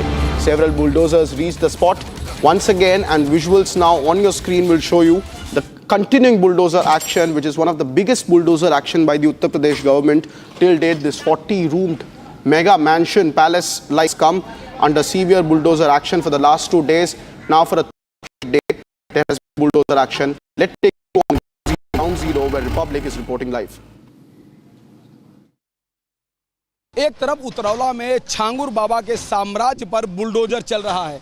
आप देख सकते हैं कि जो काला साम्राज्य काली कमाई से अर्जित की गई थी, उस पर योगी आदित्यनाथ का बुलडोजर चल रहा है। और इसी बुलडोजर के बीच में आप दूसरी ओर देखिए तो मजार के ऊपर मजार, एक बहुत बड़ी मजार बनी है। पहले ही वो बड़ी मजार थी और उसके ऊपर एक मजार बनी है। कहा जा रहा है कि ये चांद बाबा की मजार है, जो छांगुर का गुरु था। कभी छांगुर इसी मजार में रहता था और यही मजार से होकर वह जाता था महाराष्ट्र अंगूठियों के पत्थर को बेचने के लिए। लेकिन आज उसने एक बहुत बड़ा साम्राज्य खड़ा कर लिया। अब देखिए कि बुलडोजर के बीच में यहाँ पुलिस भी हैं, अधिकारी भी हैं, प्रशासन भी है, राजस्व की टीमें हैं। लेकिन इस मजार को पुताई का, इस मजार की पुताई का ठेका किसने दिया, किसने पैसे दिए, किसने मजदूर भेजे, किसी को कोई डर नहीं है। और यहाँ पर लगातार आप देख सकते हैं कि जो चांद बाबा की जो मजार है उसका रंगाई पुताई जारी है। दूसरे एंगल से मैं आपको दिखाने की कोशिश करता हूँ कि आप देखिए ये कितना इसका हाइट है, कितनी इसकी ऊंचाई है कि आप देख के अंदाज़ा लगा सकते हैं कि छांगुर बाबा अपने गुरु की मजार को एक भव्य रूप देना चाहता था, एक विराट रूप देना चाहता था, जिससे वो अपने साम्राज्य को उतरौला में यह बता सके कि उसका रसूख क्या है, उसकी ताकत क्या है। इस मजार से पता चल सकता है। आप देख सकते हैं कि बुलडोजर कार्रवाई के बीच में मजार की पुताई हो रही है, मजार के ऊपर मजार बनाया जा रहा है। ये चांद बाबा का मजार है। कभी छांगुर बाबा इसी मजार से निकलकर अंगूठियों को बेचते हुए एक काला साम्राज्य खड़ा किया है। और आप देख सकते हैं कि लाइव तस्वीरें हैं। यहाँ पर जो कारीगर हैं, यहाँ पर जो मजदूर हैं, पेंटर हैं, वो देखिए काम कर रहे हैं, किस तरह से अपने आप को शरीर में एक रस्सी बांध करके पुताई का काम कर रहे हैं। ये लगातार इस पे व्हाइट वॉश कर रहे हैं। तो आप देख सकते हैं कि यह एक नया नज़ारा दिख रहा है कि जिनको डर भी नहीं है कि आखिर इसका ठेका किसने दिया है, पैसे किसने दिए हैं, आदेश किसने दिए हैं। चूंकि ये पूरा साम्राज्य छांगुर बाबा का है। छांगुर बाबा का पीछे यहीं पे मदरसा है, कई छोटी मोटी और भी मजारें हैं और यह चांद बाबा की मजार है जिस पर लगातार पुताई का कार्य। Coming up next on Live and Breaking, Pakistan admits to Turkey's role in India-Pakistan military conflict. Ishaq Dar says Turkey helped during the recent conflict and announces that Turkey is setting up industry in POK. Also coming up, SFI members storm Kerala University campus as the showdown between the governor and the students continues over alleged allegations of saffronization on Kerala's campuses. More detailed breaking news updates coming up right next on Live and Breaking. Do not go anywhere.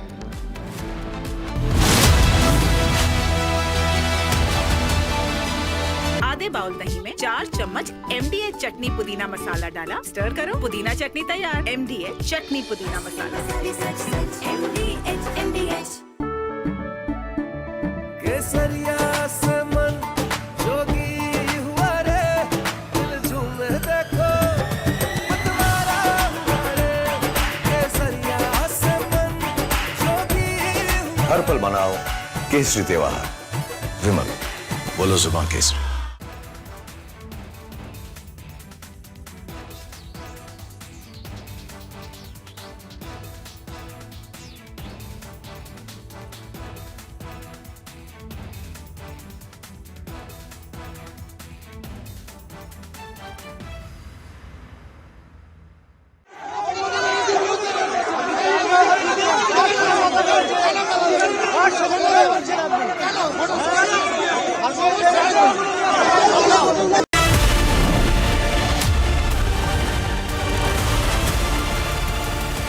Amity has been ranked amongst the top 3% universities globally, a testimony to Amity's globally benchmarked quality. Fresh air. The roof, but different. The grill, but different. The alloys, but different. The seats, but different. Different is in the XUV 3XO Rev X series, starting at rupees 8.94 lakh. Hey, careful, huh? My daddy got it from abroad. Hey, disaster! How will you pay for the loss now? In stock market, you should take risk as per your capacity and knowledge. Trade in options very carefully. Wow, Dikra! Absolutely perfect. Take risk with full understanding. सोच कर, समझ कर, invest कर। Amity has been ranked amongst the top 3% universities globally, a testimony to Amity's globally benchmarked quality. दादी के हाथों का जादू और खुशबू से महकता घर, माँ की मुस्कुराहट और खाने की सुगंध, MDH गरम मसाला, क्योंकि हर रिश्ता है स्वाद से जुड़ा।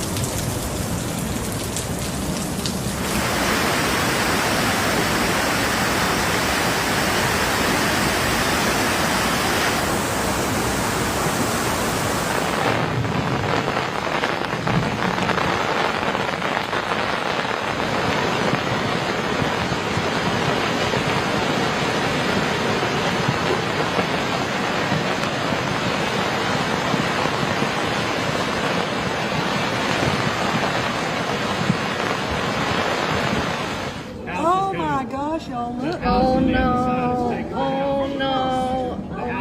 Oh my gosh. Oh my god. Oh my god. Oh my god. Oh god.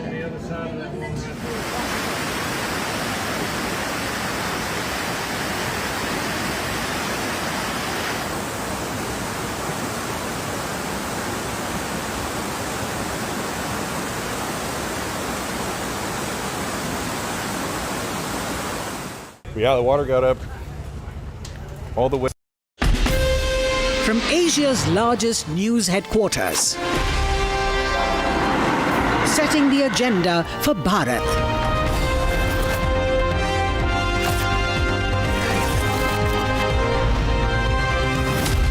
You're watching Republic.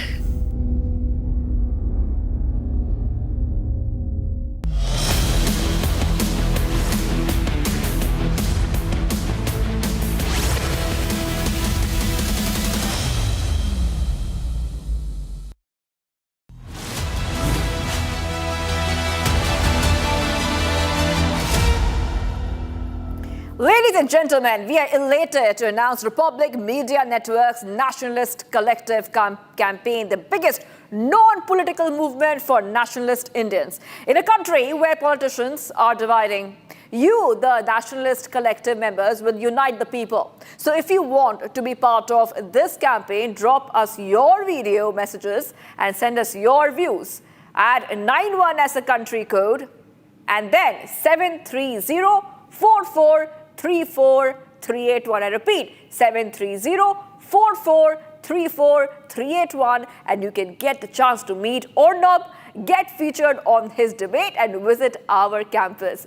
Be a believer in the nationalist fight.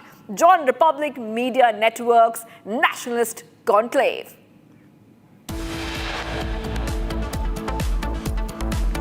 Pakistan admits to Turkey's role in India-Pakistan military conflict. Ishaq Dar says Turkey helped during recent conflict, announces Turkey setting up industry in POK.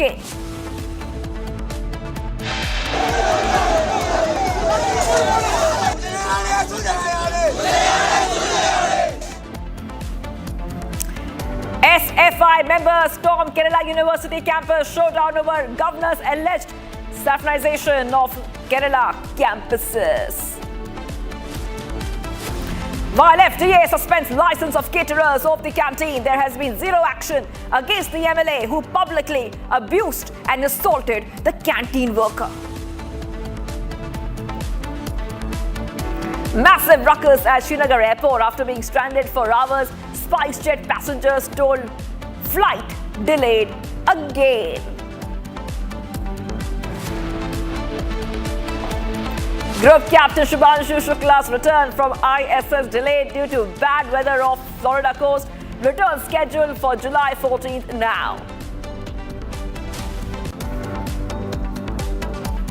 Bulldozer action against illegal conversion racket continues. Kingpin Changur Baba's illegal residence being demolished.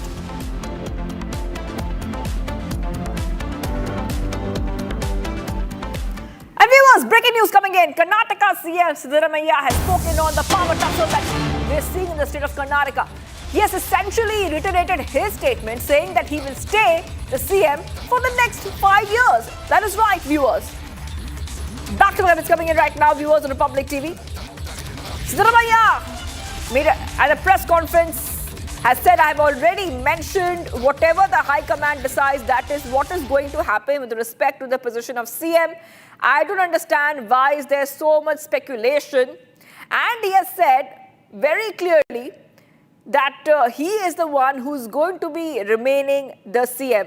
And I want to go across to Abhishek, who's joining us live from Bengaluru. All right, Siddaramaiah is saying that I've already mentioned that I'm going to be the CM for the next 5 years. So this was coming at the backdrop of a lot of buzz and speculation that perhaps the CM is going to change there, given the fact the kind of issues Karnataka Congress is witnessing and even an inner rebellion within the Karnataka Congress. Yes, but what does Siddaramaiah mean by saying that he will stay for 5 years?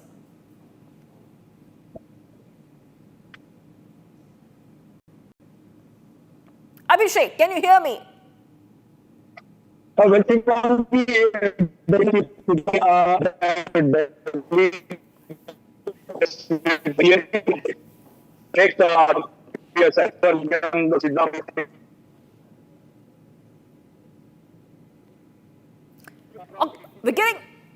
we're getting some problem with Abhishek's audio, but Siddaramaiah has made this comment. I will have to move ahead because we're getting some more breaking updates coming in. A major success under the ongoing anti-Maoist operation in Chhattisgarh's Bijapur district. The police in a joint operation with CRPF's 153rd and 168th battalions have arrested 2 active Maoist operatives. The operation was carried out on July 9, 2025 during a search operation in the jungles, and the forces have recovered explosive materials and tools used for digging land suspected to be used for planting the IEDs. Now, on your screens, you can see the kind of recoveries which have been made, viewers. You can see the kind of recoveries which have been made. Not just that, we come in to know that 2 active Maoist operatives have been arrested. You can see they're standing there with the security forces, and right on the ground is the recovery which has been made. Explosive materials. All right, I think we have Bharat joining us live. Bharat, what has been recovered? Tools for digging land, suspected to be used for planting IEDs. Take our viewers through who these Maoist operatives are. Bharat.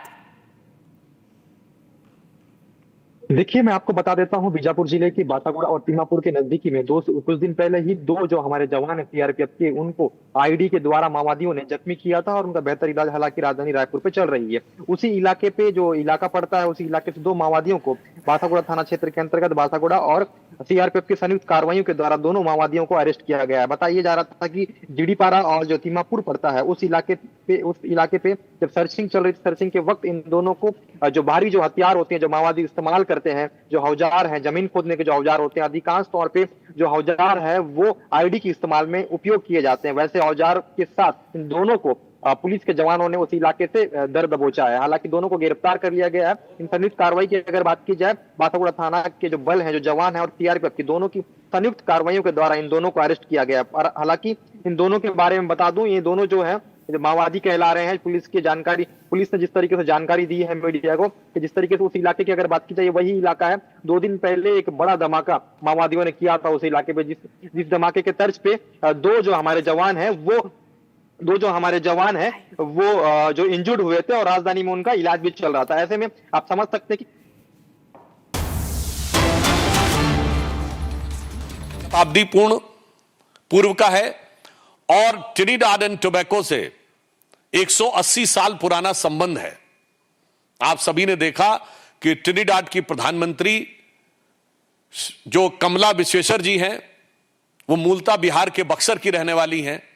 यानी एक प्रकार का कैसा सामाजिक और सांस्कृतिक संबंध भारत का इन देशों के साथ है, उसको एक नए आयाम तक पहुंचाना यह तीसरी बड़ी उपलब्धि है।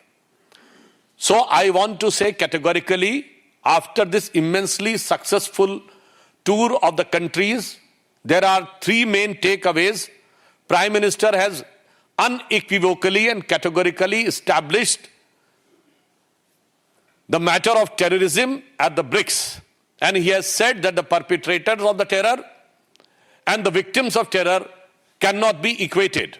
So this was our diplomatic success, and it was very important for the strategical point of view. Then the countries like Ghana and Namibia, which are very rich in the minerals and the metals like uranium, copper, lithium, and rare earth metals, India has entered into an agreement which is very much required for the future, and over-dependence upon any one country as far as these critical minerals and critical metals are concerned. So it was very much required for our economical aspect. And the Indian diaspora, which is having a vibrant and sizable presence in the countries like Ghana and Trinidad and Tobago, from 1 century to 2 centuries, from there, it has taken to a new height. As you know, that the Prime Minister of Trinidad and Tobago, Kamala Viseshwar ji, is from the Buxar area of Bihar, and this has taken India's emotional connect and cultural and social connect with those countries to a new dimension. So, strategically, economically, and culturally, this visit of Prime Minister has set up a new era in India's role at the international level, with cooperation of the African and southern countries. Previously with Argentina, even the previous visits with Mexico, our strategy of aligning and taking together the global south has reached to new heights. प्रधानमंत्री जी को इस यात्रा के दौरान 4 देशों ने अपना सर्वोच्च नागरिक सम्मान दिया, और इसके द्वारा अब तक प्रधानमंत्री श्री नरेंद्र मोदी को 27 देशों का सर्वोच्च नागरिक सम्मान प्राप्त हो चुका है, और 17 देशों की पार्लियामेंट को वो एड्रेस कर चुके हैं। एक छोटा सा उदाहरण बताना चाहता हूं। अभी नामीबिया की पार्लियामेंट को एड्रेस करते हुए उन्होंने कहा कि Namibia is the biggest producer of diamond and India is the biggest processing unit of diamonds. तो उन्होंने कहा है कि भारत और नामीबिया के बीच में जो संबंध बना है, ये उस निखरते हुए हीरे की तरह और चमकदार होगा। सो आई जस्ट वॉन्ट टू से कि जो 27 देशों का सर्वोच्च नागरिक सम्मान प्रधानमंत्री श्री नरेंद्र मोदी जी को मिला है, यह मात्र प्रधानमंत्री जी का सम्मान नहीं है, यह इस अमृतकाल में भारत वैश्विक क्षितिज पर जिस रूप में उभर रहा है, वो उस हर भारतवासी का सम्मान है। आप सभी जानते हैं कि भारतीय परंपरा में 27 नक्षत्र माने जाते हैं, तो मैं कह सकता हूं कि यह विश्व के आकाश पर जो प्रधानमंत्री श्री नरेंद्र मोदी जी को 27 सम्मान मिले हैं, यह विश्व के आकाश पर भारत की उभरती हुई शक्ति, भारत की उभरती हुई स्वीकार्यता के 27 ज्वाजल्यमान प्रतीकों की तरह है, जिसे अगर एक पंक्ति में मैं कहूं तो मोदी जी के इस यात्रा का संदेश सारगर्भित है। यह आदर है भारत का, जो भारत के जन जन को समर्पित है। इसके अतिरिक्त इस दृष्टि से भी यह यात्रा महत्वपूर्ण थी कि घाना में 30 वर्ष के बाद, ट्रिनिडाड में 25 वर्ष के बाद, अर्जेंटीना में 57 वर्षों के बाद और नामीबिया में 27 वर्षों के बाद भारत के किसी प्रधानमंत्री का दौरा हुआ। आज भारत प्रधानमंत्री श्री नरेंद्र मोदी जी के नेतृत्व में किस नए स्वरूप में आगे बढ़ रहा है। ब्रिक्स समिट हुई, एक दौर था हमारी सरकार आने से पहले जब ब्रिक्स में भारत को वीकेस्ट पॉइंट माना जाता था। Today India has become the brightest point in BRICS. हम विश्व के एकमात्र देश हैं जो ब्रिक्स के भी मेंबर हैं और क्वाड के भी मेंबर हैं। यह दर्शाता है कि प्रधानमंत्री श्री नरेंद्र मोदी जी के नेतृत्व में भारत की विदेश नीति अब एक नए युग में प्रवेश कर गई है। किसी जमाने में हम गुट निरपेक्ष हुआ करते थे, आज हम विश्व में सर्वसमावेशी की तरफ बढ़ रहे हैं। There used to be a time when India was considered as non-aligned. Now our foreign policy is all aligned. That's why we are the only country in the world which is a member of BRICS as well as Quad. और वैसे भी अगर आप लोगों ने इस विषय पर थोड़ा ध्यान दिया होगा, किसी ने पढ़ा होगा, तो यूरोपियन पार्लियामेंट्री रिसर्च सर्विस ने यह कहा है कि बाय 2035 वर्ल्ड एक मल्टीपोलर वर्ल्ड ऑर्डर की तरफ आगे बढ़ रहा है। आज वर्ल्ड की टॉप 4 इकोनॉमीज में सिर्फ एक यूरोपियन इकोनॉमी है, दैट इज जर्मन, और 2 एशियन है, India and China. Most likely with in a year all top 3 में 2 एशियन होंगी, 1 अमेरिका होगा, मोस्ट लाइकली यूरोपियन कंट्रीज नहीं होंगे। This will be a major shift in the entire global world order after industrial revolution. तो हम कह सकते हैं कि इस उभरते नए वैश्विक परिदृश्य में भारत प्रधानमंत्री श्री नरेंद्र मोदी जी के कुशल नेतृत्व में जिस कुशलता के साथ, जिस दक्षता के साथ और जिस प्रखरता के साथ उभर रहा है और विकास की नई ऊंचाइयों को चढ़ रहा है, उसे एक पंक्ति में मैं कहना चाहूंगा कि स्वप्न देखा था कभी वो आज हर धड़कन में है। एक नया भारत बनाने का इरादा मन में है। बढ़ रहे हैं हम प्रगति की ओर, जिस रफ्तार से कर रहा है विश्व भी हमको नमन उस पार से। धन्यवाद। अगर आपका कोई सवाल है तो एक एक करके पूछिए। हाँ please.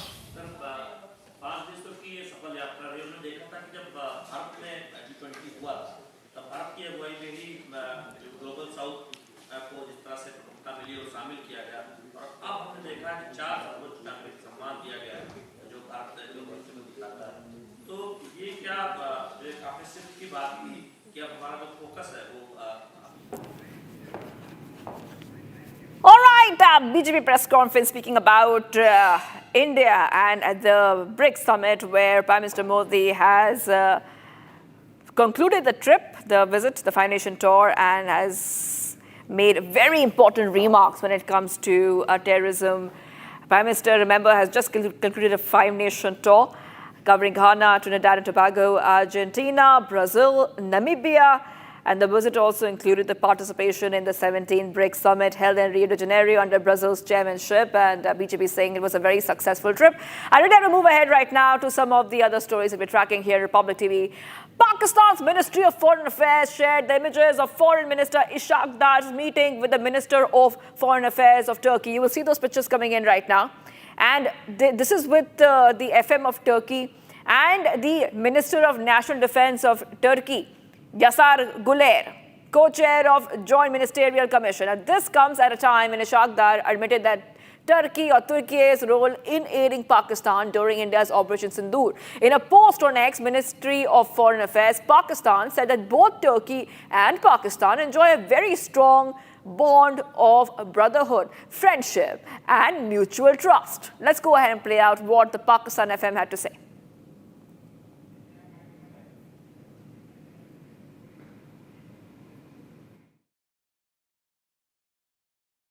Pakistan considers Turkey a trusted friend and a reliable brother, a nation that has always stood by us. History is full of examples of this brotherhood, and latest being during the Indo-Pakistan conflict. Pakistan considers Turkey a trusted friend and a reliable brother, a nation that has always stood by us. History is full of examples of this brotherhood, and latest being during the Indo-Pakistan conflict. And viewers, we asked for the Nationalist Collective's view on the FATF's finding on terror funding last night. And we received some fantastic responses from the Nationalist Collective members. Here's what Himangini from Nagpur sent in voicing the Nationalist Collective view. Listen in.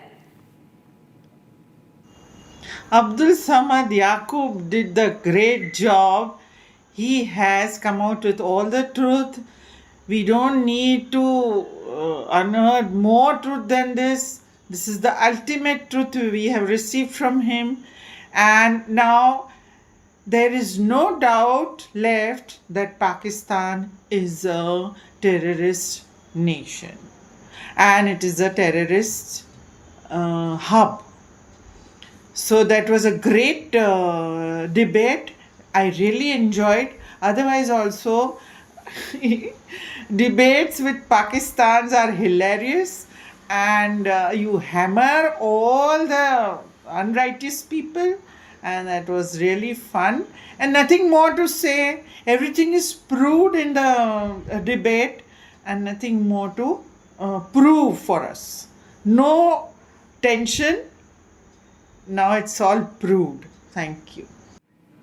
Viewers, the National Center for Seismology has confirmed that an earthquake of magnitude 4.4 struck Haryana's Jhajjar district this morning. Strong tremors were felt in Delhi and Noida, Gurugram, Faridabad, as well as adjoining areas. The earthquake struck Jhajjar at 9:04 a.m. at a depth of 10 kilometers. Here's more on the story.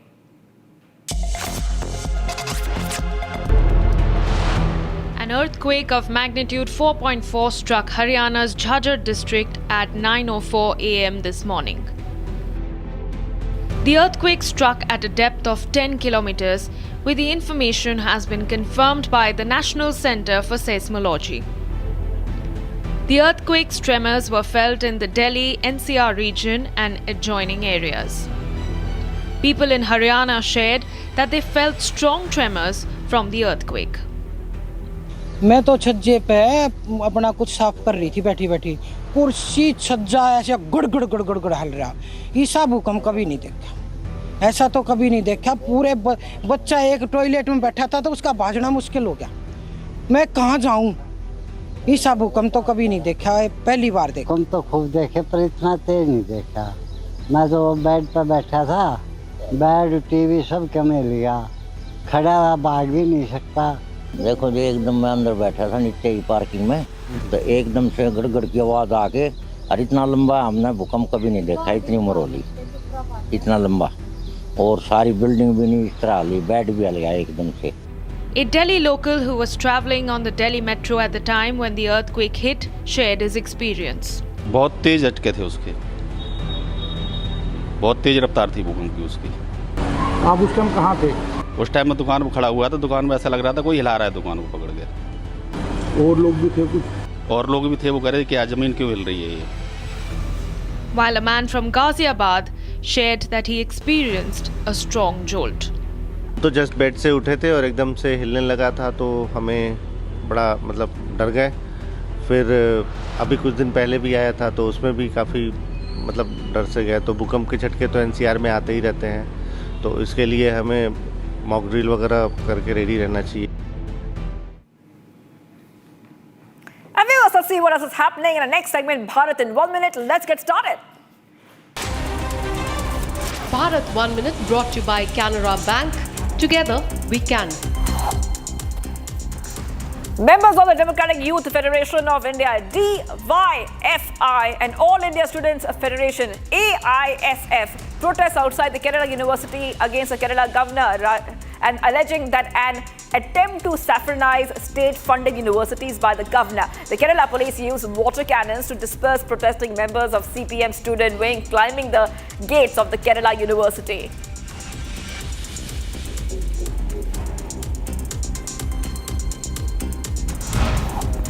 The 27th Eastern Zonal Council meeting took place in Ranchi, where Jharkhand CM Hemant Soren facilitated Union Home Minister Amit Shah along with CMs and delegates from 4 eastern states, Jharkhand, Bihar, Odisha, West Bengal. Notably, Bengal CM Mamata Banerjee was represented by the West Bengal Minister Chandrama Bhattacharya.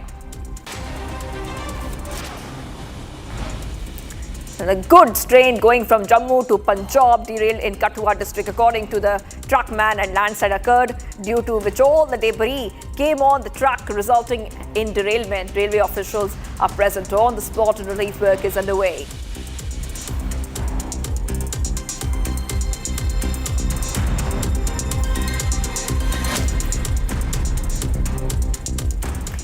And viewers, news coming in from Balrampur in Uttar Pradesh, where bulldozer action continues on Changur Baba's empire for the third consecutive day now. Many bulldozers are reaching the spot, viewers. So we are putting those pictures out for you right now as we see that Yogi Adityanath has made it very, very clear that these kind of actions will not be tolerated at all. And not only that, bulldozer action has been ordered when it comes to Changur Baba. This is a mass conversion racket which is busted. We also have our colleague who has been on the ground and is getting us all these details and a ground report. Let's take a look. एक तरफ उतरौला में छांगुर बाबा के साम्राज्य पर bulldozer चल रहा है। आप देख सकते हैं कि जो काला साम्राज्य काली कमाई से अर्जित की गई थी, उस पर योगी आदित्यनाथ का बुलडोजर चल रहा है। और इसी बुलडोजर के बीच में आप दूसरी ओर देखिए तो मजार के ऊपर मजार, एक बहुत बड़ी मजार बनी है। पहले ही वो बड़ी मजार थी और उसके ऊपर एक मजार बनी है। कहा जा रहा है कि ये चांद बाबा की मजार है, जो छांगुर का गुरु था। कभी छांगुर इसी मजार में रहता था और यही मजार से होकर वह जाता था महाराष्ट्र अंगूठियों के पत्थर को बेचने के लिए। लेकिन आज उसने एक बहुत बड़ा साम्राज्य खड़ा कर लिया। अब देखिए कि बुलडोजर के बीच में यहाँ पुलिस भी हैं, अधिकारी भी हैं, प्रशासन भी है, राजस्व की टीमें हैं। लेकिन इस मजार को पुताई का, इस मजार की पुताई का ठेका किसने दिया, किसने पैसे दिए, किसने मजदूर भेजे, किसी को कोई डर नहीं है। और यहाँ पर लगातार आप देख सकते हैं कि जो चांद बाबा की जो मजार है उसका रंगाई पुताई जारी है। दूसरे एंगल से मैं आपको दिखाने की कोशिश करता हूँ कि आप देखिए ये कितना इसका हाइट है, कितनी इसकी ऊंचाई है कि आप देख के अंदाज़ा लगा सकते हैं कि छांगुर बाबा अपने गुरु की मजार को एक भव्य रूप देना चाहता था, एक विराट रूप देना चाहता था, जिससे वो अपने साम्राज्य को उतरौला में यह बता सके कि उसका रसूख क्या है, उसकी ताकत क्या है। इस मजार से पता चल सकता है। आप देख सकते हैं कि बुलडोजर कार्रवाई के बीच में मजार की पुताई हो रही है। मजार के ऊपर मजार बनाया जा रहा है। ये चांद बाबा का मजार है। कभी छांगुर बाबा इसी मजार से निकलकर अंगूठियों को बेचते हुए एक काला साम्राज्य खड़ा किया है। और आप देख सकते हैं कि लाइव तस्वीरें हैं। यहाँ पर जो कारीगर हैं, यहाँ पर जो मजदूर हैं, पेंटर हैं, वो देखिए काम कर रहे हैं, किस तरह से अपने आप को शरीर में एक रस्सी बांध करके पुताई का काम कर रहे हैं। ये लगातार इस पे व्हाइट वॉश कर रहे हैं। तो आप देख सकते हैं कि यह एक नया नज़ारा दिख रहा है कि जिनको डर भी नहीं है कि आखिर इसका ठेका किसने दिया है, पैसे किसने दिए हैं, आदेश किसने दिए हैं। चूंकि ये पूरा साम्राज्य छांगुर बाबा का है। छांगुर बाबा का पीछे यहीं पे मदरसा है, कई छोटी मोटी और भी मजारें हैं और यह चांद बाबा की मजार है जिस पर लगातार पुताई का कार्य जारी है। And viewers, what's coming right up? Pakistan admits to Turkey's role in India-Pakistan military conflict. Ishaq says Turkey helped during recent conflict, announces Turkey setting up an industry in POK. And SFI members storm Kerala University campus, showdown over the governor's alleged saffronization of Kerala campuses. Stay tuned, viewers. We are live and breaking this Thursday.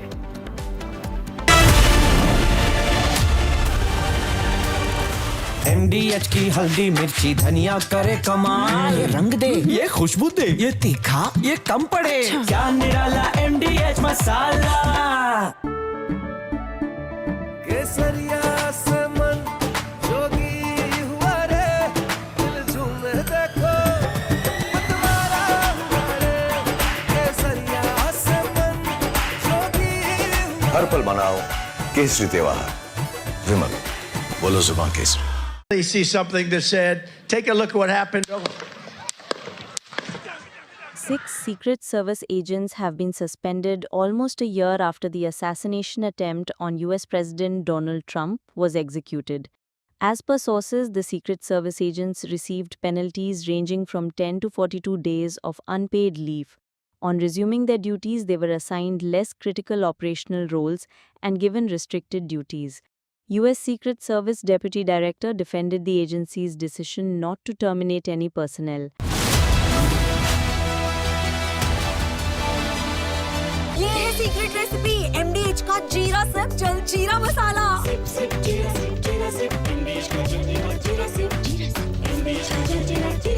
इसको घर पे लगाओगे तो शादी का तो पता नहीं, पर घर पक्का नहीं टूटेगा। रुंगटा नहीं तो घर स्ट्रॉन्ग नहीं। रुंगटा स्टील TMT बार एकदम सॉलिड। पहाड़ों में एक हाइकिंग स्टिक भी बन सकती है। They see something that said, take a look at what happened. 6 Secret Service agents have been suspended almost a year after the assassination attempt on US President Donald Trump was executed. As per sources, the Secret Service agents received penalties ranging from 10 to 42 days of unpaid leave. On resuming their duties, they were assigned less critical operational roles and given restricted duties. U.S. Secret Service Deputy Director defended the agency's decision not to terminate any personnel. He said the agency's focus was on finding the root cause of the failure and fixing deficiencies. The assassination attempt was made during a public rally in Butler, Pennsylvania. An investigation into the matter revealed several security failures. Behind me and to the right was a large screen that was displaying a chart of border crossings under my leadership. The numbers were absolutely amazing. In order to see the chart, I started to like.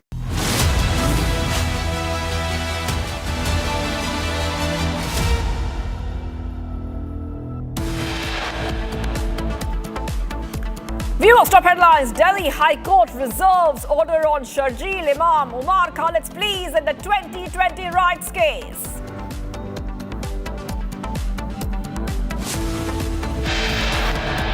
Fierce power tussle in Karnataka. Siddaramaiah says that he will remain the CM for 5 years.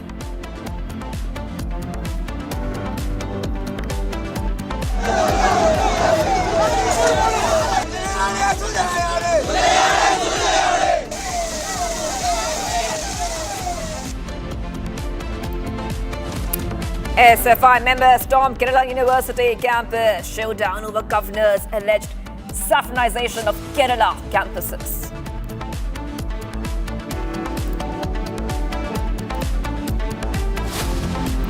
Bulldozer action against illegal conversion racket continues. Kingpin Changur Baba's illegal residence being demolished.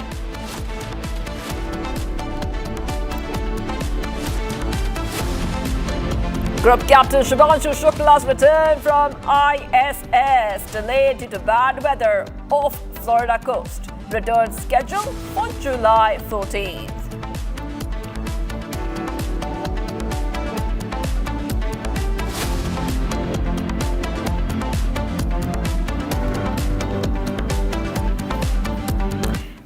We're live and breaking up. Shivangi Shukla getting you the latest coming in. Breaking news now. Karnataka Chief Minister Siddaramaiah has spoken on the power tussle.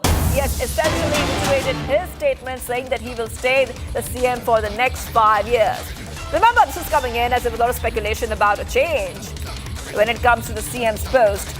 The Karnataka Congress is seeing a lot of inner rebellion. It's seeing a lot of issues, a lot of scams, a lot of issues within the Karnataka Congress, and that really had gone ahead and led to some speculations about a change in leadership at the top. But at the same time, Siddaramaiah has spoken at a press conference. Let's go ahead and play out what Siddaramaiah has to say.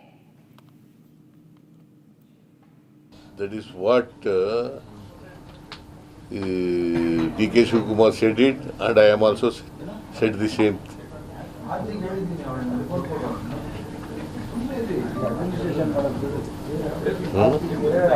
See, there is no vacancy. Is there any vacancy of Chief Ministership? I'm very much here before you. I am the Chief Minister of Karnataka. All right, let's go straight across to my colleagues who are joining us right now. We have with us Abhishek joining us live from Bengaluru. A very good afternoon to you, Abhishek. And now we see that CM Siddaramaiah seems to pretty much take offense to the speculation and buzz during the rounds that the CM might change. He is saying that, yes, he will be the CM for 5 years, but definitely there's a lot of internal rift within the Karnataka Congress there with multiple speculations coming out. Well, Sumangi, this is the second time the CM Siddaramaiah is claiming that he will be the full-term Chief Minister of the state of Karnataka, which indirectly says that he will also continue with the second half term of being the Chief Minister.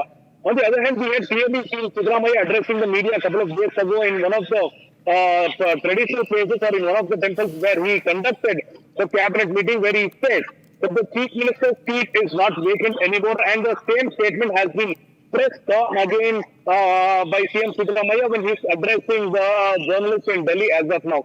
On the other hand, AICC has also, it is claimed that AICC has mentioned CM Siddaramaiah and DCM DK Shivkumar not to speak publicly about the Chief Minister's seat being vacant or will be changed in the next couple of months. And also, DCM DK Shivkumar along with CM Siddaramaiah have mentioned their supporters not to speak about the change of the CM in the next couple of months. On the other hand, as the president of Karnataka Pradesh Congress Committee, DK Shivkumar has mentioned that he will, in full support, continue supporting Siddaramaiah because he is our leader in what DCM DK Shivkumar has claimed as of now. However, we will have to see how the MLAs and the ministers of the party who were claiming that there will be a major tussle in the government in the next couple of weeks will react on CM Siddaramaiah's statement. And also, on the other hand, we have seen Siddaramaiah questioning the journalists themselves if the post of CM is vacant. Are you able to see that the CM post is vacant? On the other hand, he has also mentioned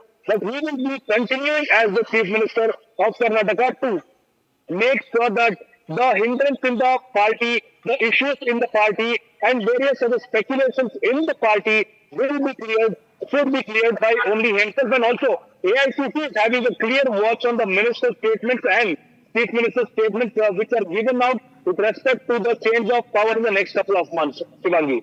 Yes, Abhishek, before I let you go, I just have to talk a little bit more about Siddaramaiah, the kind of position that he's holding. He's a CM, but he thinks that DK Shivkumar is an aspirant. However, he says, I'm not being changed, I'm the CM. But remember what Congress MLA Iqbal Hussain had said, that many MLAs want the leadership of DK Shivkumar. So what are those MLAs saying now? Well, CM Siddaramaiah's statement also directly hints that the opinions of the MLAs within the party might be different. The leaders will be wanting, some of the leaders will be wanting Siddaramaiah to continue as the CM. Some of the leaders will be wanting DCM DK Shivkumar to be elevated. These are the opinions of the various other cabinet ministers and MLAs within the party. So as far as I will be continuing as the to the party and the other ministers in the cabinet, not about DCM or Siddaramaiah in the next couple of months. On the other hand, CM Siddaramaiah and DCM DK Shivkumar are following the order of the they have, including the communist Iqbal Hussain or permit any ministers or MLAs. Right, Abhishek, well, thank you for getting us all those details. I will be coming back to you as, of course, we keep tracking the Karnataka developments. I really have to move ahead right now to some of the other stories we're tracking. There's a huge update coming in. Delhi High Court has reserved the order on the bail pleas of Umar Khalid, Sharjeel Imam and other accused in the larger conspiracy of the Delhi riots 2020 case. Solicitor General Tushar Mehta opposed the bail pleas of Sharjeel Imam, Umar Khalid and others in the Delhi riots conspiracy case, viewers, stating that those who conspired against the nation should remain in jail. He argued that long incarceration alone does not justify bail. Tushar Mehta said that the riots were pre-planned and timed to coincide with US President Trump's India visit aimed at tarnishing India's image globally. We see that SG Mehta had said, if you act against the country, you have no right to bail. This is one of the finest investigations I have come across. We have 58 statements recorded under Section 164 before the court. So back-to-back comments coming in right now, viewers on Republic TV. We have Aditya joining us live. Let's go to Aditya. Aditya, you know, the order on bail, please, is reserved. And the court has also heard all arguments on the bail from both the prosecution and the defense's side. If you could just take our viewers through what we can expect next now. Yeah, the argument was yesterday in the court, in the Delhi High Court. The matter was much about on the long incarceration of the accused in the matter. The petitioner argued that as there has been long incarceration, which can be a now valid grounds for bail, to which Solicitor General Tushar Mehta contended and argued back that if you are include or if you take part or you participate in an anti-national activity, now that will not be a reason, which is a lawful incarceration, will not be a valid ground to grant a bail if you are a party activity.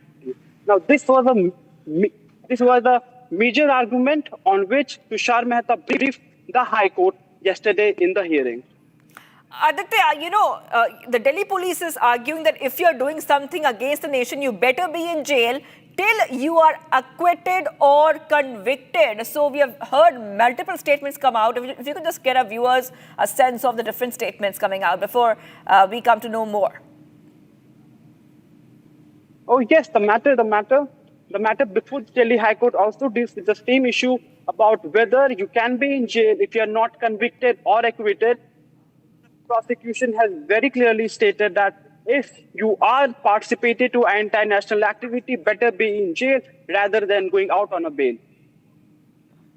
Okay, you know, Aditya, I will be coming back to you. Let's tell our viewers that the charges under UAPA and the IPC alleged conspiracy in the 2020 Northeast Delhi riots case. I will be coming back to our viewers.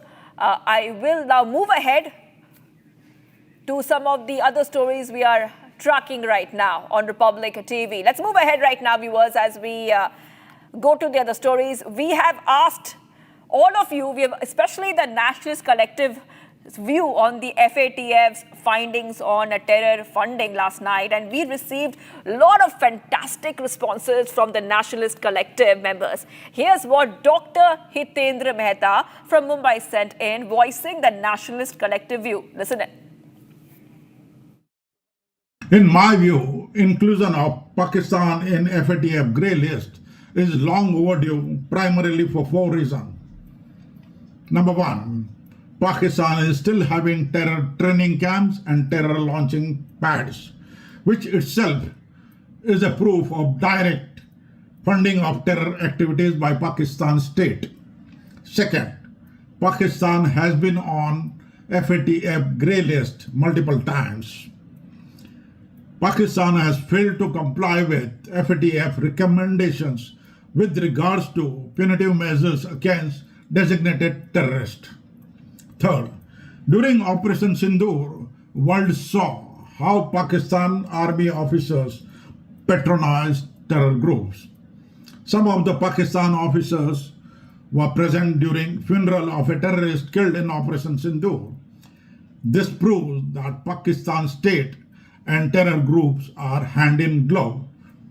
Fourth, Pakistan has allegedly misused international aid for procurement of arms and terror financing. Bharat 1 Minute brought to you by Canara Bank. Together we can. And viewers, getting you some more updates coming in. Members of the Democratic Youth Federation of India, DYFI, and the All India Students Federation, AISF, protest outside the Kerala University against the Kerala governor, alleging their attempt to saffronize state-funded universities by the governor. The Kerala police used water cannons to disperse protesting members of the CPM student wing climbing the gates of the Kerala University.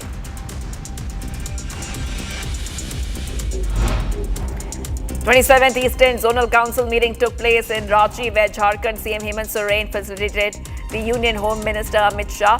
along with the CMs and delegates from 4 eastern states, Jharkhand, Bihar, Odisha and West Bengal. Notably, the Bengal CM Mamata Banerjee was represented by the West Bengal Minister Chandrima Bhattacharya.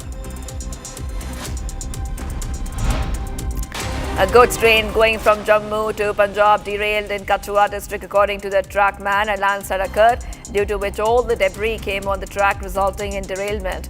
Railway officials are present on the spot and relief work is underway.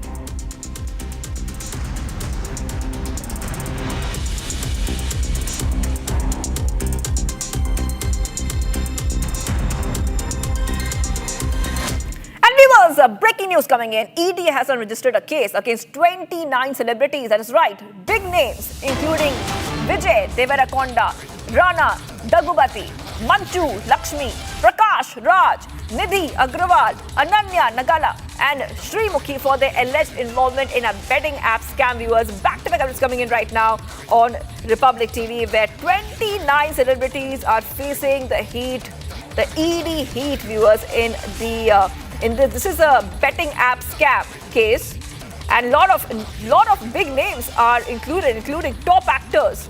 I want to go straight across to my colleague who's joining us right now. We have with us Aneri. Okay, take our viewers through what this illegal betting application is all about. We see that these celebrities are facing the heat because they are promoting a betting application which seems to be illegal. Aneri. Well, that's right, Shivangi. Earlier, it was the Cyberabad and Hyderabad City Police which had filed cases, and there was an FIR which was registered against various celebrities for promoting these betting apps, whereas Telangana government and the Telangana Police has been putting a ban on these apps because of a lot of fraud which has been taking place. But then despite that, we see that many of these celebrities were seen promoting these betting apps based on that FIR which was registered under Panjagutta Police and also under the Miapur Police police station. We see that now the Enforcement Directorate has registered a case and 29 celebrities have been booked by the Enforcement Directorate. Well, further investigation will be taken up into this matter, but as of now, the ED has registered a case, and there will be, in the coming days, there will be notices which would be served to these celebrities for questioning and for interrogation as to their links with these betting apps, for promoting these betting apps. And also, remember, there is no response yet come in from any of these celebrities who have been booked by the Enforcement Directorate. However, the Enforcement Directorate will be holding investigation, will be doing investigation based on the FIR that was registered in the police station, in Panjagutta Police Station and in Miapur Police Station. That is right. Thank you for getting those details. I will be coming back to you, Aneri, for more on the story. ED heat on 29 celebrities. And now we see a massive drama. That is right, a big drama, a big chaos unfolding at the University of Kerala this morning itself. And we've put those pictures out for you. And the ongoing administrative tussle has now intensified, with Vice Chancellor Caesar Thomas issuing a direct order barring suspended Registrar K.S. Anil Kumar from entering the university campus. This comes after the university syndicate had revoked Kumar's suspension earlier this week, a move that the VC has refused to recognize. So back-to-back is coming in right now, viewers. We saw that many of these protesters have also been detained. This is coming in as students are protesting at the Kerala University over alleged saffronization of the university. So these are pictures which came in just perhaps an hour or two back, where water cannons have also been used on these protesters, given the fact they have become very, very intense. So we have seen that the DYFI is also protesting, including the SFI. They're protesting at the university. Police have to use water cannons. I repeat, police have to use water cannons, as you can see on your screens, to disperse the student demonstrators. The protest over the alleged saffronization of Kerala's universities escalated, with the Democratic Youth Federation of India and the youth wing of CPIM staging the demonstrations outside the university in Thiruvananthapuram. Police are using water cannons to disperse these protesters. The Students' Federation of India, that is the SFI, also the student arm of CPIM, has been leading these protests, and they are accusing the governor of pushing saffronization in the campuses. That is right.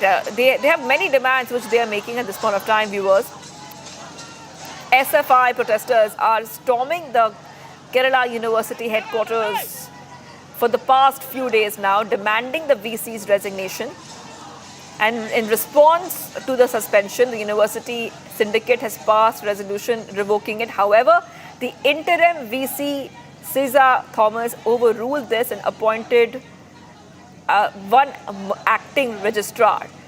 So authorities have deployed a lot of police. As you can see, that the barricades have been put in different places. The protesters are jumping over barricades, even standing on top of gates.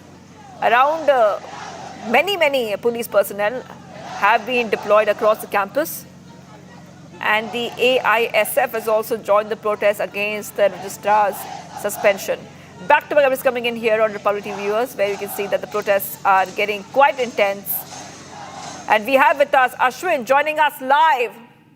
And Ashwin was inside the university grounds with the latest updates. Ashwin, yes, what is happening? Have the protests become a little bit cooler, or are they still as intense as we saw earlier?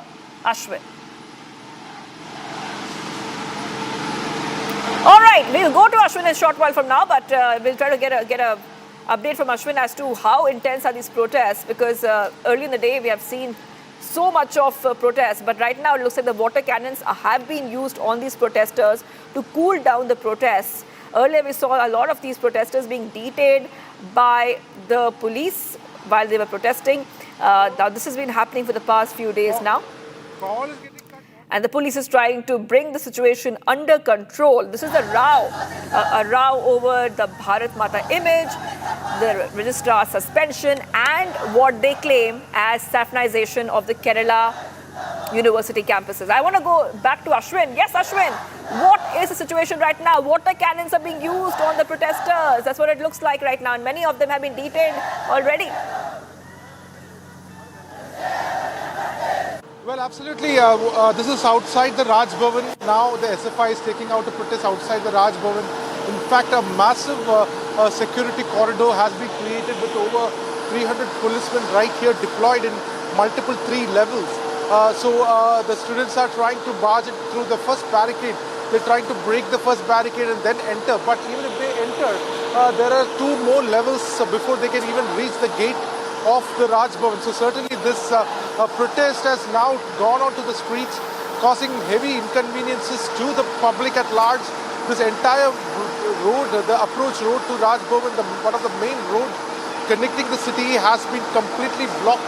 Around 200 plus policemen are already here. On the other side, the protesters, around 100-150 protesters are there taking out this protest, demanding that the governor must not get, where they are stating that the governor is trying to saffronize the university campuses, and against this protest has begun. Now what you see is the first level of the first barricade. Students are trying to enter the first barricade and go past it, and certainly a massive build-up has been put over here. The SFI Students Union are taking out these protests outside the Raj Bhavan, and 3 rounds of water cannons have been used already. If need be, they will be using tear gas if it is required. But there are 3 levels of barricading that is already done over here. It is unlikely that these students will be able to cross even the first one. Back to the studio. That is right. That is right. So you're saying that the protesters are now moving towards Raj Bhavan. Is that correct? What is the plan now? Correct. The water cannons visuals that we are witnessing now is just outside the Raj Bhavan. Now it's a 4th round of water cannon that is being used right now. You can clearly see that the police is using water cannons to disperse the students from continuing the protest over here. They are trying to cut across the barricade and moving towards the Raj Bhavan, which is being stopped. And it is a mighty force of the police which is trying to hold this using water cannons so that the students will stop pulling this barricade.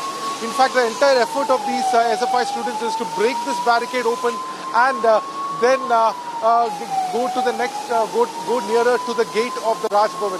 So this protest has now got onto the streets. It is a direct confrontation which the students are doing in front of the Raj Bhavan in Kerala. That is right. Okay, so the protesters are now moving towards Raj Bhavan as part of the campaign against the governor, whom they accuse. It's going ahead and pushing the saffronization in Kerala campuses. Okay, let's move ahead right now. Viewers, to some of the other stories we're tracking. Yogi model now in action as Operation Langda continues in Uttar Pradesh. 3 encounters in Hapur, Noida and Jhansi, and multiple criminals were arrested. Here is a report, viewers, as Operation Langda continues.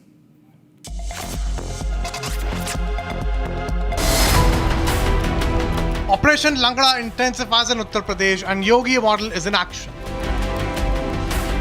In a statewide sweep, 3 encounters took place in Hapur, Noida and Jhansi. Hapur police arrested 2 notorious cow smugglers who were injured in the leg during the encounter.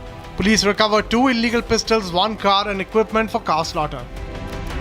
आज रात्रि में थाना Kapurpur police के द्वारा मुठभेड़ के दौरान 2 अभियुक्त लोगों को गिरफ्तार किया गया है।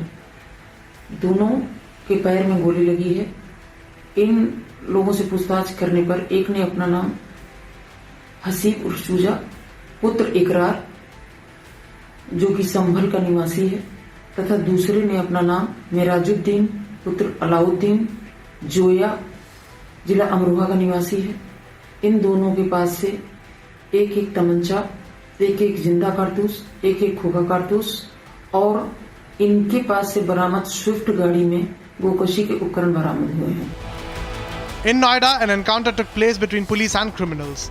The criminals opened fire at the police. In retaliation, one of the criminals got injured. Total 5 criminals were arrested in the encounter. The police seized illegal weapons, stolen cables, stolen car from possession of the 5 criminals.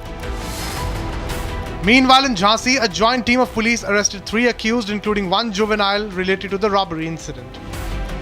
आज स्वाट team प्रभारी तथा थानाध्यक्ष बरुआ सागर को मुखबिर से सूचना मिली कि जिन अपराधियों ने घटना की है, इस सूचना पर स्वाट टीम प्रभारी तथा थानाध्यक्ष बरुआ सागर की टीम के द्वारा इनकी घेराबंदी की गई। पुलिस टीम पर जान मारने की नीयत से फायर किए।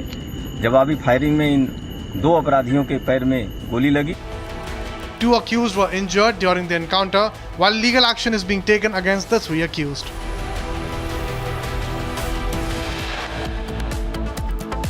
Viewers, much more coming right up. Fierce power tussle continues in Karnataka. Siddaramaiah says that he will remain the CM for 5 years.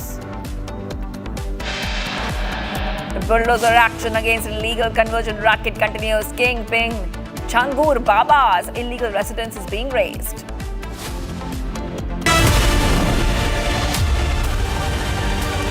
Amity has been ranked amongst the top 3% universities globally, a testimony to Amity's globally benchmarked quality.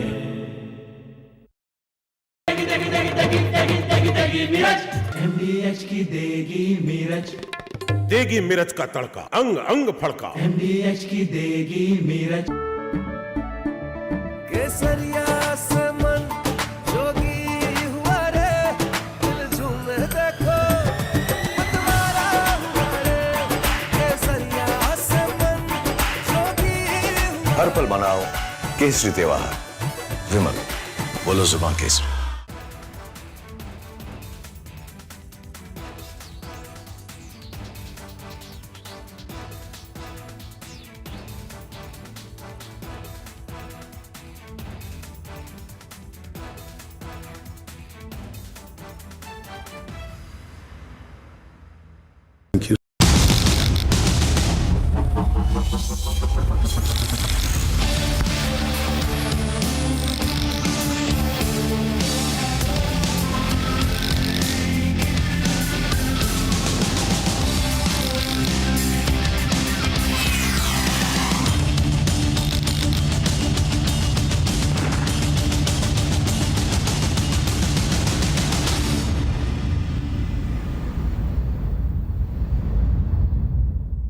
Secret recipe MDH का जीरा SIP जल जीरा मसाला।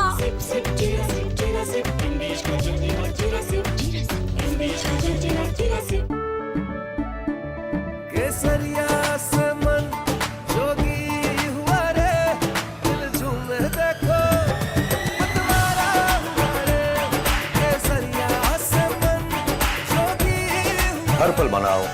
केसरी त्योहार विमल, बोलो जुबान Kesari.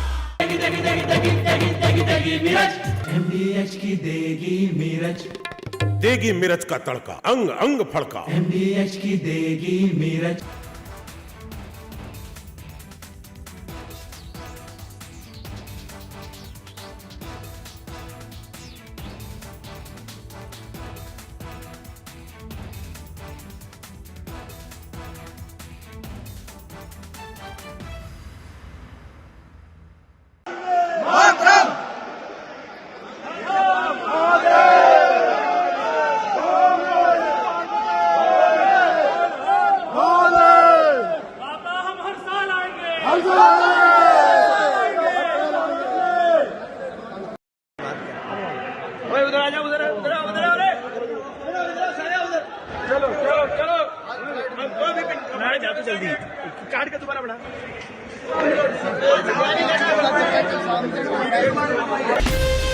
From Asia's largest news headquarters, setting the agenda for Bharat.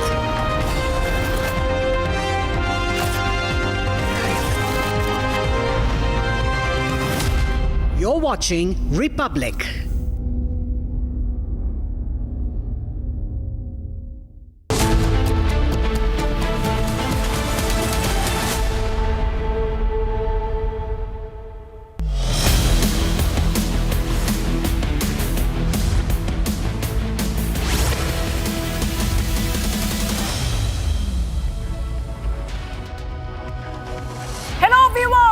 We are live and breaking. I'm Shivangi Shukla getting you the latest coming in. So a lot lined up for you in this show, from the ruckus at Kerala University to the power tussle in Karnataka and much more breakings coming in. But the headlines first. Let's get started.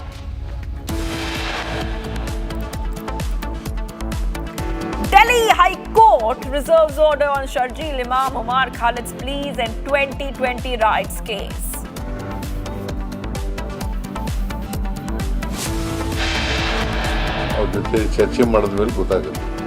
Says that he will remain the CM for 5 years.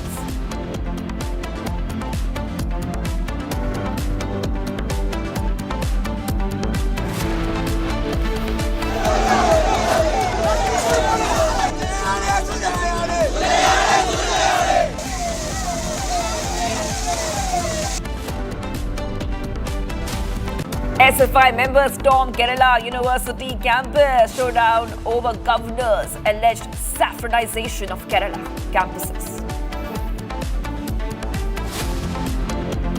Bulldozer action against illegal conversion racket continues. Kingpin Changur Baba's illegal residence will be demolished.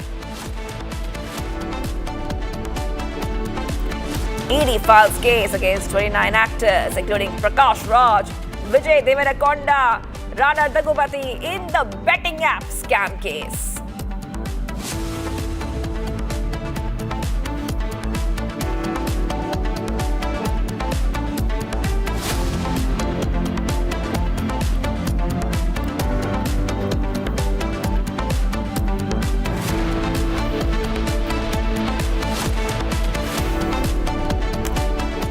Breaking news coming in from Darbhanga, where a video will be on your screen of RJD leaders' hooliganism. And this is coming in as from the state highway 56 is going viral on social media. In this video, you will see a person carrying a patient in an ambulance had to pay a heavy price for requesting the RJD leaders who were blocking the road to let the ambulance go. So RJD leaders threatened him by pushing him and shoving him, saying that if it was Lalu's rule of 1990, he would have been thrown down from the top. The video is going viral on social media. In the video, RJD leader Baldev Ram is seen threatening the people in the ambulance stuck in the jam, and who started pushing and shoving him when they requested them to let the ambulance go. He's seen saying to the person in front that if the rule of 1990 comes back, they will throw you down from the top. While saying this, the RJD leader is saying, go and sit in your car. The RJD workers pushed him and asked him to run away. After that, they abused him and said that the 1990 wave will come. We will abuse you. Okay, so let's go and play out the entire sequence, viewers.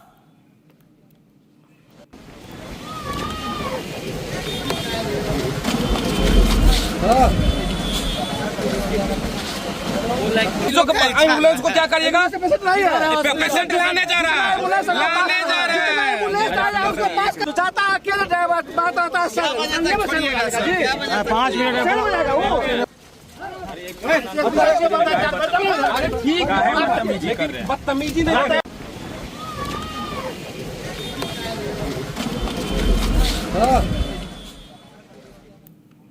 And we have with us Prakash joining us right now. Prakash, what we see is that the RJD leaders are not giving way to an ambulance while participating in the Bharat Bandh in Darbhanga city of Bihar. And then we see hooliganism out in the open. If you could just take our viewers through these viral clips, what we saw, what happened, what was the reality on the ground? Well, this incident took place in Benipur area of Darbhanga district. As we can see in the visuals that RJD leaders have blocked the road with bamboo sticks and they're not allowing the vehicles to pass through that area to the national highway. And we can see pictures of an ambulance and a person requesting the RJD leaders to let the ambulance go.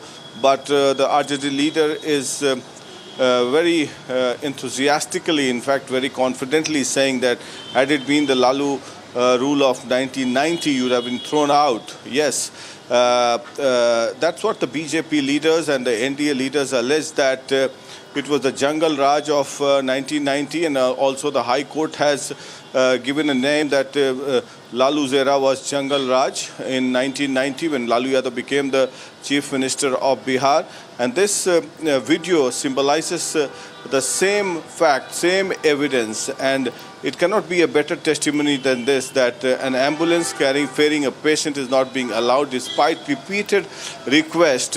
And not only this, but after some time the RJD leader stands up, abuses the person concerned, and also takes away his mobile phone which has a camera which was shooting the entire sequence. So yes, it is unpardonable, and also goes to shows the insensitiveness of the RJD leaders. And if Tejasvi Yadav is watching this video, he should definitely take some action, because if he feels that his party is really a changed version of what it was in 1990, then he should certainly take some action. Back to you. Yes, Prakash. That was Prakash, editor, Special Projects. And Prakash, I just want our viewers to once again see the entire sequence of this RJD leader blocking an ambulance and making threats.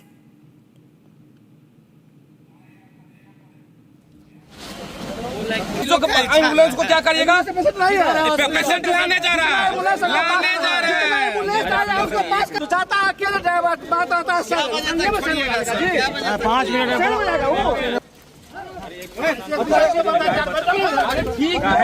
ठीक है, बदतमीजी नहीं।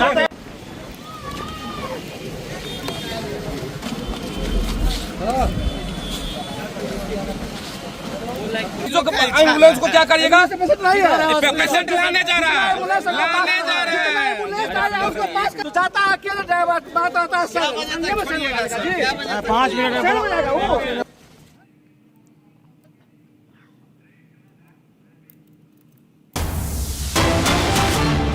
All right, getting in visuals, let's go to Lucknow, because Lucknow is from there. You can see Changur Baba and Neetu taken into custody by the ATS. That is right. Now, this is the Uttar Pradesh Anti-Terrorism Squad had secured a week-long custody of Jalaluddin alias Changur Baba, the alleged mastermind of a religious conversion racket.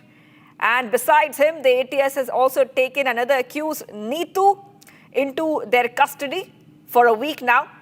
And these pictures are coming in of both of them being taken into custody by the ATS coming from Lucknow. That is right, viewers. Remember that around 4 people have been arrested in connection with this case. This is the religious conversion racket case. Police have alleged that the accused acted in an organized manner to convert individuals from Hindu and other non-Muslim communities to Islam. Back-to-back is coming in right now on Republic TV. And according to the statement released by the Uttar Pradesh police, the ATS has obtained the custody of Changur Baba and Neetu from July 10th to July 16th after approaching an NIA court. Both were arrested from a village in Balrampur district on July 5th. Jalaluddin is being seen as the mastermind of the conversion racket, had a non-bailable warrant issued against him and carried a reward of 50,000 rupees on his arrest, viewers. Initially, both of them were sent to the Lucknow district jail, and right now, these pictures are showing us of Changur Baba and Neetu being taken into custody by the ATS. The case was registered at the ATS police station in Gomti Nagar, Lucknow, including charges under BNS section 121A, 153A, 417, 420 and provisions of the Uttar Pradesh Prohibition of Unlawful Religious Conversion Act 2021. So investigation is continuing right now, viewers, on Republic TV. Also, we showed you pictures a short while back of the Balrampur district administration continuing the demolition of the lavish mansion linked to Changur Baba, who's the alleged mastermind of this religious conversion syndicate operating in Uttar Pradesh. And this has been happening for the past 3 days now. Back to web is coming in right now, viewers, on Republic TV. And we see that as the demolition is continuing, and Yogi Adityanath has made it very clear that this kind of racket will not be tolerated at all and strict action will be taken. So we saw bulldozer action, and now Changur Baba is in the custody of the ATS. They secured a week-long custody of Changur Baba and his aide Neetu. So the custody is around a week long. Meanwhile, Changur Baba's residence is being demolished in Balrampur in Uttar Pradesh. My colleague Raghavendra has filed a report from there. Let's have a look.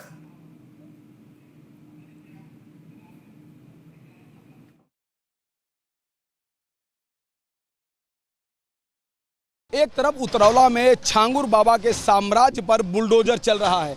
आप देख सकते हैं कि जो काला साम्राज्य काली कमाई से अर्जित की गई थी, उस पर योगी आदित्यनाथ का बुलडोजर चल रहा है। और इसी बुलडोजर के बीच में आप दूसरी ओर देखिए तो मजार के ऊपर मजार, एक बहुत बड़ी मजार बनी है। पहले ही वो बड़ी मजार थी और उसके ऊपर एक मजार बनी है। कहा जा रहा है कि ये चांद बाबा की मजार है, जो छांगुर का गुरु था। कभी छांगुर इसी मजार में रहता था और यही मजार से होकर वह जाता था महाराष्ट्र अंगूठियों के पत्थर को बेचने के लिए। लेकिन आज उसने एक बहुत बड़ा साम्राज्य खड़ा कर लिया। अब देखिए कि बुलडोजर के बीच में यहाँ पुलिस भी हैं, अधिकारी भी हैं, प्रशासन भी है, राजस्व की टीमें हैं। लेकिन इस मजार को पुताई का, इस मजार की पुताई का ठेका किसने दिया, किसने पैसे दिए, किसने मजदूर भेजे, किसी को कोई डर नहीं है। और यहाँ पर लगातार आप देख सकते हैं कि जो चांद बाबा की जो मजार है उसका रंगाई पुताई जारी है। दूसरे एंगल से मैं आपको दिखाने की कोशिश करता हूँ कि आप देखिए ये कितना इसका हाइट है, कितनी इसकी ऊंचाई है कि आप देख के अंदाज़ा लगा सकते हैं कि छांगुर बाबा अपने गुरु की मजार को एक भव्य रूप देना चाहता था, एक विराट रूप देना चाहता था, जिससे वो अपने साम्राज्य को उतरौला में यह बता सके कि उसका रसूख क्या है, उसकी ताकत क्या है। इस मजार से पता चल सकता है। आप देख सकते हैं कि बुलडोजर कार्रवाई के बीच में मजार की पुताई हो रही है, मजार के ऊपर मजार बनाया जा रहा है। ये चांद बाबा का मजार है। कभी छांगुर बाबा इसी मजार से निकलकर अंगूठियों को बेचते हुए एक काला साम्राज्य खड़ा किया है। और आप देख सकते हैं कि लाइव तस्वीरें हैं। यहाँ पर जो कारीगर हैं, यहाँ पर जो मजदूर हैं, पेंटर हैं, वो देखिए काम कर रहे हैं, किस तरह से अपने आप को शरीर में एक रस्सी बांध करके पुताई का काम कर रहे हैं। ये लगातार इस पे व्हाइट वॉश कर रहे हैं। तो आप देख सकते हैं कि यह एक नया नज़ारा दिख रहा है कि जिनको डर भी नहीं है कि आखिर इसका ठेका किसने दिया है, पैसे किसने दिए हैं, आदेश किसने दिए हैं। चूंकि ये पूरा साम्राज्य छांगुर बाबा का है। छांगुर बाबा का पीछे यहीं पे मदरसा है, कई छोटी मोटी और भी मजारें हैं और यह चांद बाबा की मजार है जिस पर लगातार पुताई का कार्य जारी है। खान के घर के सामने मौजूद हूं और हमारे साथ इसी गांव के यानी कि नया नगर जो उतरौला में गांव है यानी कि मोहम्मद अहमद का जो गांव है, मैं उसी गांव में आया हूं और हमारे साथ रब्बानी के ये बेटे हैं, इनके पास कुछ महत्वपूर्ण कागजात हैं। आप क्या कहेंगे? चूँकि अभी जब मेरी वाइस से बात हो रही थी फ़ोन से तो मोहम्मद अहमद खान ने रब्बानी यानी वकील साहब का नाम लिया था, बोले कि मैं पीड़ित हूँ और ये लोग हमारे ऊपर गलत कर रहे हैं, ऐसा कुछ उन्होंने बोला। क्या है कहानी? मैं ये आपको देना चाह रहा हूँ कि जो मैटर चल रहा है ये FIR है, पेज संख्या 8 में आप देखिए एसटीएफ द्वारा जो मुकदमा दर्ज किया गया जिस पे कार्रवाई चल रही है माननीय मुख्यमंत्री जी के जरिए जो भी है XYZ, मैंने मीडिया के द्वारा सुना। मेरा ये कहना है कि इस मुकदमे में जो डेटा दिया गया उसका पूरा ट्रांजैक्शन डिटेल है मेरे पास। मैंने ये कई मीडिया में देखा, इंटरनेशनल लेवल पे चल रहा है। उसने कल इस बात को दबा करके डाइवर्ट कर रहा है कि वो हो गया, डाइवर्ट कर जो भी डाइवर्ट कर रहा है वो मुकदमे के बारे में उसने बोला था। तो मुकदमा तो ऑलरेडी ये देखिए उच्च न्यायालय में चल रहा है, ये इंदिरा नगर में चल रहा है, उसके खिलाफ करोड़ों मुकदमा, मोहम्मद अहमद के खिलाफ 4 सीटेड मुकदमा है। आप मीडिया वाले यहाँ पूरा डेटा निकाल लीजिए। इंदिरा नगर में ये 2018 से चल रहा है, करोड़ों रुपए का 0435। इतने गंभीर मामले हैं, वो अपने आप को पीड़ित बता रहा है, क्यों ऐसा कह रहा है? वो पीड़ित झूठ बोल रहा है, पीड़ित तो मैं हूँ। झूठ बोल रहा है। मास्टर माइंड उसको इसीलिए कहा गया है सर कि वो अच्छों के आंख में धूल झोंक देगा। वो मास्टर माइंड है, वो है। मैं सामने क्यों नहीं आ रहा है? वो सामने क्यों नहीं आ रहा? भाग सही होता तो सामने आ जाता। अच्छा, वो सही नहीं है सर। ये देखिए एक मुकदमा ये चल रहा है। अच्छा, ये भी एक मुकदमा, 2 मुकदमे हो गए। और जो उसने कल बोला था कि सब क्लोज हो गया है, सब उसने जो बोला था हमने सुना था, ये ट्रांजैक्शन है। अब एक चीज ये बताइए, मोहम्मद अहमद खान इंडसइंड बैंक में 20 लाख रुपए गया है जी। अच्छा, 20 लाख रुपए। ये फर्जी पेपर है? नहीं, ये फर्जी नहीं, तो ट्रांजैक्शन का, ये ट्रांजैक्शन का रिकॉर्ड है, ये RTGS हुआ है। जी। अब हमारा ये कहना है कि एक दूसरा देख लीजिए, ये कितने का है? ये 9 लाख का है। अच्छा, ये मोहम्मद अहमद खान के खाते में गया है, सेविंग अकाउंट में गया, लिखा है मोहम्मद अहमद खान। नहीं, पूरी तरह से लिखा है, पूरी तरह से लिखा है। ये देखिए NBW की जो बात कर रहा था कहाँ है? ये NBW पेपर है, ये अभी कोर्ट में हाजिर होकर के इसने रिकॉल कराया है। लेकिन NBW कई बार हो चुका है इस मुकदमे में, ये भाग जाता है, फिर रिकॉल कराएगा, फिर भागेगा। कोर्ट में प्रॉपर ये हाजिर नहीं होगा कि प्रोसीडिंग चल सके। ये एक महबूद रजा करके हैं जो इनके मित्र हैं, ये भी मित्र हैं। इनके भी खाते में करीब 27 लाख रुपए गए हैं। 40 लाख रुपए भी एक जगह इनके खाते में गया है। ये एक मुकदमा चल रहा है जो जिला जज के यहाँ विचाराधीन है, 0095 मोहम्मद अहमद के खिलाफ। ये जो इस मुकदमे को बता रहे थे कि मेरे फेवर में ऑर्डर हो गया है, ये मुकदमा हाई कोर्ट में चल रहा है। आप इसको जूम करके दिखा दीजिए कि ये चल रहा है कि नहीं चल रहा है। ये फर्जी ऑर्डर है हाई कोर्ट का, ये सारे मुकदमे चल रहे हैं उनके खिलाफ। अच्छा, ये ऑर्डर है 24/4/2024 का। हाँ, ये देखिए इनको तलब किया गया हाई कोर्ट में।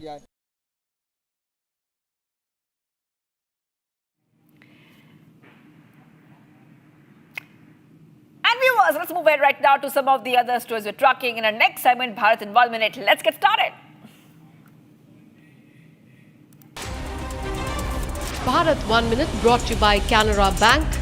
Together we can. Tamil Nadu police have arrested Sadiq alias Taylor Raja, a key accused in the 1998 Coimbatore bomb blast case and communal murder case across Tamil Nadu. He was arrested by a special team of anti-terrorism squad in Coimbatore City Police in Karnataka's Vijaypura district. He's a native of Coimbatore and has been absconding for the past 29 years and has never been arrested since 1996.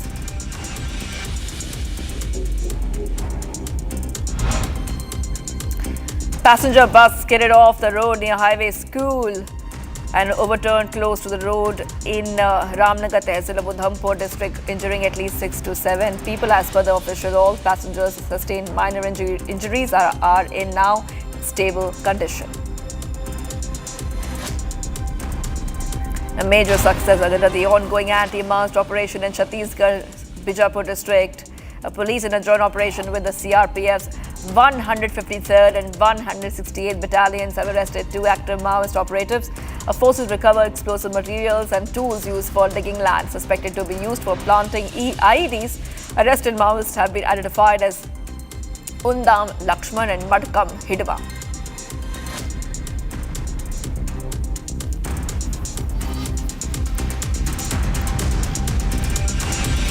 Viewers, shock Shocking news coming in from Bengaluru, where a young woman has raised alarm on Instagram over an account that has been posting reels of women being filmed in public spaces, like Church Street, without their consent.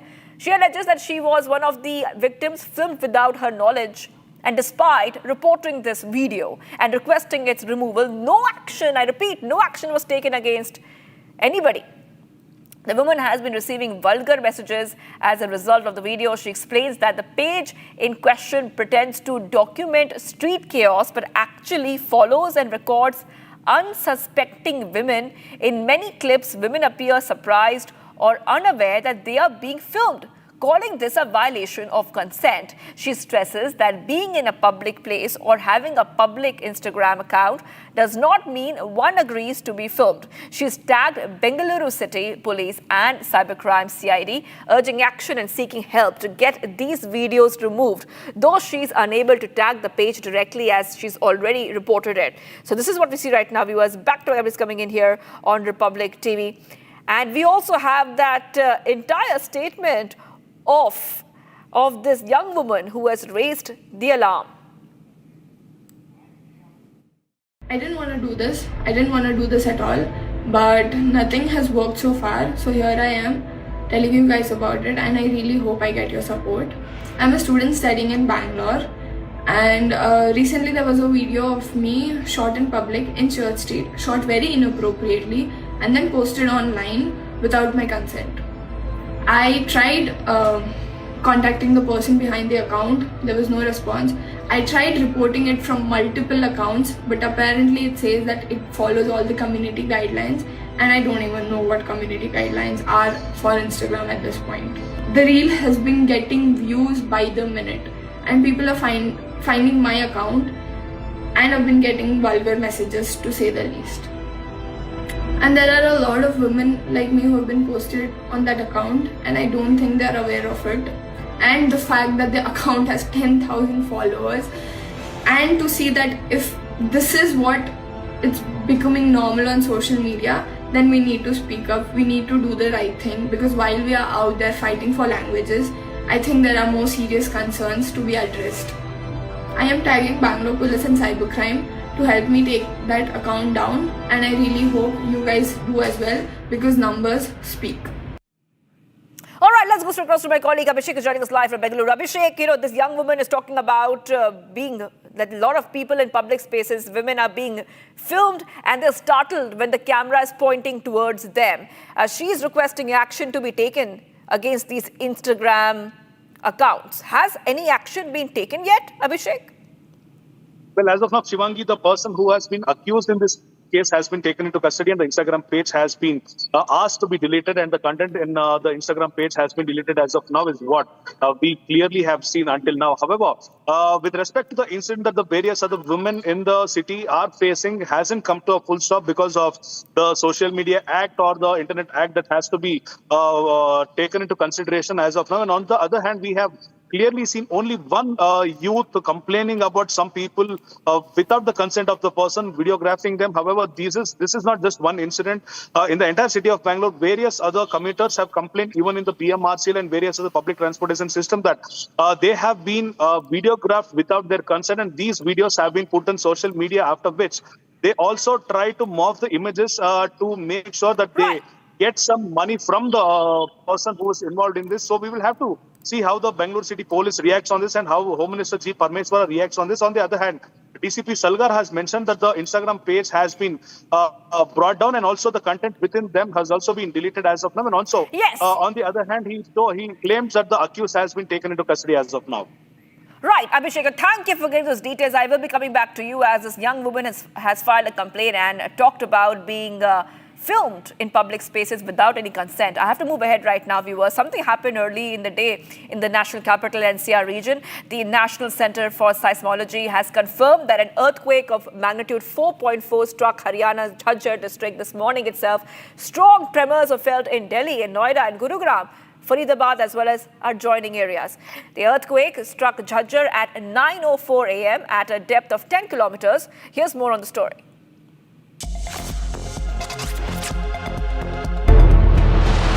An An earthquake of magnitude 4.4 struck Haryana's Jhajjar district at 9:04 a.m. this morning. The earthquake struck at a depth of 10 kilometers, where the information has been confirmed by the National Center for Seismology. The earthquake's tremors were felt in the Delhi NCR region and adjoining areas.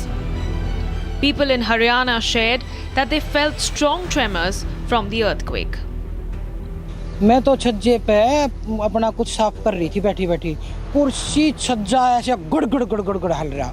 ऐसा भूकंप कभी नहीं देखा, ऐसा तो कभी नहीं देखा। पूरे बच्चा एक टॉयलेट में बैठा था तो उसका भागना मुश्किल हो गया। मैं कहाँ जाऊँ? ऐसा भूकंप तो कभी नहीं देखा, पहली बार देखा। हम तो खूब देखे पर इतना तेज नहीं देखा। मैं तो बेड पर बैठा था, बेड टीवी सब कमे लिया, खड़ा भाग भी नहीं सकता।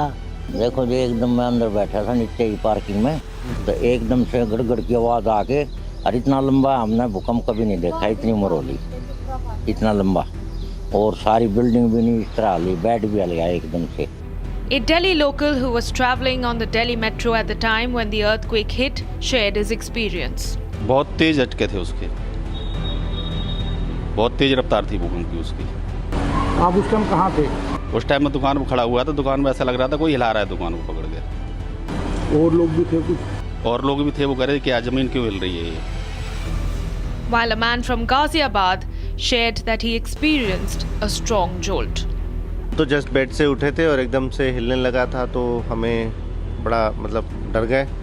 फिर अभी कुछ दिन पहले भी आया था, तो उसमें भी काफ़ी मतलब डर से गए। तो भूकंप के झटके तो एनसीआर में आते ही रहते हैं, तो इसके लिए हमें मॉक ड्रिल वगैरह करके रेडी रहना चाहिए। And viewers, we asked for the Nationalist Collective's view on the FATF's findings on terror funding last night, and we received so many fantastic responses from the Nationalist Collective and you, from all the members. Here's what Arpit Tiwari from Mumbai sent in, voicing the Nationalist Collective view. Listen in. FATF has exposed what India has long faced. Pakistan's terrorism isn't rogue. It's state-sponsored by design. While India fights terrorism on the ground, FATF calls it out in black and white. No denial left, only the truth. And viewers, much for coming right up. We put our focus on the ruckus in the university in Kerala. SFI members stormed Kerala University campus, showdown over the governor's alleged Saffronization of Kerala campuses. Plus, ED files case against 29 actors, including Prakash Raj, Vijay Deverakonda, and Rana Daggubati in the betting app scam case.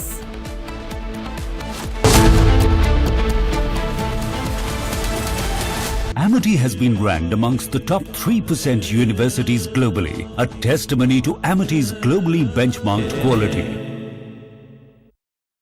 MDH की हल्दी मिर्ची धनिया करे कमाल, ये रंग दे, ये खुशबू दे, ये तीखा, ये कम पड़े, क्या निराला MDH मसाला।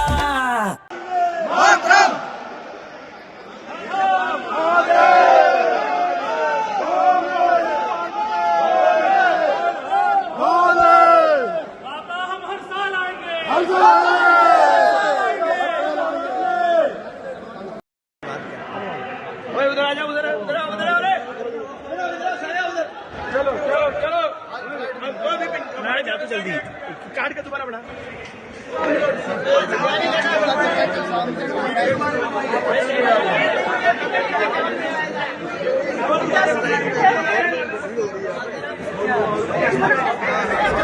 इसमें कहा मेरे से जो है स्पेशल लिखा है, इसमें कहा लिखा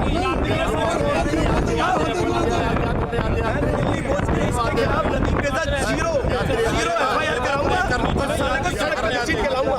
क्या समझते हैं? ये किसी पे भी नहीं लिखा।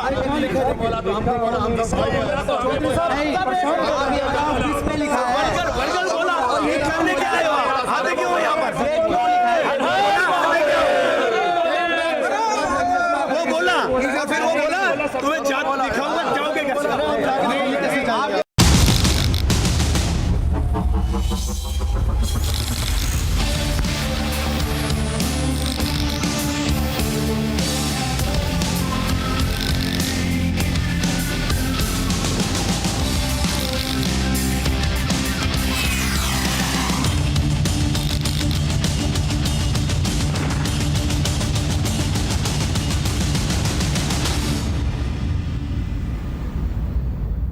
दादी के हाथों का जादू और खुशबू से महकता घर, माँ की मुस्कुराहट और खाने की सुगंध। MDH गरम मसाला, क्योंकि हर रिश्ता है स्वाद से जुड़ा। केसरिया से मन जोगी हुआ रे, दिल झूमे देखो मतवारा हुआ रे। केसरिया से मन जोगी हुआ। हर पल मनाओ केसरी त्योहार। विमल, बोलो जुबान केसरी।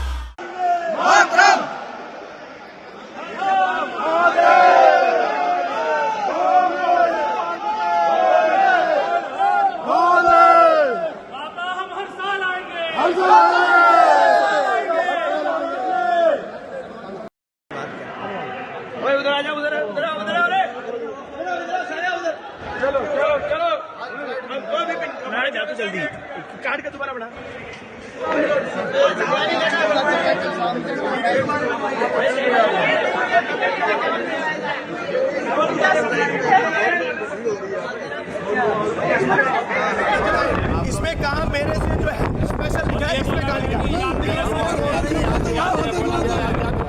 दिल्ली बोर्ड के खिलाफ नदीम के साथ जीरो FIR कराऊंगा और साले को सड़क पर घसीट के लाऊंगा। क्या समझते हैं वो?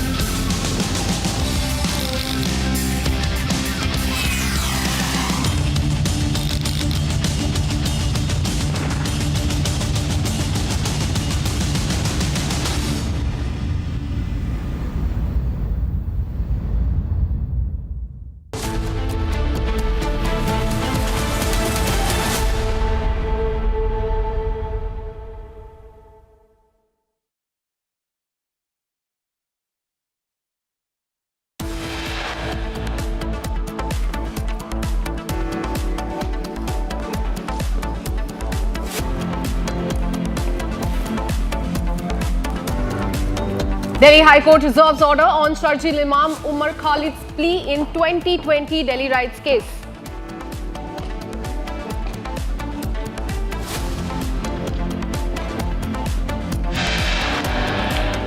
Fierce power tussle in Karnataka. Karnataka Chief Minister says that he will remain the Chief Minister for the next 5 years.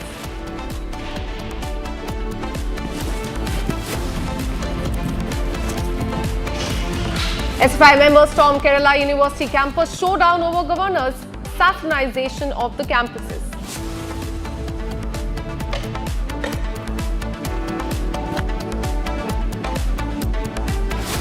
Bulldozer action against illegal conversion racket continues. Kingpin Changur Baba illegal residents will be demolished today.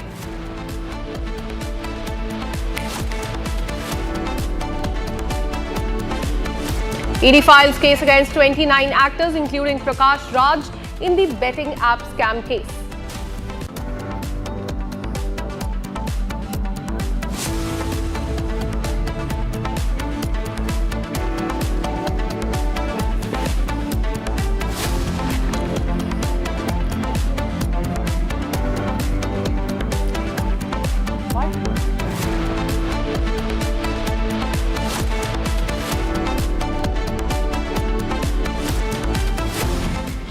Hello and welcome. You're watching live and breaking with me, Akanksha Khajuria. Let's take you to the state of Uttar Pradesh. We are getting in visuals from Lucknow, where Changur Baba, remember, the mastermind of the conversion racket, and Neetu has been taken into custody by ATS. There we'll be showing you visuals on the screen of the demolition drive, in fact, which was also underway in Balrampur in Uttar Pradesh, where the properties belonging to this conversion Baba was being taken down in the last 3 days. And now what we're learning is that this Baba, along with the wife, have been taken into custody by the UP ATS. This is big breaking news coming in as far as the conversion racket is concerned.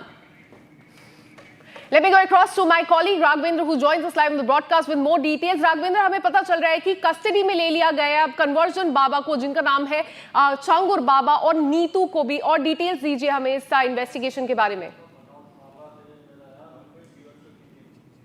बिल्कुल, देखिए जो Uttar Pradesh ATS है उसने NIA court में अपनी हाजिरी लगाई थी कि हमको छांगुर बाबा और नीतू से पूछताछ करनी है। लखनऊ एनआईए कोर्ट ने परमिशन दिया है, रिमांड पे 7 दिन की रिमांड दी है। अब एटीएस ने छांगुर बाबा से मुलाकात करके पूछताछ का क्रम है, वो जो कार्यक्रम है उसको बढ़ा दिया है। कहीं न कहीं छांगुर बाबा के हवाले से, नीतू के हवाले से, यानी नीतू जब अब नसरीन बन चुकी है और छांगुर बाबा यानी जलालुद्दीन बाबा, इन लोगों से पूछताछ करेगी उत्तर प्रदेश की एटीएस और तमाम पहलुओं को जानेगी कि आखिर ये जो पैसा है 100 करोड़ रुपए की जो बात हो रही है, ट्रांजैक्शन की जो बात हो रही है, महाराष्ट्र में जो 16 करोड़ की जमीनों की बात हो रही है, और जो सहारनपुर से लेकर बेंगलोर तक, तमिलनाडु तक जो नेक्सस एक फैला हुआ है एक Absolutely. This Baba has now been taken into custody and the investigation continues. Thank you, Raghvendra, for all the details. We'll keep coming back to you for more on this. Now, shifting our focus to Jharkhand. After, remember, yesterday's Vadodara bridge accident, now not a dangerous bridge video is going viral on social media. Horrifying pictures have come to the fore from Jharkhand's Kunti district, where children are seen climbing a bamboo ladder on a fallen bridge to reach the school. Very shocking news coming in from Jharkhand, as you can see in these visuals.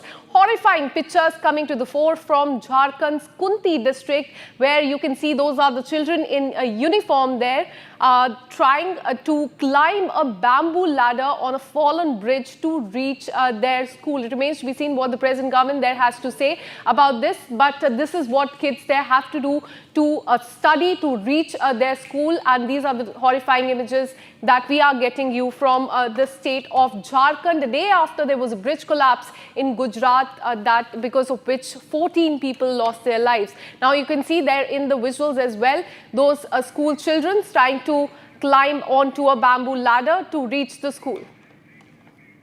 Now, shifting our focus to the state of Karnataka, we have a breaking news coming in for you. Karnataka Chief Minister has spoken on the power tussle. He has essentially said, and I quote, that he will stay the Chief Minister for the next 5 years. This is a statement that is coming at a time when there is power tussle going on in the state of Karnataka. In the last few days, we have seen several statements coming in from different MLAs saying that D.K. Shivkumar should be the next Chief Minister of Karnataka. Several dismissal coming in from both the Deputy Chief Minister and the Chief Minister. Again, one more statement that has come from the Chief Minister. He said that he will remain the Chief Minister for the next 5 years. Listen in.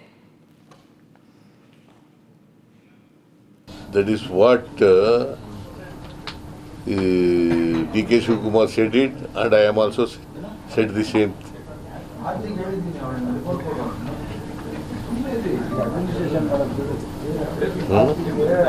See, there is no vacancy. Is there any vacancy of Chief Ministership? I am very much here before you.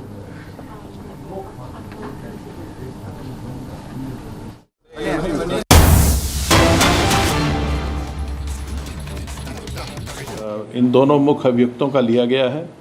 इनसे इस gang के सभी गतिविधियों, इनके money trail, इनके द्वारा अर्जित अवैध संपत्तियां इत्यादि की जानकारी की जाएगी।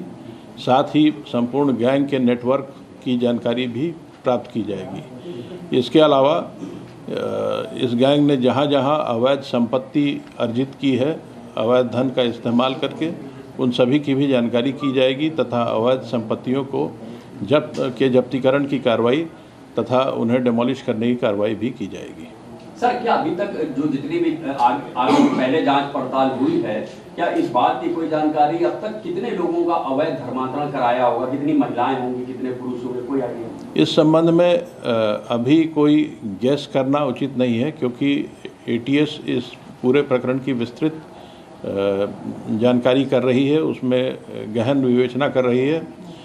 लेकिन ये बात, इस बात की जानकारी हुई है कि लगभग 15 वर्षों से यह गैंग वहाँ कार्य कर रहा था और इस दौरान इसने काफ़ी बड़ी संख्या में धर्मांतरण कराए हैं। सर, जो एफआईआर एटीएस की है उसमें जमालुद्दीन के भतीजे का भी नाम है, सबरोज का, और इसका भांजा है शहाबुद्दीन, एक नागपुर का ईदुल इस्लाम भी है। 9 नामजद आरोपी हैं, मात्र 4 गिरफ्तार हैं। 5 की गिरफ्तारी कब होगी? इस प्रकरण में जब प्रत्येक मुलजिम के विरुद्ध साक्ष्य संकलन की कार्रवाई पूरी हो जाती है, उसके बाद ही गिरफ्तारी की जाती है।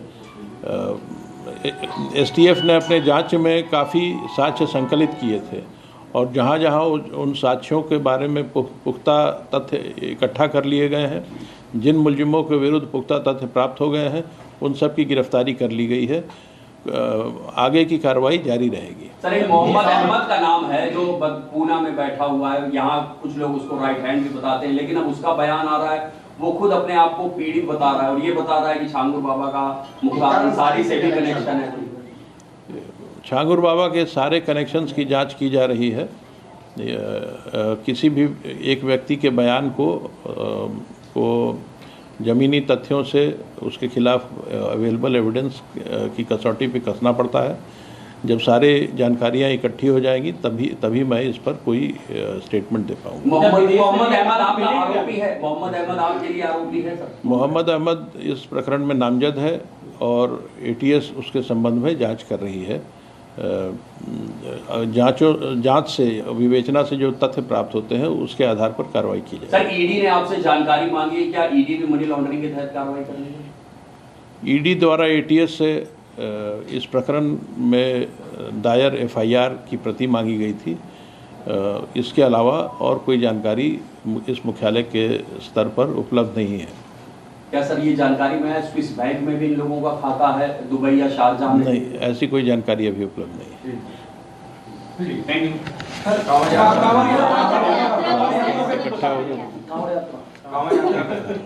इसको चलाइए भाई।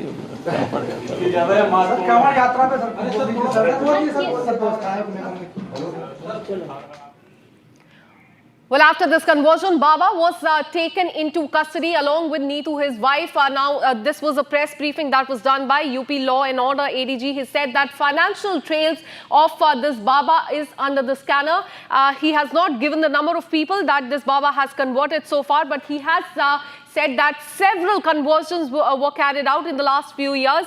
And very important point is that Enforcement Directorate, as the police officer there pointed out, has also asked for the details of the case. So the aspect of the money laundering is also under the scanner. It remains to be seen whether the case under Prevention of Money Laundering Act will be registered against this Baba and others who have been nabbed by ATS or not. But definitely the financial transactions are done by them, the conversions that have been done in the last few years will definitely be under scanner. On the left hand side, you can see those are the visuals of the demolition drive that is currently underway in Balrampur in Uttar Pradesh. In fact, it is been carried out in the last 3 days. Several structures belonging to this Baba have been demolished by the police there.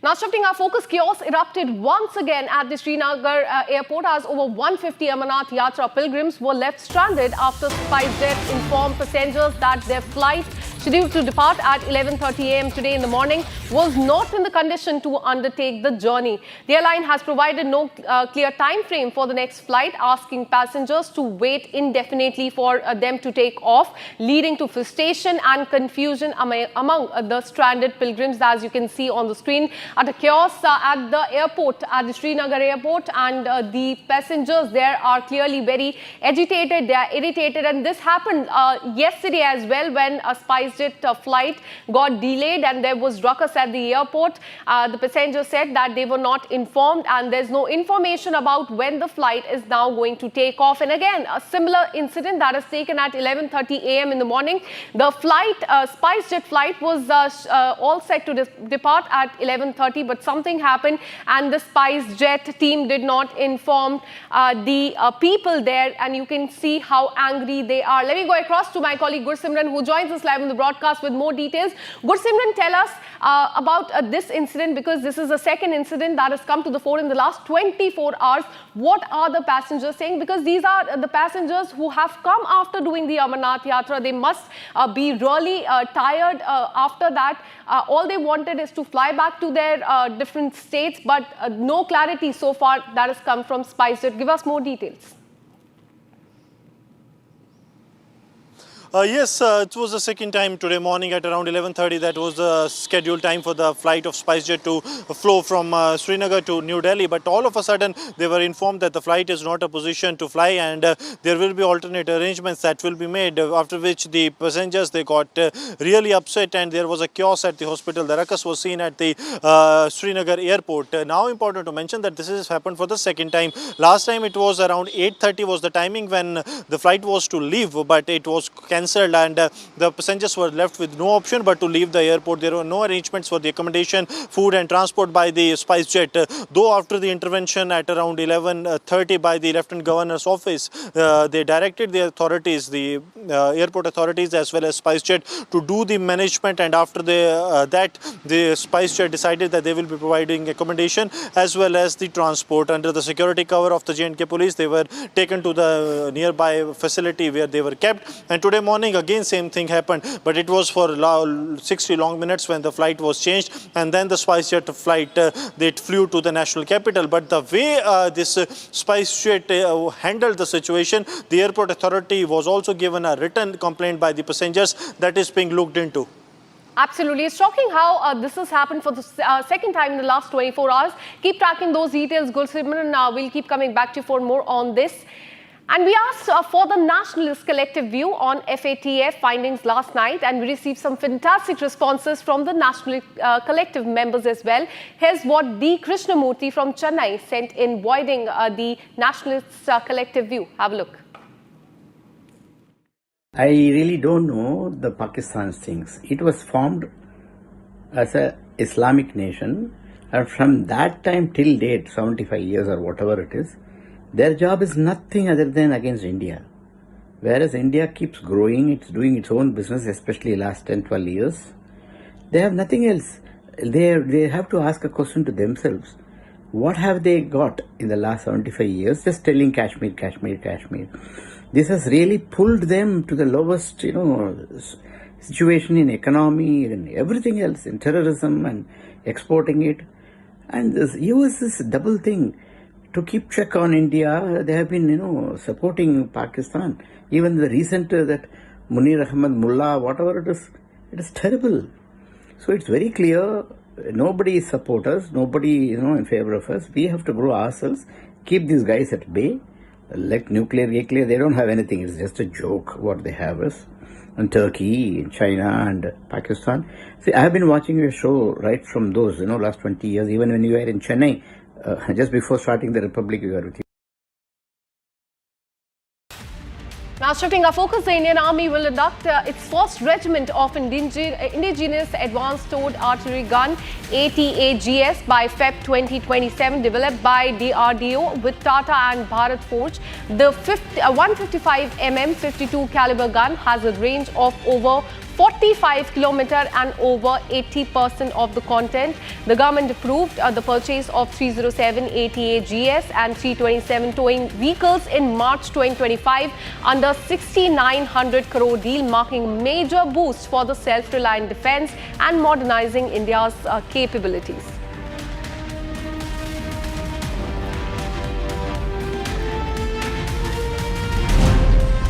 The Indian Navy has signed a contract with the BEL to upgrade the National Maritime Domain Awareness NMDA network, aiming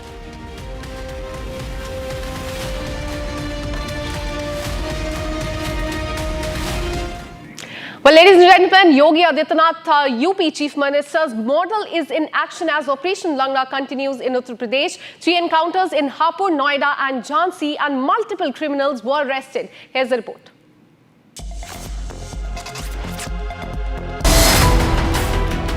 Operation Langda intensifies in Uttar Pradesh and Yogi model is in action. In a statewide sweep, 3 encounters took place in Hapur, Noida and Jhansi. Hapur police arrested 2 notorious cow smugglers who were injured in the leg during the encounter. Police recovered 2 illegal pistols, 1 car and equipment for cow slaughter. आज रात्रि में थाना Kapurpur police के द्वारा मुठभेड़ के दौरान 2 अभियुक्त गणों को गिरफ्तार किया गया है। दोनों के पैर में गोली लगी है। इन लोगों से पूछताछ करने पर एक ने अपना नाम हसीब उर्फ चूजा पुत्र इकरार जो कि संभल का निवासी है, तथा दूसरे ने अपना नाम मेराजुद्दीन पुत्र अलाउद्दीन जोया जिला अमरोहा का निवासी है। इन दोनों के पास से एक तमंचा, एक जिंदा कारतूस, एक खोखा कारतूस और इनके पास से बरामद स्विफ्ट गाड़ी में गोकशी के उपकरण बरामद हुए हैं। In Noida, an encounter took place between police and criminals. The criminals opened fire at the police. In retaliation, one of the criminals got injured. Total 5 criminals were arrested in the encounter. The police seized illegal weapons, stolen cables, stolen car from possession of the 5 criminals. Meanwhile, in Jhansi, a joint team of police arrested 3 accused, including 1 juvenile related to the robbery incident.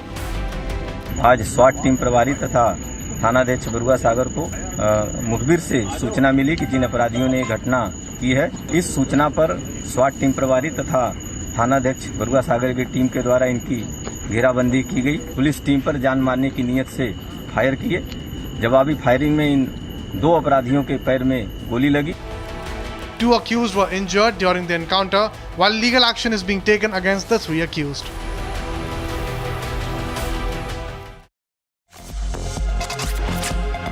We have breaking news coming in. Karnataka Chief Minister Siddaramaiah has spoken on the power tussle. He has essentially said that he will stay the Chief Minister for the next 5 years.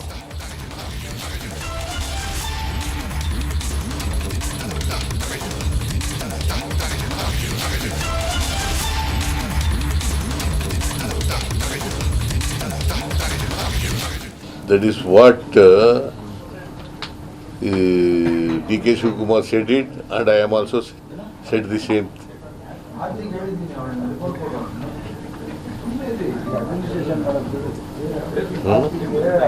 See, there is no vacancy. Is there any vacancy of Chief Ministership? I am very much here before you. I am the Chief Minister of Karnataka. Let me go across to my colleague Abhishek, who joins us for more on this. Abhishek, now the Chief Minister has clearly stated that he will remain the Chief Minister for the next 5 years. And this is coming at a time when there's a lot of demand that has come from a group of MLAs saying that Deputy Chief Minister D.K. Shivakumar should be the next Chief Minister. So what's really going on in the state of Karnataka? Akanksha, looking at the confidence or the statement made by CM Siddaramaiah in Delhi, it is very clear that he will be continuing for the second term of the first 2.5 years and the second 2.5 years as the CM of Karnataka. Whereas it was previously reiterated that AICC had come into an agreement between Siddaramaiah and D.K. Shivakumar stating that the power will be shared for the 2 terms. However, CM Siddaramaiah on the second occasion has mentioned that he will be continuing and he will be completing the full term as the Chief Minister of Karnataka. This comes after where Iqbal Hussain and various other MLAs within the party of Congress had demanded that DCM D.K. Shivakumar be elevated to the post of Chief Minister in the next couple of months. On the other hand, we had seen Satish Jarkiaholi, K.N. Rajanna, Parmeshwar and various other ministers belonging to the cabinet stating that there might be a tussle in the Karnataka state government in the next couple of weeks or months. On the other hand, when Randeep Singh Surjewala, who is visiting Bengaluru on a regular basis to clear the commotion between the party men or the congressmen within the party, he had also mentioned that the High Command will be taking care of the power sharing, if at all it will be into the progress. On the next approach, we will have to see how the High Command treats. We have clearly seen DCM D.K. Shivakumar when he was previously addressing the media that he will be supporting CM Siddaramaiah as the leader of the government as of now. Very clearly, DCM D.K. Shivakumar also wanted to be the Chief Minister of Karnataka based on his previous statements that have already been played in Republic TV.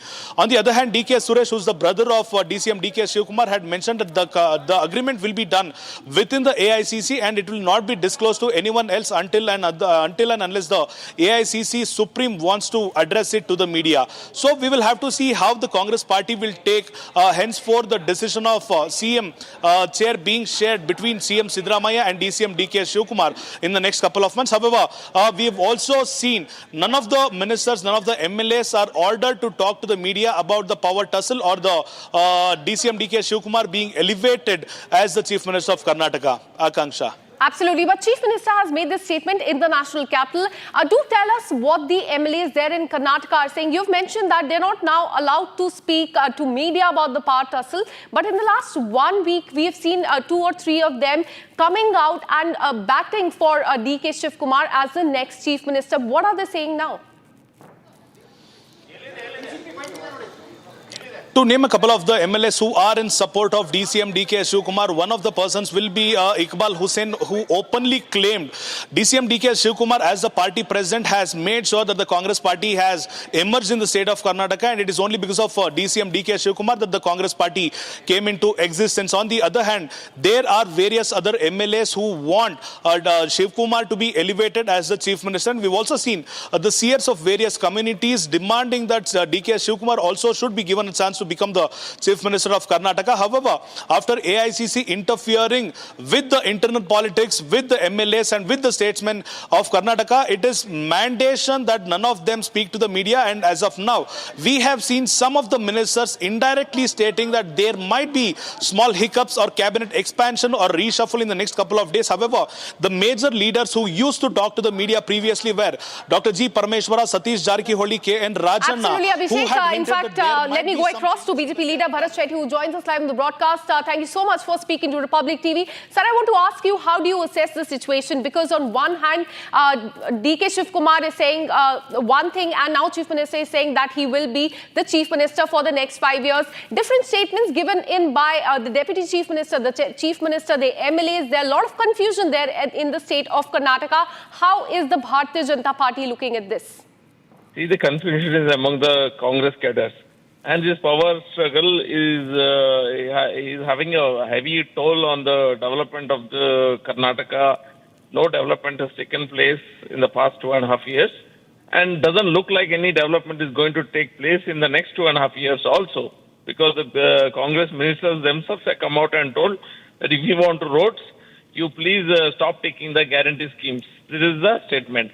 Now, whoever becomes the CM, they have destroyed the financial situation of the state. They have destroyed it particularly.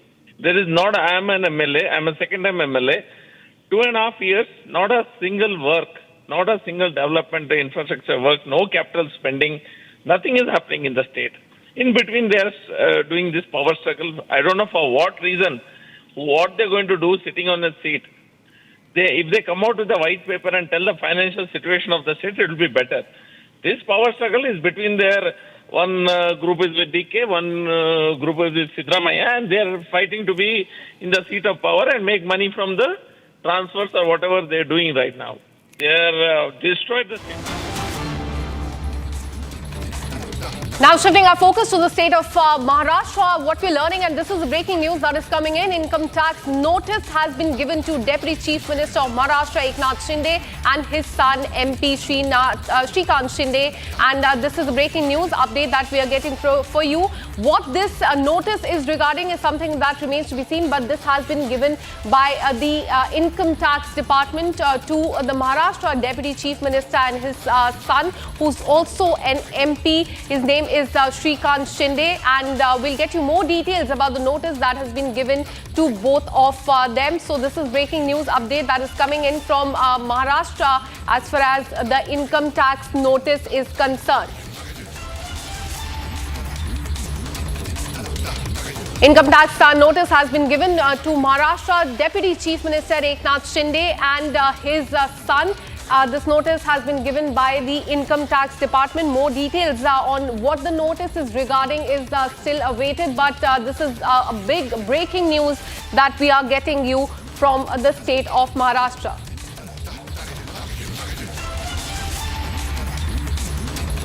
Well, we'll try and get our reporter on what this notice is all about, but this is a notice that has been shot to Maharashtra Deputy Chief Minister Eknath Shinde and his son by the Income Tax Department.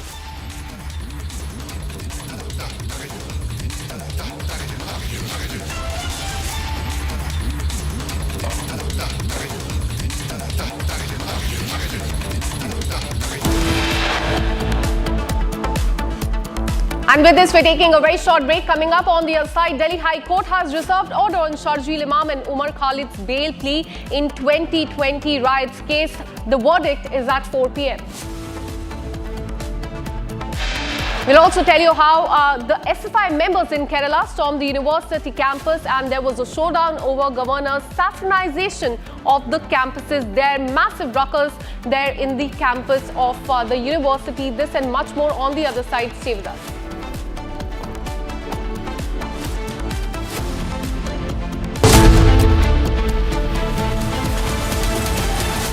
आधे bowl दही में 4 चम्मच MDH चटनी पुदीना मसाला डाला, stir करो, पुदीना चटनी तैयार। MDH चटनी पुदीना मसाला। Thank you so much for this opportunity. Well, thank you. And such good English, such beautiful. Where did you learn to speak so beautifully? Where were you educated? Where? Yes, sir. In Liberia. Yes, sir. Well, that's very interesting.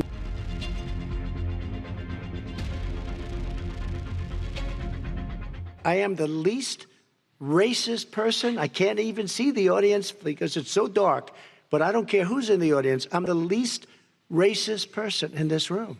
Okay, Vice President Biden, let me ask you very quickly, and then I have a follow-up question for you. Abraham Lincoln here is one of the most racist presidents we've had in modern history. He pours fuel on every single racist fire. Every single one. He started off his campaign coming down the escalator saying he's going to get rid of those Mexican rapists. He's banned Muslims because they're Muslims. He has moved around and made everything worse across the board. He says about the poor boys, last time we were on stage here, he said, I told them to stand down and stand ready. Come on. This guy has a dog whistle about as big as a foghorn.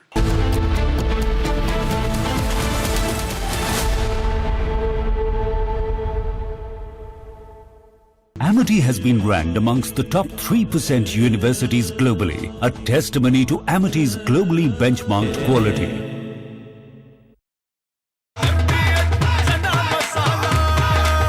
अब छोलिया हो या लोबिया, सफेद चने या काले चने, सब कुछ मजेदार बने। केसरिया से मन जोगी हुआ रे, दिल झूमे देखो मतवारा हुआ रे, केसरिया से मन जोगी हुआ। हर पल मनाओ केसरी त्योहार। विमल, बोलो जुबान Kesari.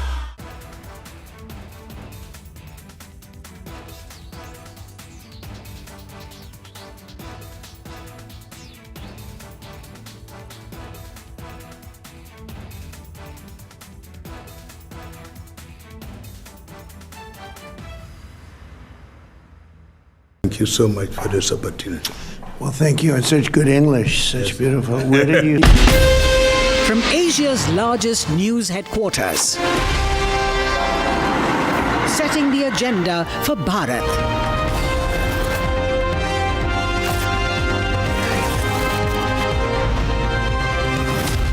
You're watching Republic.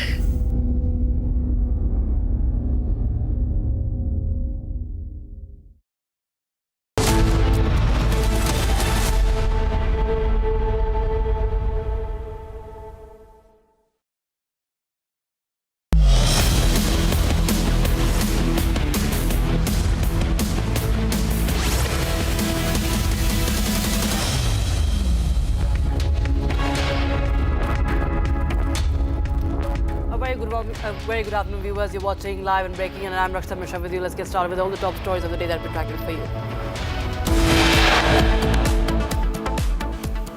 Delhi High Court reserves order on Sharjeel Imam Umar Khalid's pleas in 2020 riots case.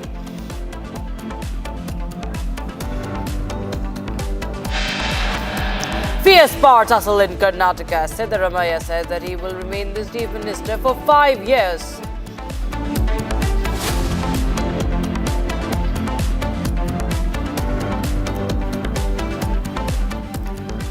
SFI members stormed Kerala University campus, showdown over governor's alleged saffronization of Kerala campuses.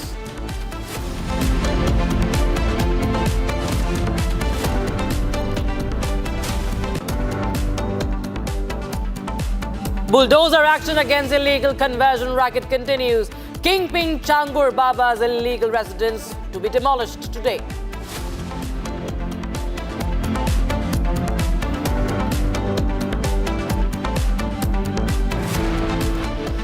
ED files case against 29 actors, including Prakash Raj, Vijay Devarakonda and Rana Daggubati in the betting app scam case.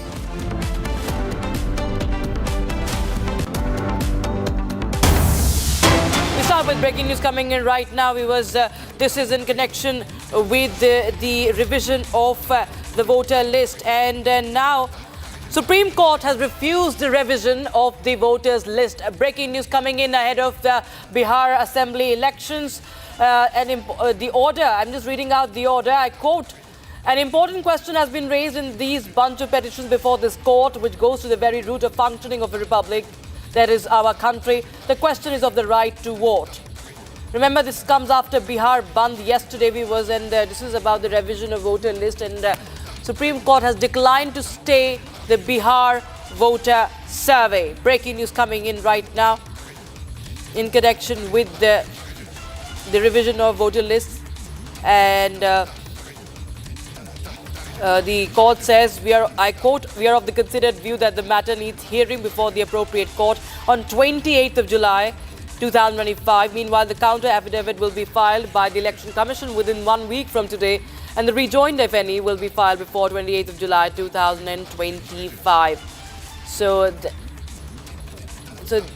there are 3 points of challenge. All right, we have Executive Editor of Legal Affairs, Rhythm, joining us on the broadcast. Rhythm, tell us more details about the significance of this Supreme Court refusing the revision of voters list.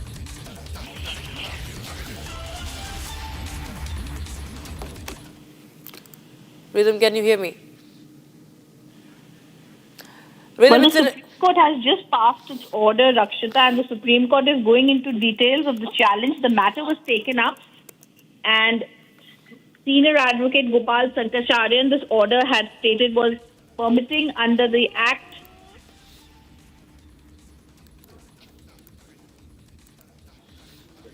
The Supreme Court had refused the revision of the voters list because the Supreme Court had been given arguments before them in which the Supreme Court had clearly been told by Gopal Shankaracharyan that this kind of an activity had not been done.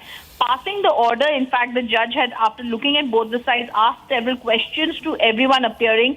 Rakesh Dwivedi had also appeared in the case for the Election Commission. There was also Justice Bagichi, who had made certain questions in this case. The court is looking into what all they have stated, and for now, the court has right now stated that we're going to look at all that has been there before us. The arguments that have been given had also been there. Now an order has been passed. They've said there are 3 points of challenge. The courts have actually started off by saying an important question has been raised in these by bench of petitions before this court. The question is of the right to vote. The order that petitioners would argue in the exercise is undertaken in 2025. They've gone into details about what they're really trying to do. Then they've said, Rakesh Dwivedi had said, on the other hand, the last intensive revision took place in 2003 and now it's required under certain articles. There are 3 points of challenge the bench has given out them. The power of the Election Commission to conduct a special intensive revision, the procedure adopted by them, and the timeline. The order then says, we are of the considered view that the matter needs hearing before the appropriate court on 28th of July. Meanwhile, counter affidavits are to be filed, and that's what's going to be happening. They've also said that the Election Commission of India's counsel submits the list of 11 documents is not exhaustive. They've gone on to say that the petitioners are not pressing for an interim stay at this age, and therefore, in any case, the draft electoral roll is to be published only after August 1st. The matter is therefore listed on the 28th of July. So it's a short interim direction from the Supreme Court, I would say. The matter is going to next come up on the 28th of July. On the 1st of August is when that electoral roll is to be published. They've heard both the sides today, and they're going to take a call after all the affidavits are also submitted before that.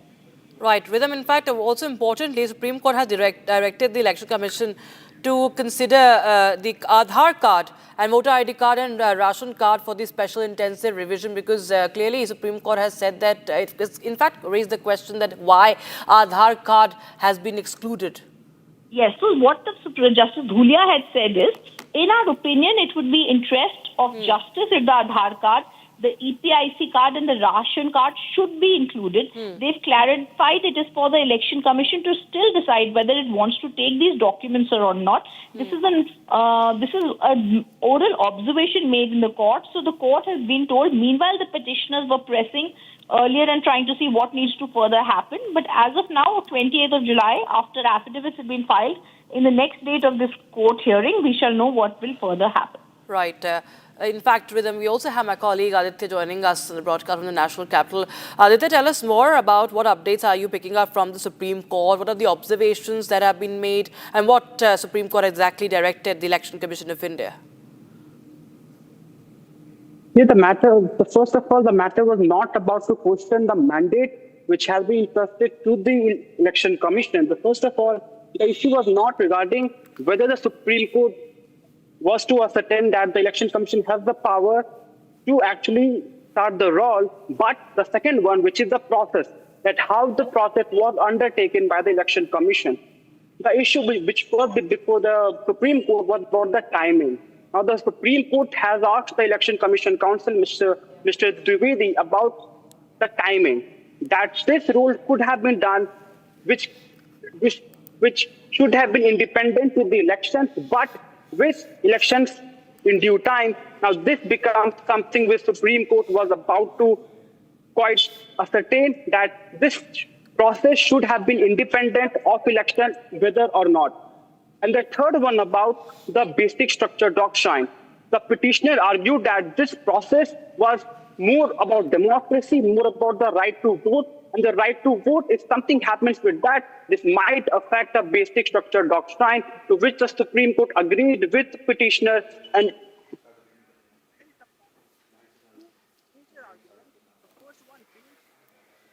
We seem to have, I think you have unmuted yourself. There's some problem with your audio there, Aditya. We'll just fix that. And that's the latest update we have right now. The Supreme Court refuses to put a stay on revision of voters list, and we'll try and get more updates on that. But just let me just read out what has happened today for all those tuning in. The Supreme Court has directed Election Commission of India to consider Aadhaar card, voter ID card and ration card for the special intensive revision of Bihar electoral rolls. An important question raised in these orders says that the question is of the right to vote. So there is focus on the right to vote. At the same time, this will continue. The survey will continue. That is what has been, of course, said by the court. That has been made clear. So there is no stay. So there is, it comes as a sort of a setback for the opposition who was raising questions on this very survey. But there is this relief for the electoral body, for the Election Commission, as top court declines to stay the... Okay, Aditya continues to be with us. So Aditya, well, we can say that this is, of course, a sort of, a relief for the poll body, for the Election Commission, that the survey stays, the survey continues, rather. And yes, there have been just certain questions like the right of vote and the usage of Aadhaar that has been pointified by the bench. Yes, it is. The argument which was raised by the petitioner actually draws an analogy between the two. The first one about the ROPA. The ROPA is actually the Representation of People's Act, and the second was about the Citizenship Act. Now, the issue was regarding the Citizenship Act. And this process might meddle with the right to vote, because this process actually deals with the citizens about their right to having a citizenry or not. Now, this matter was actually much more deliberated in the Supreme Court issue. The first one was about right to vote, and the second was about the process, the timing. Timing was quite important on this issue.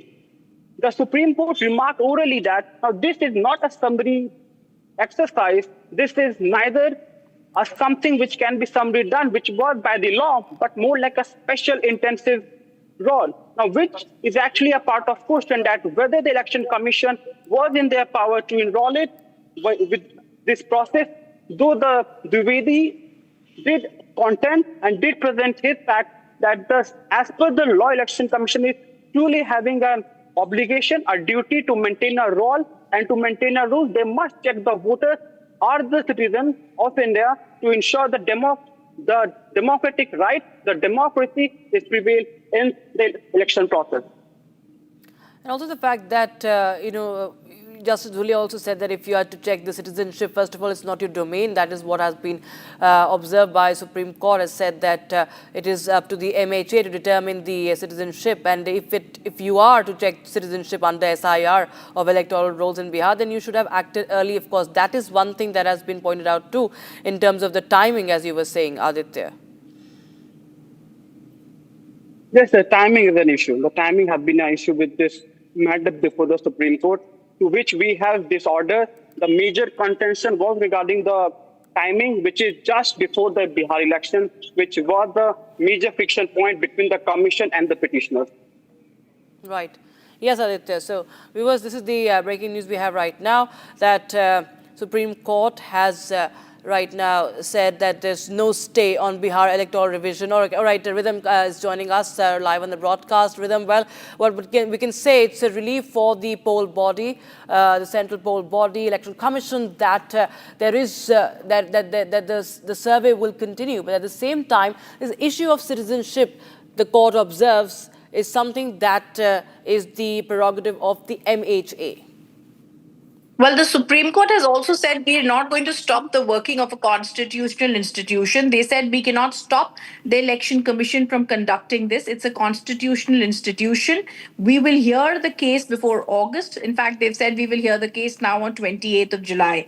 They've also said the Election Commission will continue the survey. They've also suggested the Election Commission could consider Rakshita, including the Aadhaar card. The Election Commission of India opposed it, said it should not be written in the order that EC should consider including Aadhaar. The court said, after hearing both the parties, 3 questions seem most important to us. Does the Commission have the right to conduct the survey? Is the EC's method correct? Is the timing correct? The Supreme Court said, we believe a detailed hearing is needed. The next hearing in the case will be on 20th July. They will, Election Commission will file a reply in that matter. So affidavits are going to be filed. The Supreme Court did say, we believe in the interest of justice, the Election Commission should consider including the Aadhaar card, the EC voter or the ID card, the ration card. Supreme Court has also clarified they're not issuing any interim order. The court said there is no interim stay on any survey, anything right now. They've also said that the process will continue. They've also said it's for the Election Commission to decide whether to include these 3 documents, which is the Aadhaar, the ration card, which they asked. They also said that if the Commission does not include these documents, then the basis for that will also have to be told in the next hearing. Justice Dhulia did add, in the interest, like I said, of justice, it's possible that the Aadhaar, ration card, etc. could be English, Hindi. However, they said this is a discretion that is being given to the Election Commission of India, and they have to then go ahead and argue this matter later on the 28th of July. They've also clarified and said we are not questioning the commission. The commission has clearly said, apart from the 11 documents, there are other documents that are also to be included. So they've said we are not questioning the documents, and they're going to see what further needs to happen. They've also said that the list of 11 documents is not exhaustive. As the order of June indicates, it is our view Election Commission will also consider the following documents if they wish to do so. Right. The petitioners have not pressed for an... Yes. We have Shakti Singh of the RJ rejoining us. Shakti जी, आप बताइए कि किस तरह से आपको supreme court का ये जो अभी एक ऑब्जर्वेशन आई है, अभी कोई भी ऑर्डर पारित नहीं किया गया है, लेकिन जो सर्वे है जो बिहार में चल रहा है वो कहा जा रहा है कि वो जारी रहेगा, ये सुप्रीम कोर्ट ने अभी कहा है. कर रहे हैं उन्होंने. All right, we'll try and reconnect. We seem to have, yes, he seemed to have paused that phone line. We have some reactions coming in, I think. Just to listen in, viewers. विधान के दायरे में है और representation of people act की जो धारा 21 है, सब धारा 3 और 4 के हिसाब से चल रहा है, इसलिए उसमें कहीं भी किसी तरह की इलीगलिटी नहीं है. तो प्रमा फेसाई माननीय सर्वोच्च न्यायालय ने जो इलेक्शन कमीशन ऑफ इंडिया की दलील को कंसीडर करते हुए विपक्ष को किसी भी तरह का इंटरिम स्टे ऑर्डर देने के लिए इच्छुक नहीं थी. माननीय न्यायालय के मूड को भांपते हुए पिटिशनर्स ने अपने स्टे एप्लीकेशन को आज प्रेस नहीं किया है और इस तरह से इलेक्टोरल रोल रिवीजन के मामले में माननीय सर्वोच्च न्यायालय का किसी भी तरह का स्टे ऑर्डर नहीं है. यानी कि election commission of India electoral reform को आगे करेगी. रिवीजन जो है इलेक्टोरल रोल्स का बिहार के अंदर वो चलता रहेगा और अगली तारीख 28 जुलाई 2025 माननीय सर्वोच्च न्यायालय ने मुकर्रर किया है, तब तक सारे पक्षों को अपना जवाब माननीय न्यायालय के समक्ष दाखिल करना है और उसके बाद जो भी एक्सरसाइज होगा माननीय न्यायालय अगले तारीख पे तमाम बिंदुओं को विचार करके आगे की कार्रवाई चलेगी। तीन कागजात को कंसीडर करने के लिए भी कहा है। देखिए, ऐसा है कि जो माननीय सर्वोच्च न्यायालय के समक्ष याचिकाकर्ता जो थे, उनका कहना था कि आधार कार्ड, राशन कार्ड और उनका एक और था कि वोट आईडी कार्ड जो election commission of India issue करती है, इन 3 डॉक्यूमेंट्स को विचार करना चाहिए। माननीय न्यायालय ने कहा कि अगर इलेक्शन कमीशन चाहे तो इन डॉक्यूमेंट्स पर भी विचार कर सकती है, ऐसा उन्होंने आज अपने आदेश में लिखाया है। मैंडेटरी नहीं है? नहीं, ये बिल्कुल मैंडेटरी नहीं है। उन्होंने कहा कि जो वर्ड यूज किया है माननीय अदालत ने कि मे कंसीडर, तो वो कंसीडर करेंगे। अगर उनको उचित लगे कि ये कंसीडर करने के लायक नहीं है तो वो रीजन के साथ खारिज कर सकते हैं। धन्यवाद। Viewers, we have Shakti Singh Yadav of the RJD joining us. Shakti ji, supreme court ने कहा है कि अभी जो है इस पर SIR पर, सर्वे पर कोई भी रोक नहीं लगाई जाएगी। क्या, किस तरह से देखते हैं आप इसको? उच्चतम न्यायालय के निर्णय आए हैं और अधिवक्ताओं ने अपने पक्ष को रखा है। आधार, राशन कार्ड को शामिल करने के लिए भी प्रयोग किया है, क्योंकि जो असुविधाएं मतदाताओं को जो हो रही है, 3-25 था जिसमें अब 15 दिन बचे हैं। 73% आबादी बाढ़ के चपेट में बिहार रहता है। खतरे के निशान से नदियां ऊपर बह रही है। इन परिस्थितियों में SIR जो हो रहा है तो उसमें मतदाताओं को सहूलियत, चूंकि आप जो प्रमाण पत्र मांगे जा रहे हैं उनके प्रूफ के लिए, तो स्वाभाविक तौर पर उसमें कठिनाइयां थी और इसके कारण मतदाताओं के अधिकारों का हनन का संकेत मिल रहा था। जो बाहर में रहते हैं, दिहाड़ी मजदूरी करते हैं, फिजिकल प्रेजेंटेशन की बात भी आई सामने, जबकि वो 2 बार आते हैं। तो दिहाड़ी मजदूरी का काम करते हैं, फेस्टिवल जब होता है छठ का, दुर्गा पूजा का, दीपावली का या होली, तो होली फेस्टिवल में आते हैं और इस बीच वो काम करने के लिए बाहर जाते हैं। अगर वो लोग अपने पहचान आकर के शारीरिक रूप से नहीं देते हैं तो उनके भी वोट काट दिए जाएंगे, ऐसा प्रतीत हो रहा था। तो विपक्ष ने इन सवालों को मजबूती से उठाया है।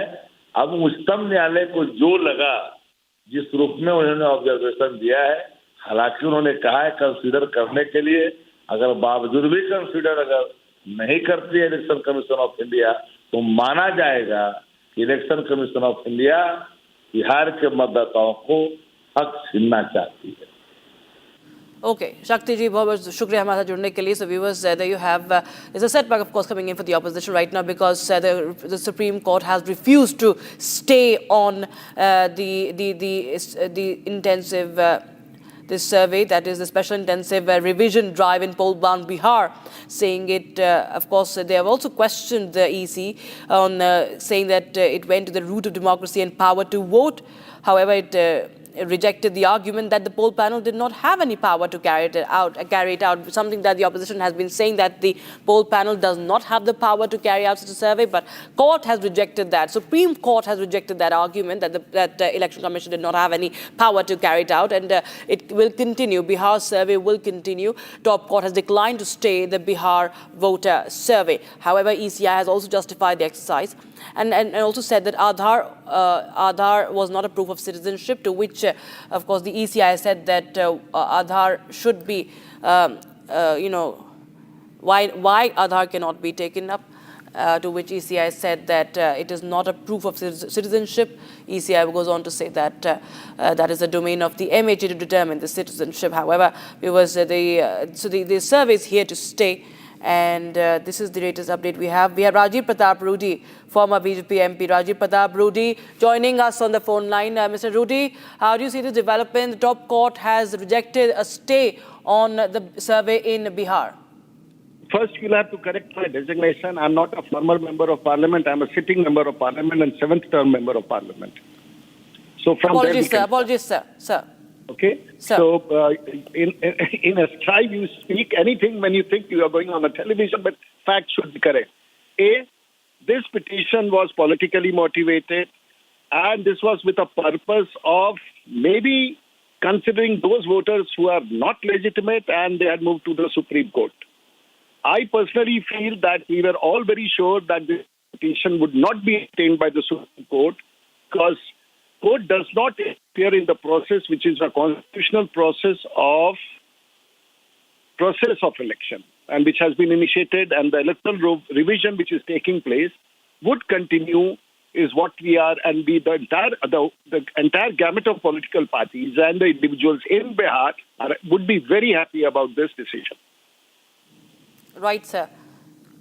Thank you. Bye. Right, sir. Thanks so much. Thanks so much, Rajiv Rudy there is a former minister and current MP from Saran in Bihar, sitting MP. And viewers, this is, of course, a setback for the India Alliance coming in as they were demanding that the survey be stopped. There should be a stay on the Bihar survey. Aditya, my colleague, continues to join us from outside the court in the national capital. So, this is something that comes as a setback, Aditya, to the opposition, because we saw the Bihar Bandh yesterday and the ruckus that was created. Okay, just hold on, Aditya. We have Rashid Alvi. Rashid Alvi joining us on the broadcast for more. Rashid Alvi, the Congress says, we saw the Bihar Bandh yesterday. And today, I mean, your party is demanding that this survey cannot go forward, but the Supreme Court has said that has rejected that claim, and this survey in Bihar will continue. So how do you see this? We welcome have the respect for the judgment given by the Supreme Court. But important thing is, this is the basic responsibility of Election Commission to hold free and fair election. But for a very long time, there are so many questions being raised against the Election Commission. Even the appointment of Election Commission, earlier, as you know it very well, that the committee which used to appoint Election Commission consists of the Prime Minister, Leader of Opposition, and Chief Justice of India, his nominee. But now, Chief Justice of India has been removed from this committee. A cabinet minister and Prime Minister, they both can decide because there are 3 members committee, so LOP has no role. So it shows itself, it is the proof that Election Commission cannot hold free and fair election. So for a long time, this question is being raised. And yesterday, the entire Bihar was burned. So, unfortunately, democracy in our country is continuously dying, and the ruling party has no respect for democracy. They are playing with the constitution of this country. All the leaders of Bharatiya Janata Party, including cabinet ministers. So it is very unfortunate, and we are passing through very, very critical time when the ruling party has no respect for constitution. It's the court that has said, sir, that that the Election Commission can carry forward with this process. No, it is all right. So again and again, it is my considered opinion. We have respect for Supreme Court's decision, no doubt in it. But I am raising questions against the performance of Election Commission. And I do not know how will this Election Commission will behave before the election of Bihar. And not only Bihar, there are so many state elections are coming, Gujarat and Kerala and Assam and even Bengal. So we just demanded the Election Commission should perform independently, and it is the basic responsibility of Election Commission to hold free and fair election. When I say free and fair election means that not only political leaders, even citizens of this country, they should appreciate Election Commission. Yes, it is free and fair election. Rashid Alvi, thank you so much for joining us with those with your thoughts on that story. Viewers, we continue to track more updates on that. Viewers, but in the meanwhile, we'll slip into a very, very short break. But on the other side, we get you more details on the story that we are tracking. No stay on Bihar electoral revision, viewers. While we can see those visuals from yesterday of Bihar Bandh, it's a complete flop show. There's no stay on the Bihar survey. That will continue, says the stop court. MDH की हल्दी मिर्ची धनिया करे कमाल, ये रंग दे, ये खुशबू दे, ये तीखा, ये कम पड़े, क्या निराला MDH मसाला। केसरिया से मन जोगी हुआ रे, दिल झूमे देखो, मतवारा हुआ रे, केसरिया से मन जोगी हुआ। हर पल मनाओ केसरी त्योहार। विमल, बोलो जुबान केसरी। अब छोलिया हो या लोबिया, सफेद चने या काले चने, सब कुछ मजेदार बने।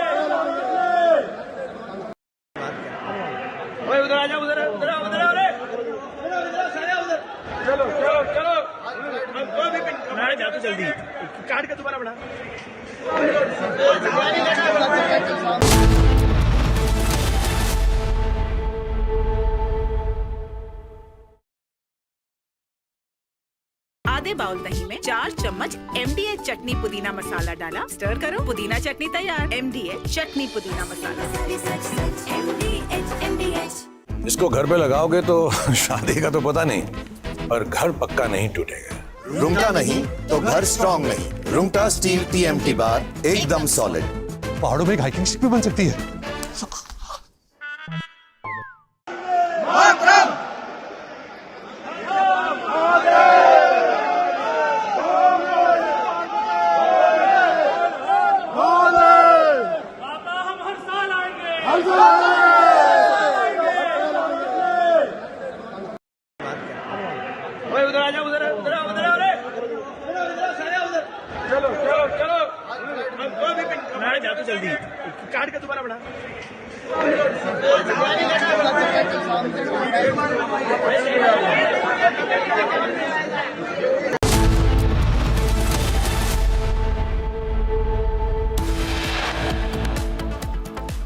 Big setback to the Indie bloc. Top court refuses to stay the Election Commission's voter list revision in Bihar.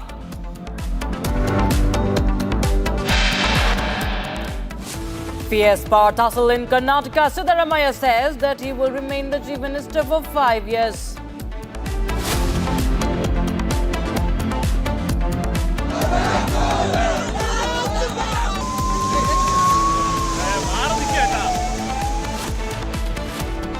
SFI members storm Kerala University campus, showdown over governor's alleged saffronization of Kerala campuses.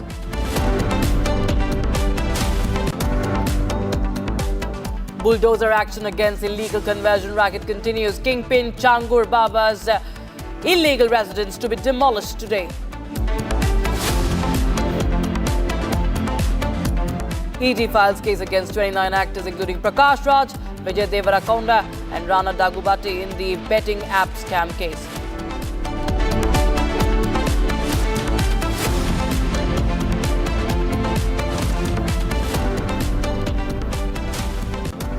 Very good afternoon, viewers. You're watching live and breaking. I'm Rakshita Mishra with you. We start with breaking news coming in from Karnataka. Chief Minister Siddaramaiah has spoken on the power tussle.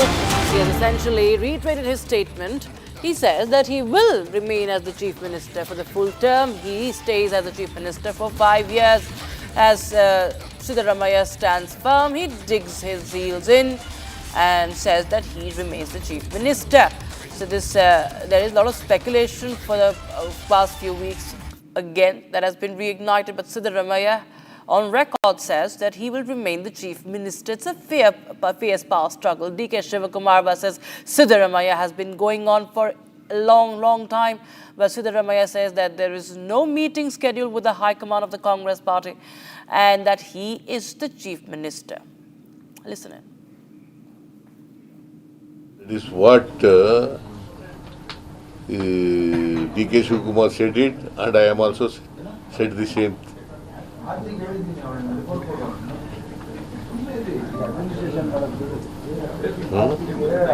See, there is no vacancy. Is there any vacancy of chief ministership?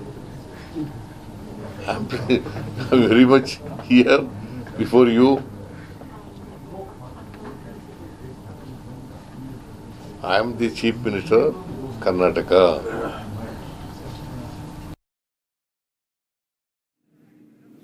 All right, viewers. So there you have Siddaramaiah says that there's no question that he's very much the chief minister and he shall remain the chief minister. That is what Siddaramaiah said. Remember, last week we had a lot of rumblings in the Congress party with DK Shivakumar somewhere showing his helplessness. My colleague Abhishek joins us live in the broadcast from Bengaluru. Now, Abhishek, the fact that Siddaramaiah is in the national capital has raised many questions already, but he on record says that he will complete the full term. Rakshita, it is very clear from the statement made by CM Siddaramaiah. This is not the first time, but this is the second repetitive time that he is saying that he will continue as the chief minister of Karnataka until... We have some breaking news that we have been interrupted by some breaking news. These are visuals coming in, viewers. Some breaking developments. Two communities clashing. This is from Rajasthan, I understand. These are visuals from Rajasthan. Clash between two communities over construction of a chhatri in a pond. And these are visuals from Jaisalmer, I think, of Rajasthan. You can see some stones being pelted from one side to the other. You see that security, the police have also arrived at the spot in Jaisalmer of Rajasthan. There you see women police personnel also present over there. In fact, you see that stones being pelted by women. A certain community is happening in Rajasthan. You can see some women being taken away by the police as well, some women being detained by the police as well, being lathi charged also. This is in Rajasthan, and it's about construction of a mythological chhatri in a pond. We'll just try get more details about what exactly caused this tension, this clash between the two communities and women. Part of the clash there, you can see heavy police deployment on the site of the clash is coming in from Rajasthan as we speak.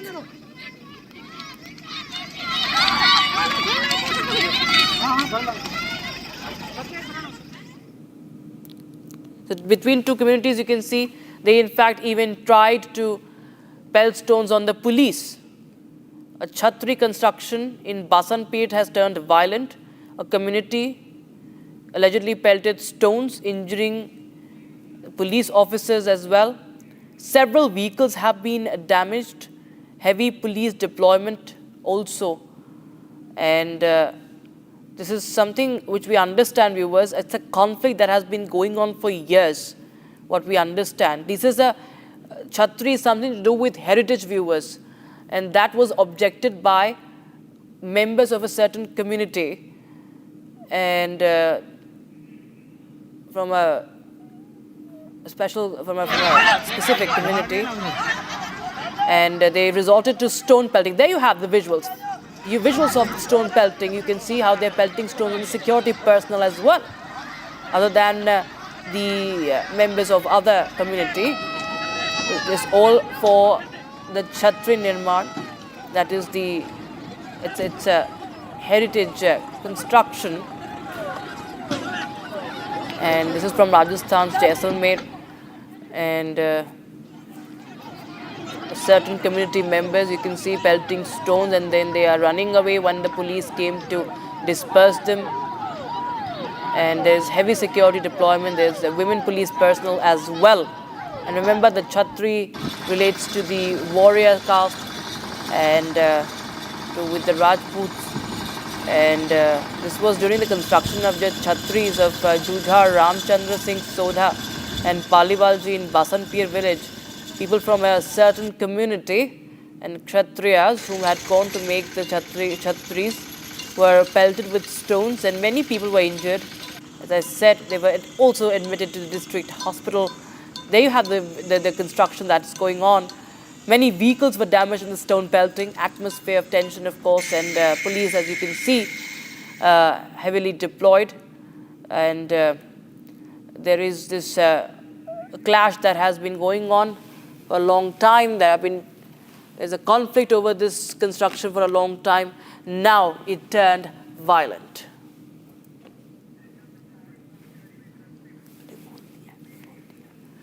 All right, viewers, we'll keep a close eye on that development from Rajasthan. Meanwhile, we have some more breaking news coming in. Breaking news from Bengaluru, where a Kerala-based couple, Tommy and Shiny, have gone missing amidst allegations of orchestrating a massive multi-crore chit fund scam. The couple are the owners of A&A Chits and Finance, allegedly lured hundreds of investors with promises of high returns, ranging from 15 to 20% over the course of 25 years. And initially, they delivered on their promises, but payouts suddenly stopped in recent months, leaving investors in a state of panic. So this Kerala couple is on the run now after duping hundreds of people. It's a multi-crore chit fund scam that we are learning of. That's from Bengaluru. It's a multi-crore scam, chit fund scam in Bengaluru. And the couple, Tommy and Shiny, have fled. They are on the run. Haven't been traced yet, what we understand. We don't know about their whereabouts. Many payments are pending.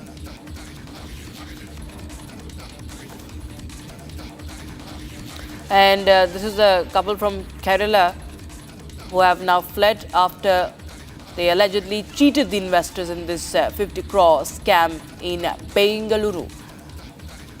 Hundreds of people have been duped. And we will continue to get you more updates on that, viewers. Meanwhile, we shift our focus to an important verdict that is awaited today in a Delhi court. The Delhi High Court has reserved the order on bail pleas of Umar Khalid and Sharjeel Imam, another accused in the larger conspiracy of the Delhi riots 2020 case. Solicitor General Tushar Mehta opposed the bail pleas of Sharjeel Imam, Umar Khalid and others in the Delhi riots conspiracy case, saying that those who conspire against the nation should remain in jail. He argued that long incarceration alone does not justify bail. Tushar Mehta says the riots were pre-planned and timed to coincide with the US President Donald Trump's India visit, aimed at tarnishing India's image globally. Solicitor General Mehta also said that, and I quote him, "If you act against the country, you have no right to bail." This is one of the finest investigations I've come across. We have 58 statements recorded under Section 164 before the court, unquote. So, a verdict, of course, awaited. Bail order has been reserved. Sharjeel Imam of the JNU, Sharjeel Imam, the video of his hate speech had also gone viral. Delhi High Court has meanwhile reserved the order on the bail pleas, and it's about the conspiracy to defame the nation. Delhi cops have told the court, and Delhi riots were to shame India globally, and it's a final bid to oppose the bail petitions of Northeast Delhi riot accused viewers by Delhi police, and this is something that we expect in a short while from now. The countdown has begun. Rhythm joins us on the broadcast from our Rhythm. It's a very, very important verdict that everybody has their eyes on, Rhythm. And the bail plea has been reserved by the Delhi High Court.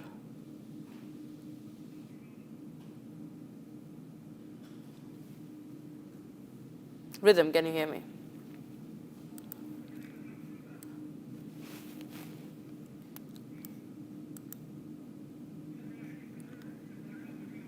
All right, we will connect with them once again, viewers. But a bench of justices Naveen Chawla and Shailendra Kaur reserved its order after hearing the arguments on behalf of the prosecution and various accused in this case, the Delhi riots conspiracy case, larger conspiracy case, and Sharjeel Imam and Umar Khalid. Others are facing prosecution in a UAPA related to the UAPA case related to the alleged conspiracy behind the 2020 riots in Delhi, in northeast Delhi. And the prosecution has, of course, vehemently opposed the bail plea, saying it was not a case of spontaneous riots, but a case where riots were planned well in advance with a sinister motive and well thought out conspiracy. And Solicitor General Tushar Mehta has been representing the prosecution, contending that it was a conspiracy to defame India on a global level and a mere long incarceration is no ground for bail. All right, we shift our focus now, viewers. Visuals coming in from Lucknow, where Changur Baba and Neetu have been taken into custody by the anti-terror squad. This is a crackdown on the conversion racket. It's a big achievement by the Uttar Pradesh police, viewers. Crackdown on Changur Baba's network continues. This is a big conversion racket that has been dismantled by UP police. Illegal conversion racket accused caught. And there you have, viewers, his own properties are being demolished. And you can see the bulldozer action in full swing in Lucknow. And we have also reaction from the police coming in. पूर्व में भी जानकारी दी गई थी कि जमालुद्दीन और छांगुर बाबा की गतिविधियों के संबंध में मुकदमा एटीएस में पंजीकृत किया गया था। 5 जुलाई को छांगुर बाबा और जमालुद्दीन और उसके प्रमुख सहयोगी नीतू उर्फ नसरीन की गिरफ्तारी की गई थी। आज 7 दिवस का रिमांड यूपी एटीएस द्वारा इन्वेस्टिगेशन के दौरान इन दोनों मुख्य अभियुक्तों का लिया गया है। इनसे इस गैंग के सभी गतिविधियों, इनके मनी ट्रेल, इनके द्वारा अर्जित अवैध संपत्तियां इत्यादि की जानकारी की जाएगी। साथ ही संपूर्ण गैंग के नेटवर्क की जानकारी भी प्राप्त की जाएगी। इसके अलावा इस गैंग ने जहां जहां अवैध संपत्ति अर्जित की है, अवैध धन का इस्तेमाल करके, उन सभी की भी जानकारी की जाएगी तथा अवैध संपत्तियों को जब्तीकरण की कार्रवाई तथा उन्हें डेमोलिश करने की कार्रवाई भी की जाएगी। Now viewers, Yogi model is in action as Operation Langra continues in Uttar Pradesh. 3 encounters in Hapur, Noida and Jhansi, and multiple criminals were arrested. Here's more.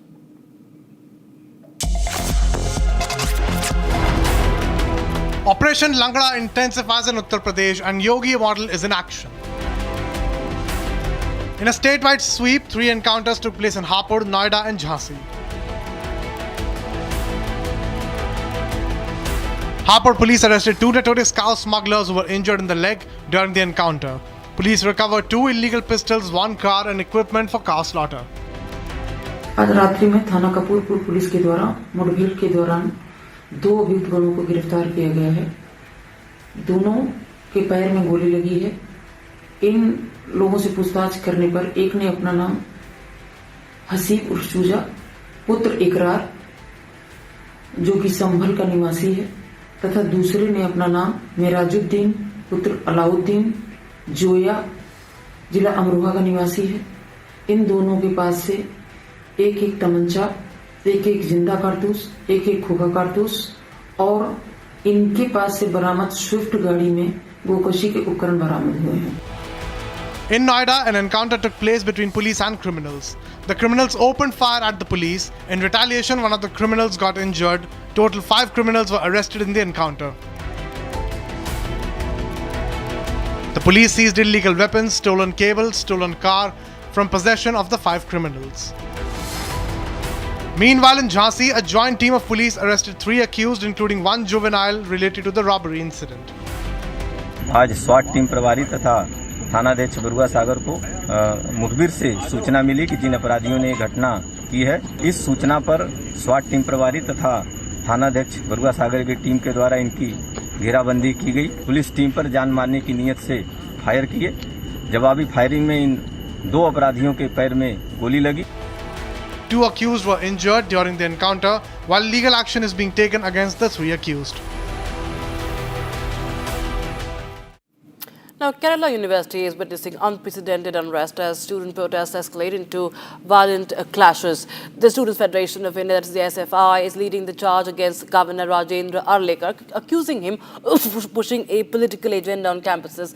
Police have responded with water cannons and mass detentions that intensifies this turmoil that has been underway in the university.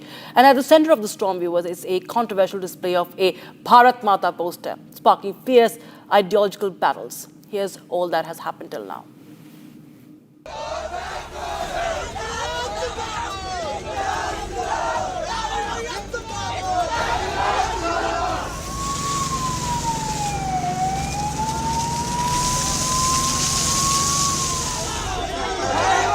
Kerala University has turned into a battlefield. Violent protests led by the Students' Federation of India have erupted across campuses in the state, fueled by explosive allegations against Governor Rajendra Arlekar. The protests have spiraled into chaos, forcing the police to resort to water cannons and mass detentions. Over 27 students have been named in FIRs following a complaint by the Vice-Chancellor alleging vandalism and violence under the Prevention of Damage to Public Property Act. The police is using water cannons right outside the Kerala University campus. You can see large number of students have climbed on to the barricade, signaling the protest against the alleged saffronization done by the BJP, RSS and the governor is what is being put into the dock right now. This intense protest that you see that is happening is now being controlled by at least 100-150 policemen, both who are taking guard outside the gate as well as inside. A heavily barricaded campus is right now being, we can see this drama being witnessed, and you can see these students over here trying to raise their protest. They're trying to say that any kind of ideology other than the left will not be allowed inside the campus. The SFI alleges that the governor is trying to saffronize universities. And why so? Because an ode to Bharat Mata through a poster at the Kerala Raj Bhavan has irked the left ecosystem. The Students' Federation of India has claimed that the move is a blatant push of right-wing ideology into secular academic spaces. Heavy police presence, tear gas trucks, and multiple clashes. What began as administrative disagreements has spiraled into a full-blown ideological showdown. With universities now at the heart of a statewide political and cultural clash, Kerala finds itself at a boiling point.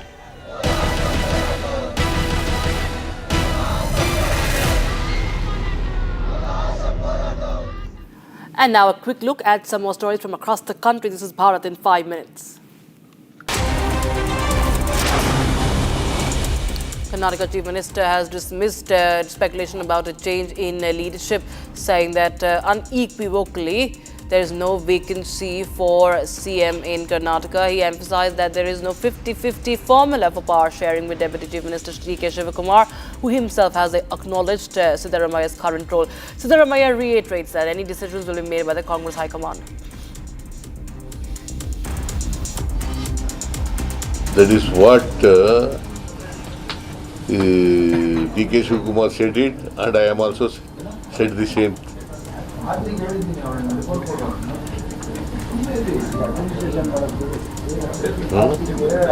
See, there is no vacancy. Is there any vacancy, Chief Minister? I'm very much here before you.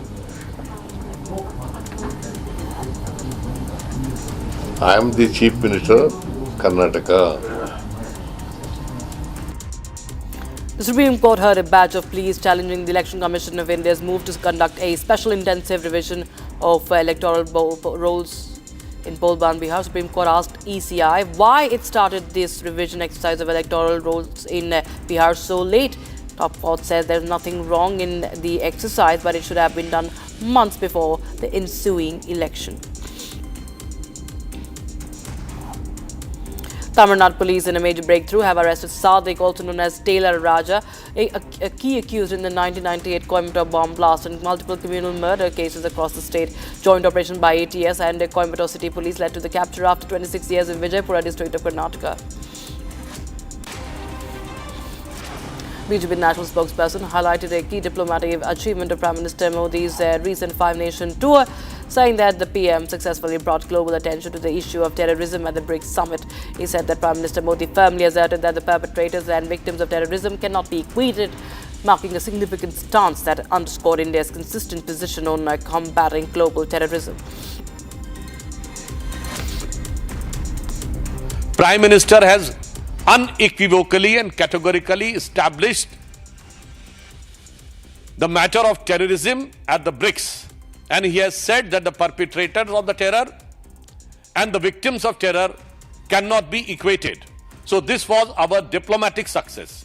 And it was very important for the strategical point of view. The Supreme Court has issued notice to Attorney General in India seeking the Indian government's response to the plea of a 37-year-old Indian woman from Kerala, Nimisha Priya, who has been booked for murder in Yemen and is facing death penalty. Now, the Council for Priya says that negotiations through diplomatic channels can be explored by the Indian government to defend Priya. And it was also said that under the Sharia law in Yemen, there is an option of blood money negotiation, which could commute Priya's sentence. In a major success under the ongoing anti-Maoist operation in Chhattisgarh's Bijapur district, Basaguda police, in a joint operation with CRPF, and have arrested two active Maoist operatives.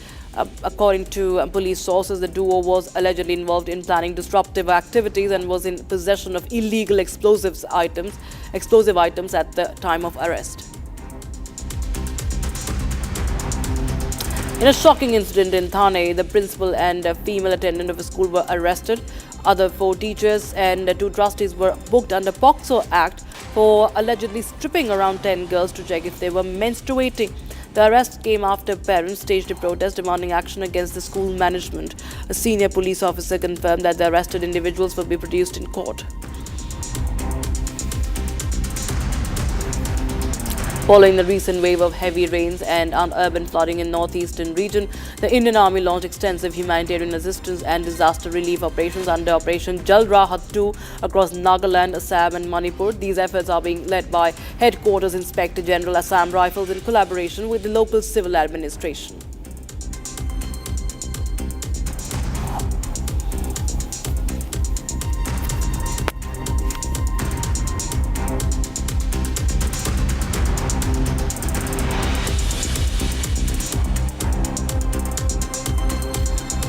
Now, Pakistan's foreign minister has made a big admission that Turkey stood with Islamabad during the India-Pakistan conflict. This coming in just days after Indian army exposed the unholy trio of Pakistan, China and Turkey on the global stage. How India was fighting the 3 adversaries that included Turkey. Listen in to Ishakta.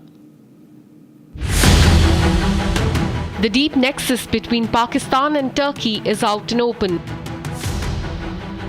Pakistan Foreign Minister has just revealed what many in India have always known. Ishakdar made a big admission. He met with the Turkish counterpart and admitted to Turkey's role during India-Pakistan conflict. Pakistan considers Turkey a trusted friend and a reliable brother, a nation that has always stood by us. History is full of examples of this brotherhood, and latest being during the Indo-Pakistan conflict. Pakistan and Turkey alignment has been no secret, but now it is official. The admission comes few days after India exposed Pakistan, China and Turkey nexus. Pakistan was the front face. We had China providing all possible support, and it's no surprise because if you were to look at statistics, in the last 5 years, 81% of the military hardware that Pakistan is getting is all Chinese, 81% of that. So it's no surprise. And China, of course, the good old dictum, killed by a borrowed knife, 36 stratagems that China talks about, killed by a borrowed knife. So he would rather use the neighbor to cause pain than getting involved in the mud-slinging match on the northern border. So that is what he's seen. And another thing that China perhaps has seen is that he's able to test his weapons against, say, various other weapon systems that are there. It's like a live lab which is available to. So it's a good, that is what is something we have to be very, very cognizant about. Again, Turkey also played a very important role in providing the type of support that was there. Bayraktar, of course, he's been giving from before. We saw numerous other drones also coming in, landing in the face of war, during the war, along with trained sort of individuals who were there. With Pakistan's admission, the mask is off and the nexus is out and open. A short break, viewers, but the latest updates coming in from Karnataka as the fierce power tussle continues. Siddaramaiah says that he will remain the Chief Minister for 5 years. And bulldozer action against illegal conversion racket continues in UP. Kingpin Changur Baba's illegal residence to be demolished today. Amity has been ranked amongst the top 3% universities globally, a testimony to Amity's globally benchmarked quality. दादी के हाथों का जादू और खुशबू से महकता घर, माँ की मुस्कुराहट और खाने की सुगंध। MDH गरम मसाला, क्योंकि हर रिश्ता है स्वाद से जुड़ा।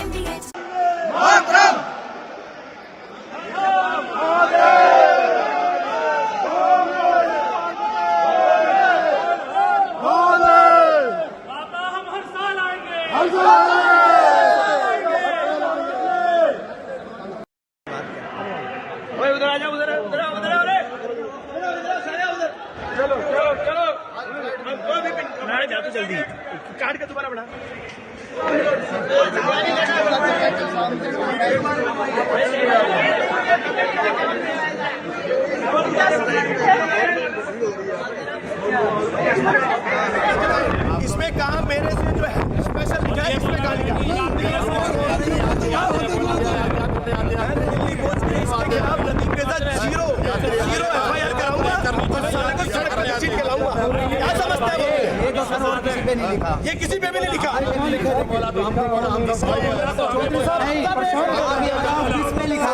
वर्कर बोला ये करने क्या आए हो, आते क्यों हो यहाँ पर? फिर वो बोला तुम्हें जात दिखाऊंगा, जाओगे कैसे? हमारे साथ ये सारे खड़े थे। From Asia's largest news headquarters, setting the agenda for Bharat.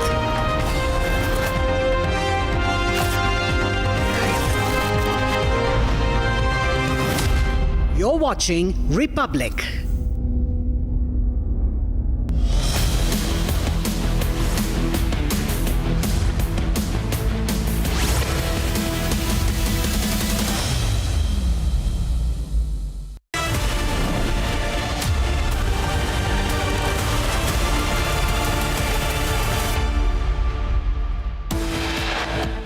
Big setback to Indy block. Top court refuses to say EC's voter list revision.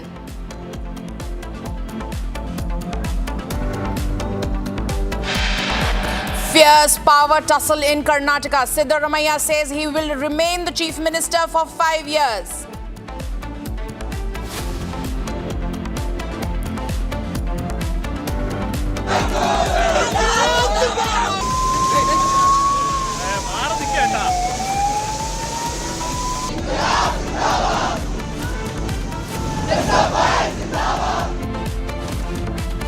SFI members storm Kerala University campus. Showdown over governor's alleged saffronization of Kerala campuses.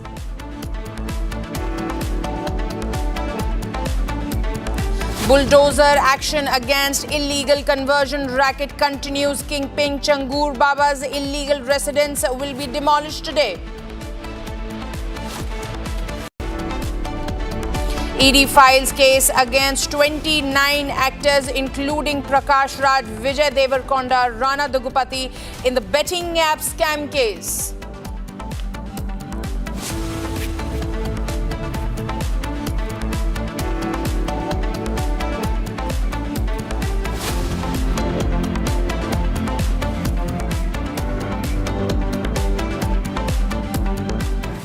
Welcome back, viewers. Let's start this edition with this exclusive news. Remember, viewers, the fatal IF fighter jet crash in Rajasthan's Churu district, which claimed the lives of 2 IF pilots, has put the focus back on the aging Jaguar fleet.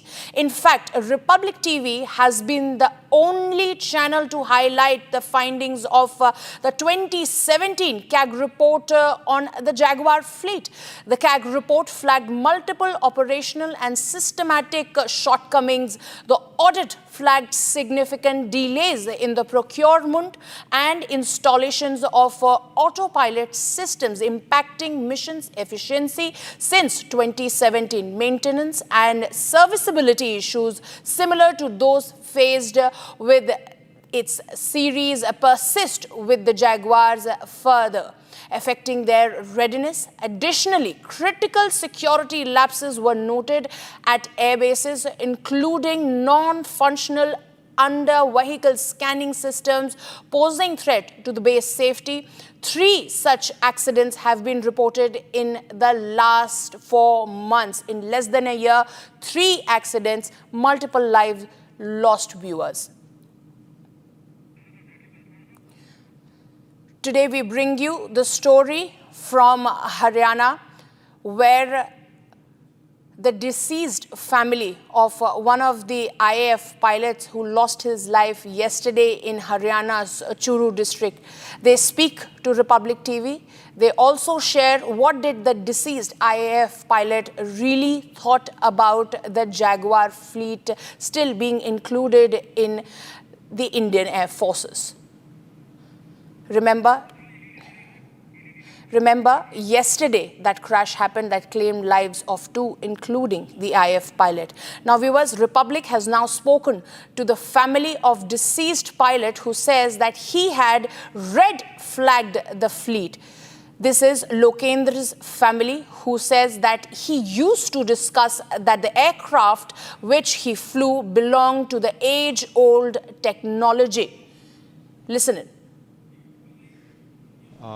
मेरा भाई squadron leader Lokendra Sindhu जब थोड़ा होश संभाला तब से ही उसको army defence में जो है एयर फोर्स में बड़ा इंटरेस्ट था, क्योंकि बचपन से ही जो है हम स्टोरीज सुनते आते थे।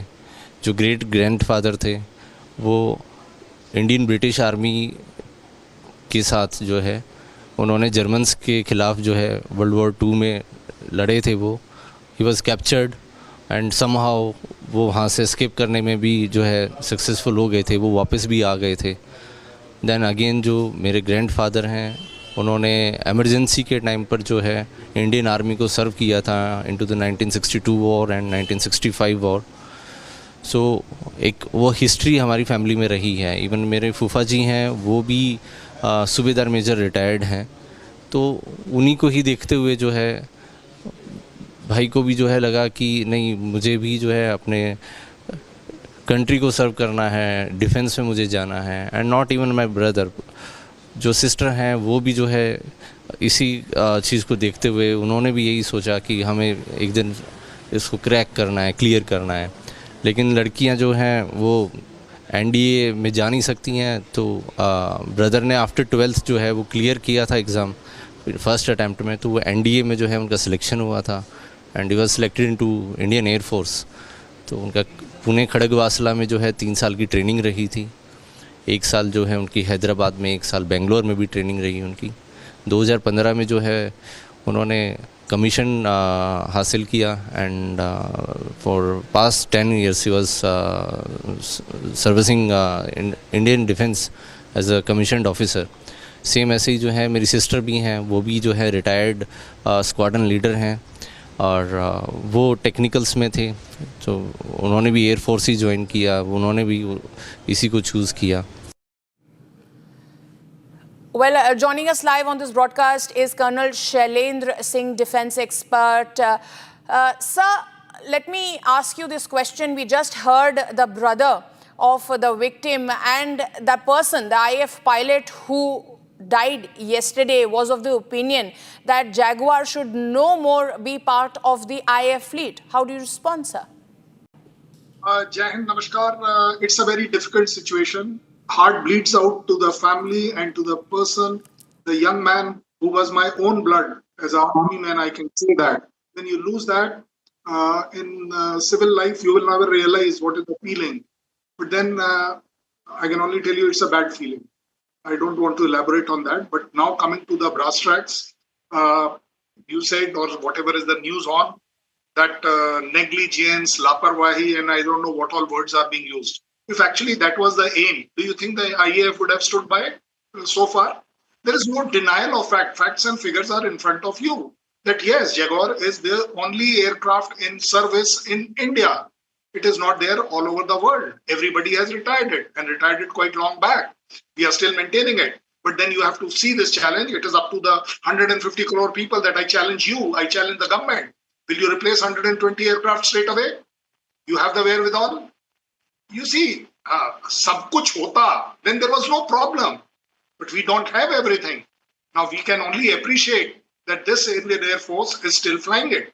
Coming to the point that there has been some machines found off-road by the CAJ. Oh well, CAJ, will you do something good about it?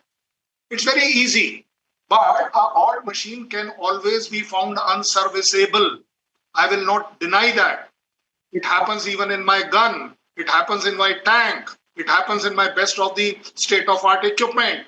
That F-35 is standing. It's a living example. If everything was well, then why was it not taken the next day? The snags will come, irrespective. Yes, we are here to evaluate and be a good critic that as the service age, the ceiling of that has come to an end and we still are flying it, it requires much more attention, much more modification, much more upgradation, which actually happens in Air Force. I will never say that it doesn't happen. But yes, from a same squadron, if 2 aircrafts come down, it requires a scrutiny. I do agree to that. But that doesn't mean that the whole Air Force has gone laparwa.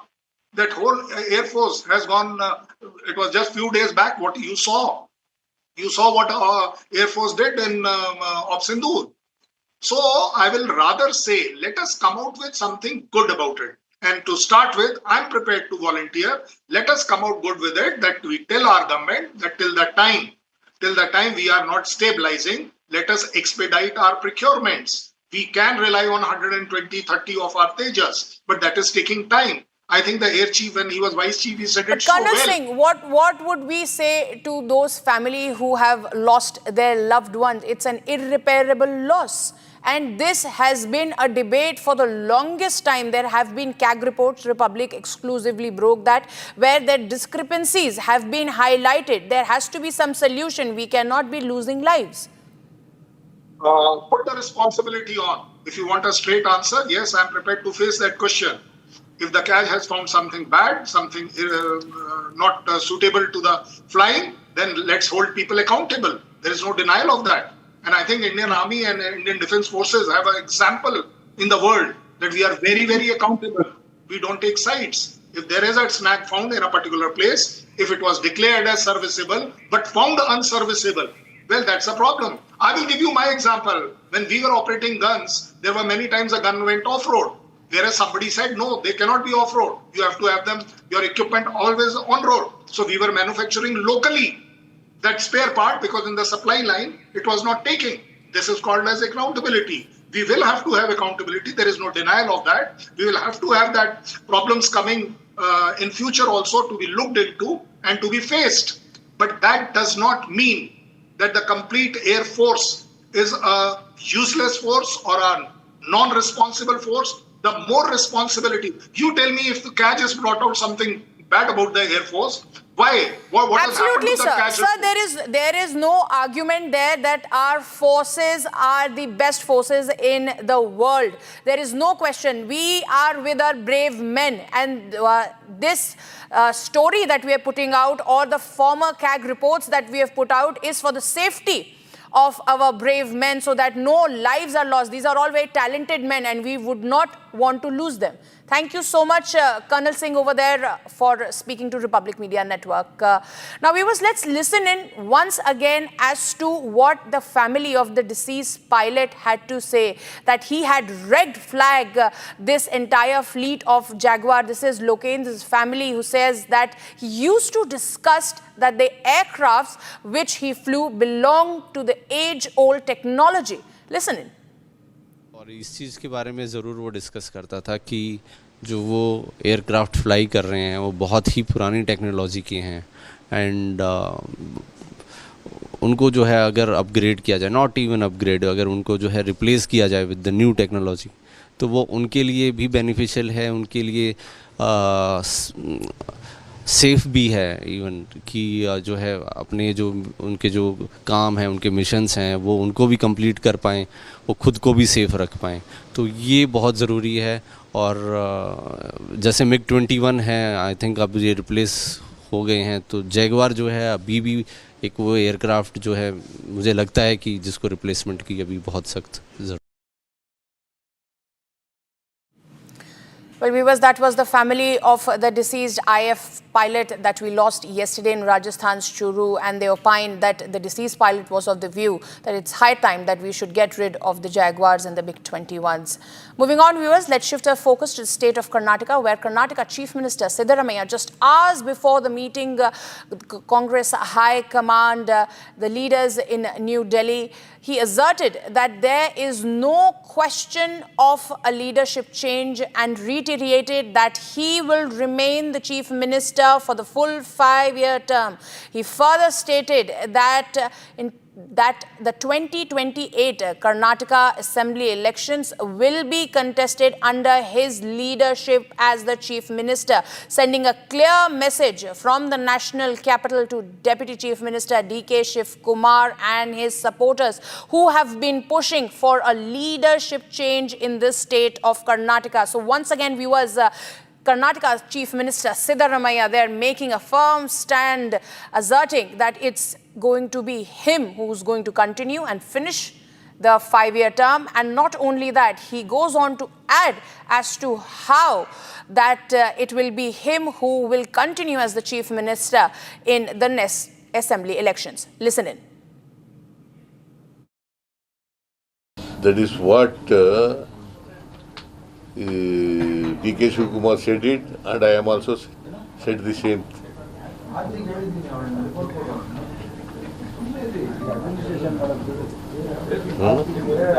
See, there is no vacancy. Is there any vacancy of Chief Ministership? I am very much here before you. I am the Chief Minister of Karnataka.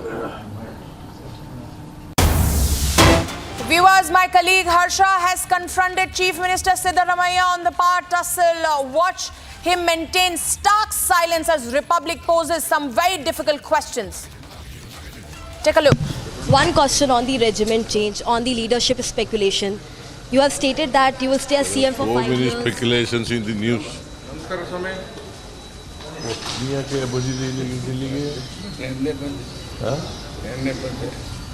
You stated that you will stay as Chief Minister for 5 years, but the many are saying that there is dissent also.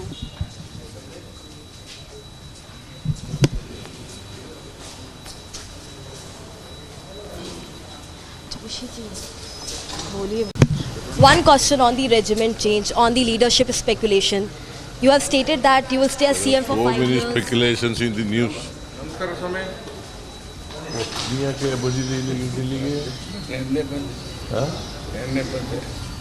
You stated that you will stay as Chief Minister for 5 years, but the many are saying that there is dissent also.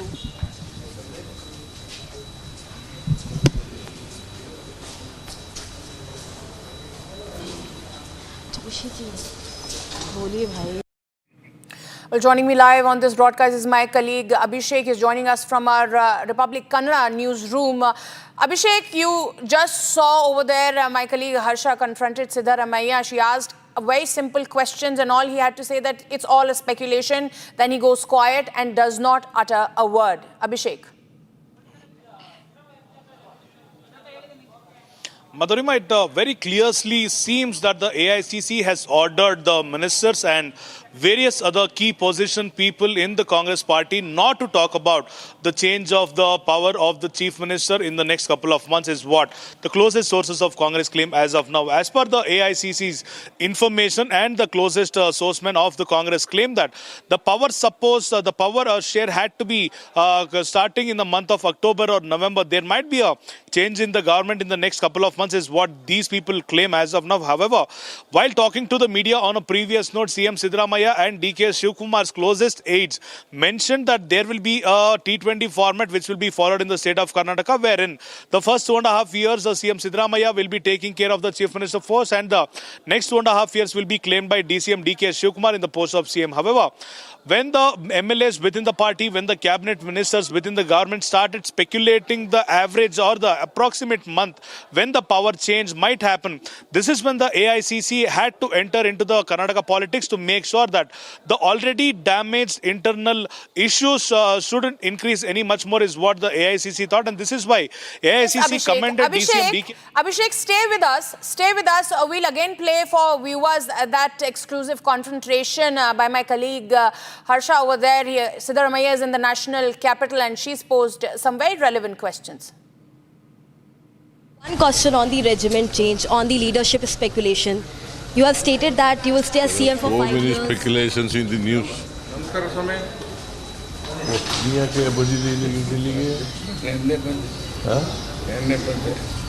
You stated that you will stay as Chief Minister for 5 years, but the many are saying that there is dissent also.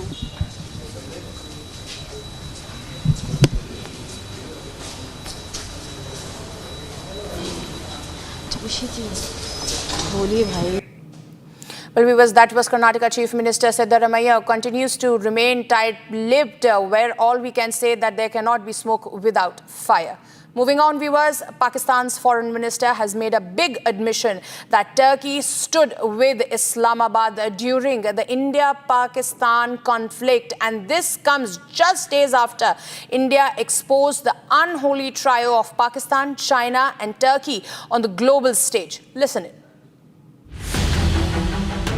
The deep nexus between Pakistan and Turkey is out and open. Pakistan Foreign Minister has just revealed what many in India have always known. Ishaq Dar made a big admission. He met with the Turkish counterpart and admitted to Turkey's role during India-Pakistan conflict. Pakistan considers Turkey a trusted friend and a reliable brother, a nation that has always stood by us. History is full of examples of this brotherhood, and latest being during the Indo-Pakistan conflict. Pakistan and Turkey alignment has been no secret, but now it is official. The admission comes few days after India exposed Pakistan, China and Turkey nexus. Pakistan was the front face. We had China providing all possible support. And it's no surprise because if you were to look at statistics, in the last 5 years, 81% of the military hardware that Pakistan is getting is all Chinese, 81% of that. So it's no surprise. And China, of course, the good old dictum, killed by a borrowed knife, 36 stratagems that China talks about, killed by a borrowed knife. So he would rather use the neighbor to cause pain than getting involved in the mud slinging match on the northern border. So that is what he's seen. And another thing that China perhaps has seen is that he's able to test his weapons against, say, various other weapon systems that are there. It's like a live lab which is available to. So it's a good, that is what is something we have to be very, very cognizant about. Again, Turkey also played a very important role in providing the type of support that was there. Bayraktar, of course, he's been giving from before. We saw numerous other drones also coming in, landing in the face of war, during the war, along with trained sort of individuals who were there. With Pakistan's admission, the mask is off and the nexus is out and open.